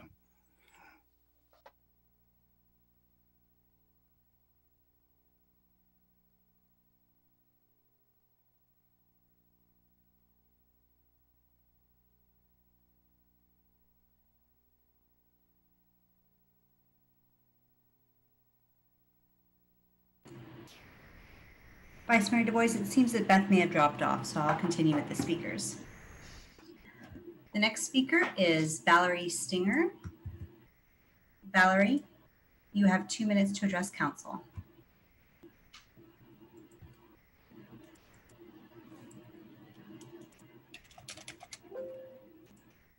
Valerie, go ahead. Thank you. Sorry. No, it's okay. I wanted to thank council members Cormack and Du Bois for the handbook. I think it has a lot of strengths in it. I'm speaking tonight as myself, representing myself, because the commissions did not have time to respond. I find both specificity and flexibility in this document. Specificity, which gives needed guidance, and flexibility, which allows for different situations faced by different boards, commissions, and committees in applying the various guidelines. I would, however, like to call out some directives in the handbook and ask that these details, and they are details, be given some attention in the week that comes ahead of us. First is the setting of priorities. The handbook allows for priorities established by a commission and confirmed by the council, and that ensures that the commission's work is valued by the council. It should be recognized, however, that commissions may have a more focused lens on the needs of their within their mandate. These priorities may be valuable to the commission, but the council may not have enough information to assess them. And I would like to see exploratory, an allowance for exploratory priorities for the commission to do some work and bring it to the council for your further approval. I'd also like you to consider two timing issues with regard to the work plan. One is that we are charged with having our commitments to you by February. That only works if the council has its priority meeting on the first Saturday of February. And the second is the issue of emerging mid-cycle work. We need to have a provision for unplanned work that has a very short deadline. Only a short turnaround time is available on occasion, and the handbook needs to commit commissioners to bring forth only substantive proposals, but the council has to give a prompt review. I have some other details that I'd like to submit by letter, but I do want to thank the council for considering a handbook to formalize the council expectations of the boards, commissions, and committees. Thank you. Thank you, Valerie.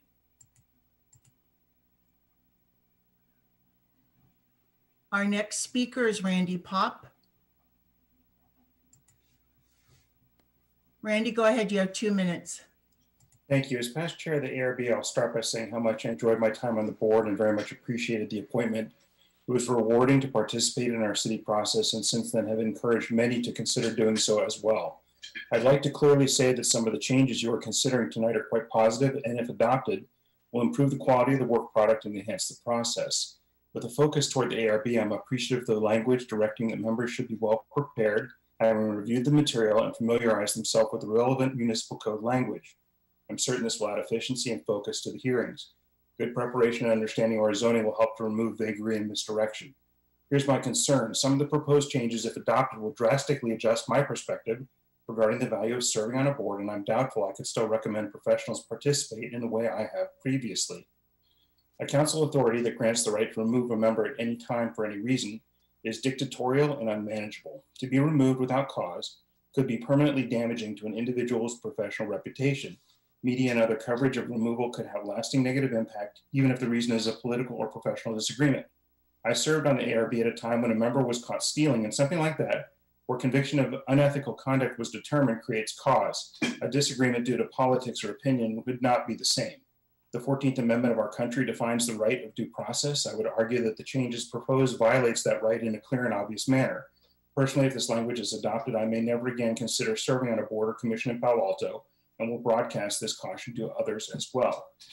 Next, any restriction of members expressing their opinion to the media seems to be in direct conflict with our freedom of speech rights. I'm no expert, but this type of communication does not seem to meet the low First Amendment value test. Instead, I recommend all members be instructed as part of their training to preface their comments as not speaking for the board or city. Allowing for more communication along with better and more far-reaching community engagement should be seen as a positive. Finally, I want to emphasize how important appropriate interaction between members and applicants can be. As an example, architects spend hundreds, if not thousands of hours developing proposals, and a 10 to 20-minute presentation is never enough to articulate the nuance and quality. Meetings limited to 1 to 2 board members where they can listen, question, and gain understanding can help them be better prepared to issue a decision. This type of interaction during the hearing process, but outside the public realm, can easily be done with appropriate training against delivery of opinion or observation and the necessary management of Brown Act rules. Thank you for taking the time to hear my comments. Thank you, Randy. Our next speaker is a phone caller with the last 3 digits on the phone of 000, to be followed by Rohan Ghosh and Rebecca Eisenberg.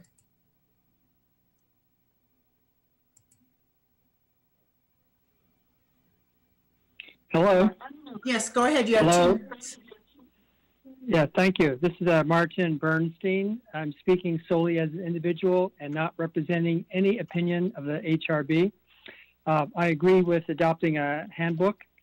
The HRB is clear in its role as a forwarding recommendation body to the City Council.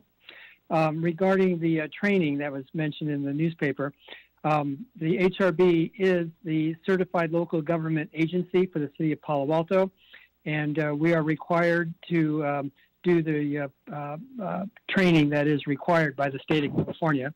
So that requirement's already met. One of the values of the HRB members was certainly is the comprehensive administrative history that current board members have. Without administrative history, we've seen that poor decisions on historic preservation can occur. The City Council has a history of, for sometimes only one applicant for a board member vacancy happens. And in that light, I suggest that the City Council consider including in its proposal that the city retain flexibility in modifying the term limits from time to time if no applicants apply. And I'm open to any questions. Thank you. Thank you, Martin. Our next speaker is Rohan Ghosh, to be followed by Rebecca Eisenberg and then Michael Alchek.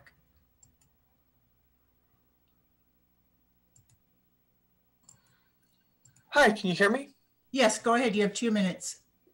Hi, yeah, my name is Rohan. I'm a Pali student and Palo Alto resident, and I would like to express my pretty firm disagreement with the changes being proposed. Especially, I think they run counter to the very ideas of local democracy.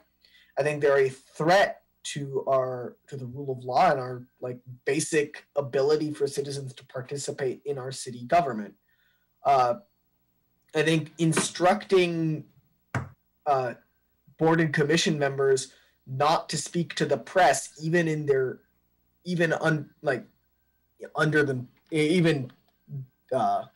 disclaiming that they are speaking as of themselves, for themselves, that change really hurts the ability of the public to follow what's going on in boards and commissions, which are already a pretty opaque space for people who aren't actively following them.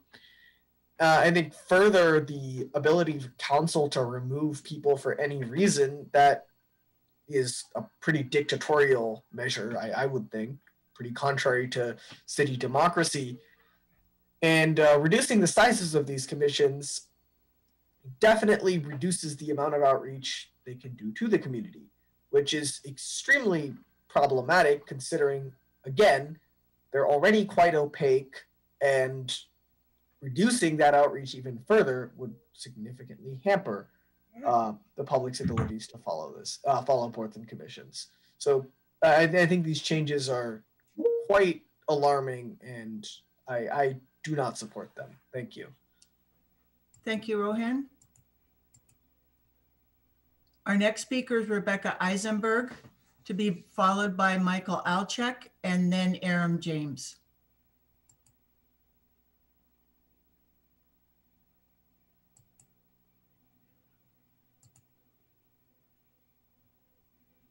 Rebecca, you may need to unmute from your end.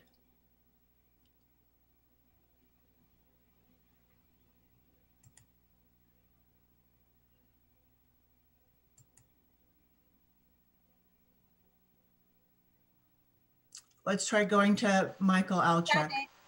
Are you back? Okay, go ahead, Rebecca. Sorry, it wasn't giving me the notice. Okay, I'm Rebecca Eisenberg. As you know, hopefully you can hear me. I'm running for city council, kind of for one of these reasons. So here we are at the main event of the evening, after the opening acts performed below expectations. This is not off to a strong start, city council, but I want to help. Your proposed guidelines for commissioners. Should you silence the community or empower the community? Why is this complicated? As to eliminating commission opportunities, there are dozens of volunteers wanting to step up and volunteer their time and expertise. Why do you insist you know more than they do? Your prohibitions on speaking with the press. That would be perfect in an employment manual at Google. Hell, I've written those exact employment manuals for companies that have trade secrets.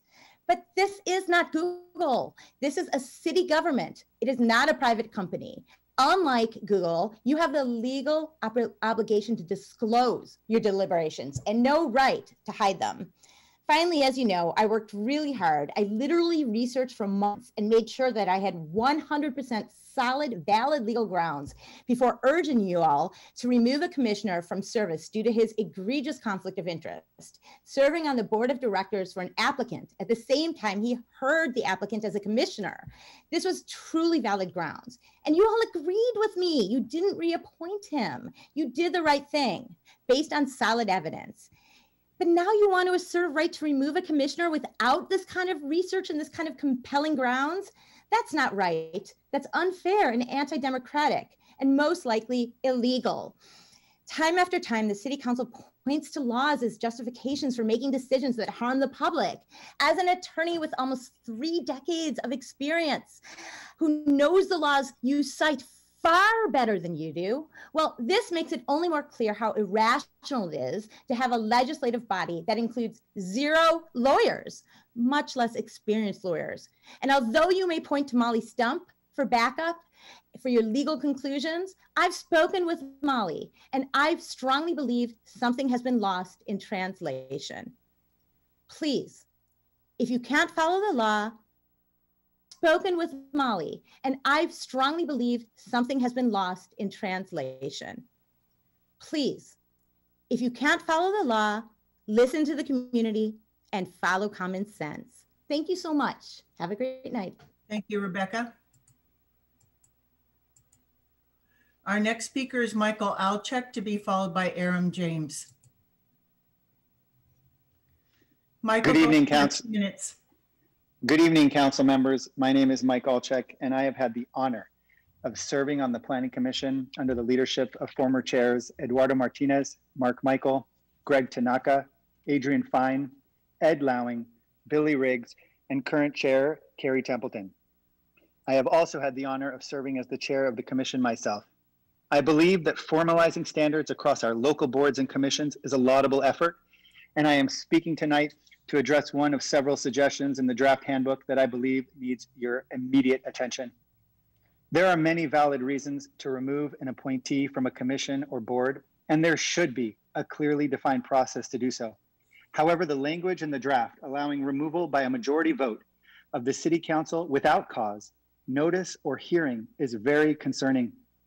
Planning commissioners are appointed by the City Council instead of elected by residents, so that their recommendations can be made independent of their popularity. This independence is crucial to the quality and integrity of our work product. Over the past decade, our political bodies have become subject to greater polarization and partisanship, and we must not ignore the real threat that commissioners could be removed solely in an effort to stifle diverse perspectives in our community. It would be naive to assume that this sort of political targeting only happens at the state and national level. A process that required cause for removal, adequate notice, and a public hearing would be indisputably fair and unquestionably apolitical. Without each of these elements, what will protect this new very powerful removal tool from corruption? A simple majority vote certainly will not. Even requiring a unanimous vote would only minimize the potential for corruption, but does not eliminate it. Please reconsider this removal language and adopt requirements that increase the transparency and fairness of the removal process and protect the independence and integrity of Palo Alto's boards and commissions. Thank you. Thank you, Mike. Our next speaker is Aram James, to be followed by Jeff Greenfield. Aram, go ahead. You have 2 minutes. You know, we're going to add another lawsuit for the city here. You're inviting a lawsuit. I suspect that your best choice is to get some free advice on the violations of the First Amendment and 14th Amendment, et cetera, from the ACLU. See what they say about this. And why are you trying to do a Trump-Barrett kind of hearing to rush this thing through before the new members of the City Council are elected? I suggest you put this over until the new board members, City Council members are elected. So let's go on from here. I'm going to read briefly to you from New York Times versus Sullivan.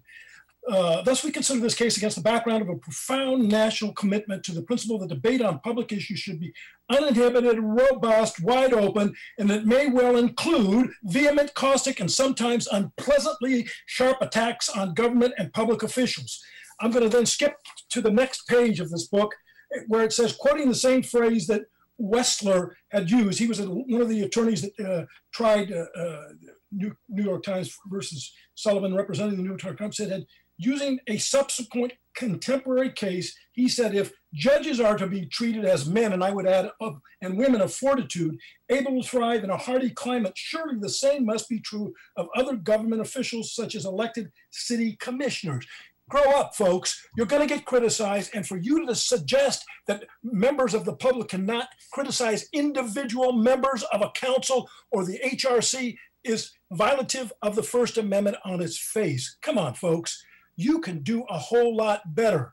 I appreciate the effort that's gone into the handbook, but it's violative of the First Amendment. The lack of due process is an attempt to, in the firing of members with no cause, is also a chilling effect on our First Amendment. You need to run this through and pass somebody other than Molly Stump, who makes special rules of her own, has her own standards for the First Amendment that don't comport with the Constitution of the United States or the California equivalent of the First Amendment. I appreciate that, but Lord have mercy, you better think long and hard. We do not need another expensive lawsuit against the city. And Tom and Commissioner Cormack or City Council Member Cormack, you've done just that. Come on now, grow up. Thank you, Aram. Our next speaker is Jeff Greenfield, to be followed by Mark Weiss. Jeff, go ahead. You have 2 minutes. Good evening, Mr. Vice Mayor and council members. I chair the Parks and Rec Commission, and I'm speaking on my own behalf.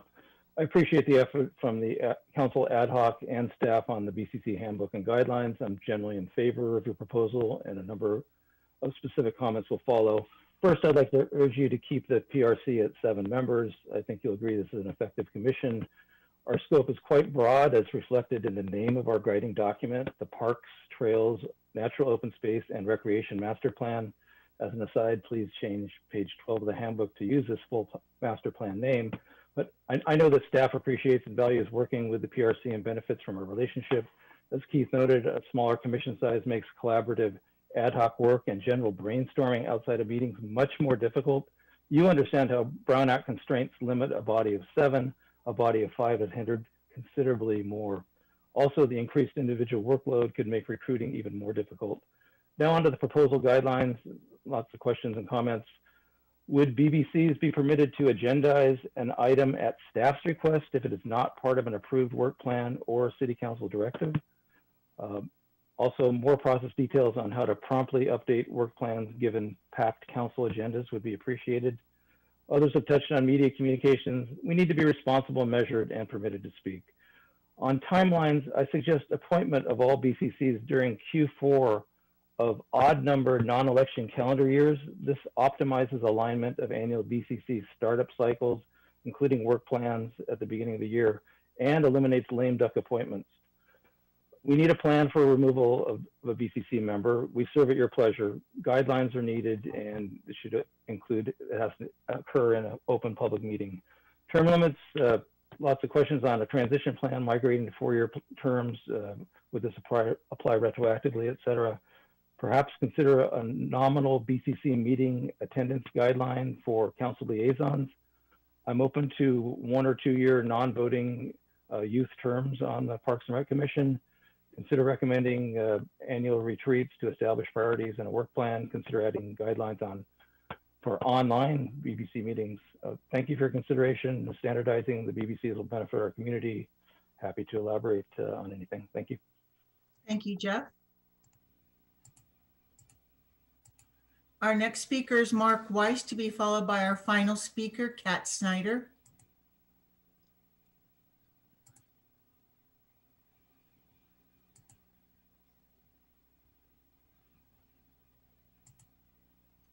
Mark, you may need to unmute from your end. There you go. I agree with 11 of the previous 13 speakers. I just want to add that in 2008, Palo Alto City Council declared citizen engagement as a priority for its term.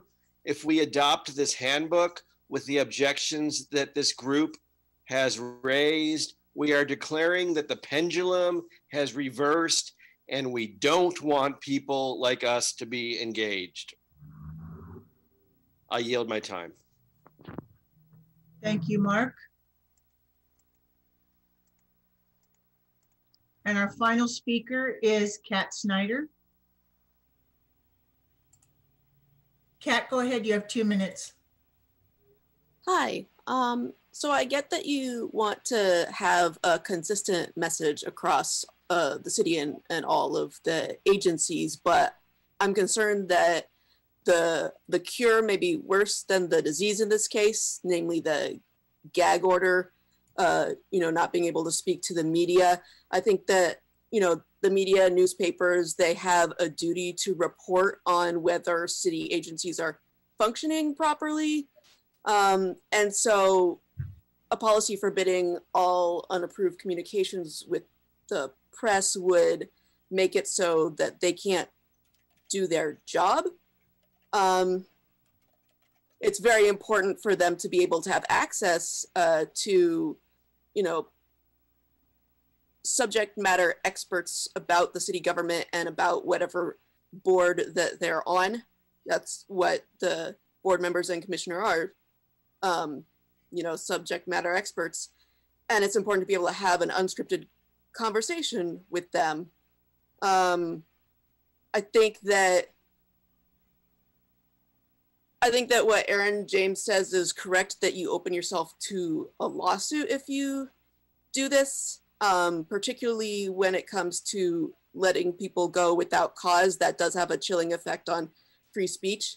And the lawsuit doesn't even have to come from any of the board members. It can come from newspapers when it comes to First Amendment rights. There's plenty of case law that shows that that's true and that it's generally effective. So I would definitely recommend getting rid of that gag order section. Thank you. Thank you, Kat. And that's the end of our speakers, Vice Mayor Du Bois. Okay, thank you. And thank you to all the speakers. And given the hour, we're going to continue this item to our next meeting. Appreciate you all staying on and giving us your thoughts. So we're going to move to the last item tonight, which is council member questions, comments, and announcements. Does anybody have anything? I have two quick things. So we did have the League of Cities. It was online and I voted as directed, which was to abstain. But they only had 237 when they needed 239 for a quorum. So the vote was advisory to the League of Cities committee. It did pass at a pretty wide margin, and a lot of it had to do with looting and issues on social media that were very much like what happened in the summer when we had our curfew, and that's what had spurred this motion at the League of Cities. And then the second thing I just wanted to announce was I had the pleasure of opening the UN Association Film Festival last Friday. It's been in Palo Alto for 23 years now. It's going on until October 25th, and it's all online, all documentaries. So I'd urge you guys to check that out. Anybody else? Great. Okay, well, thank you. Then, do you have any idea how to access them online? The film festival? Yeah. Yeah, it's a UN. Just film festival, nothing else? UNAFF 2020 is the name of the film festival, and you can find it. Okay, good. Thanks. Great. Okay, and with that, meeting adjourned. So thank you, guys.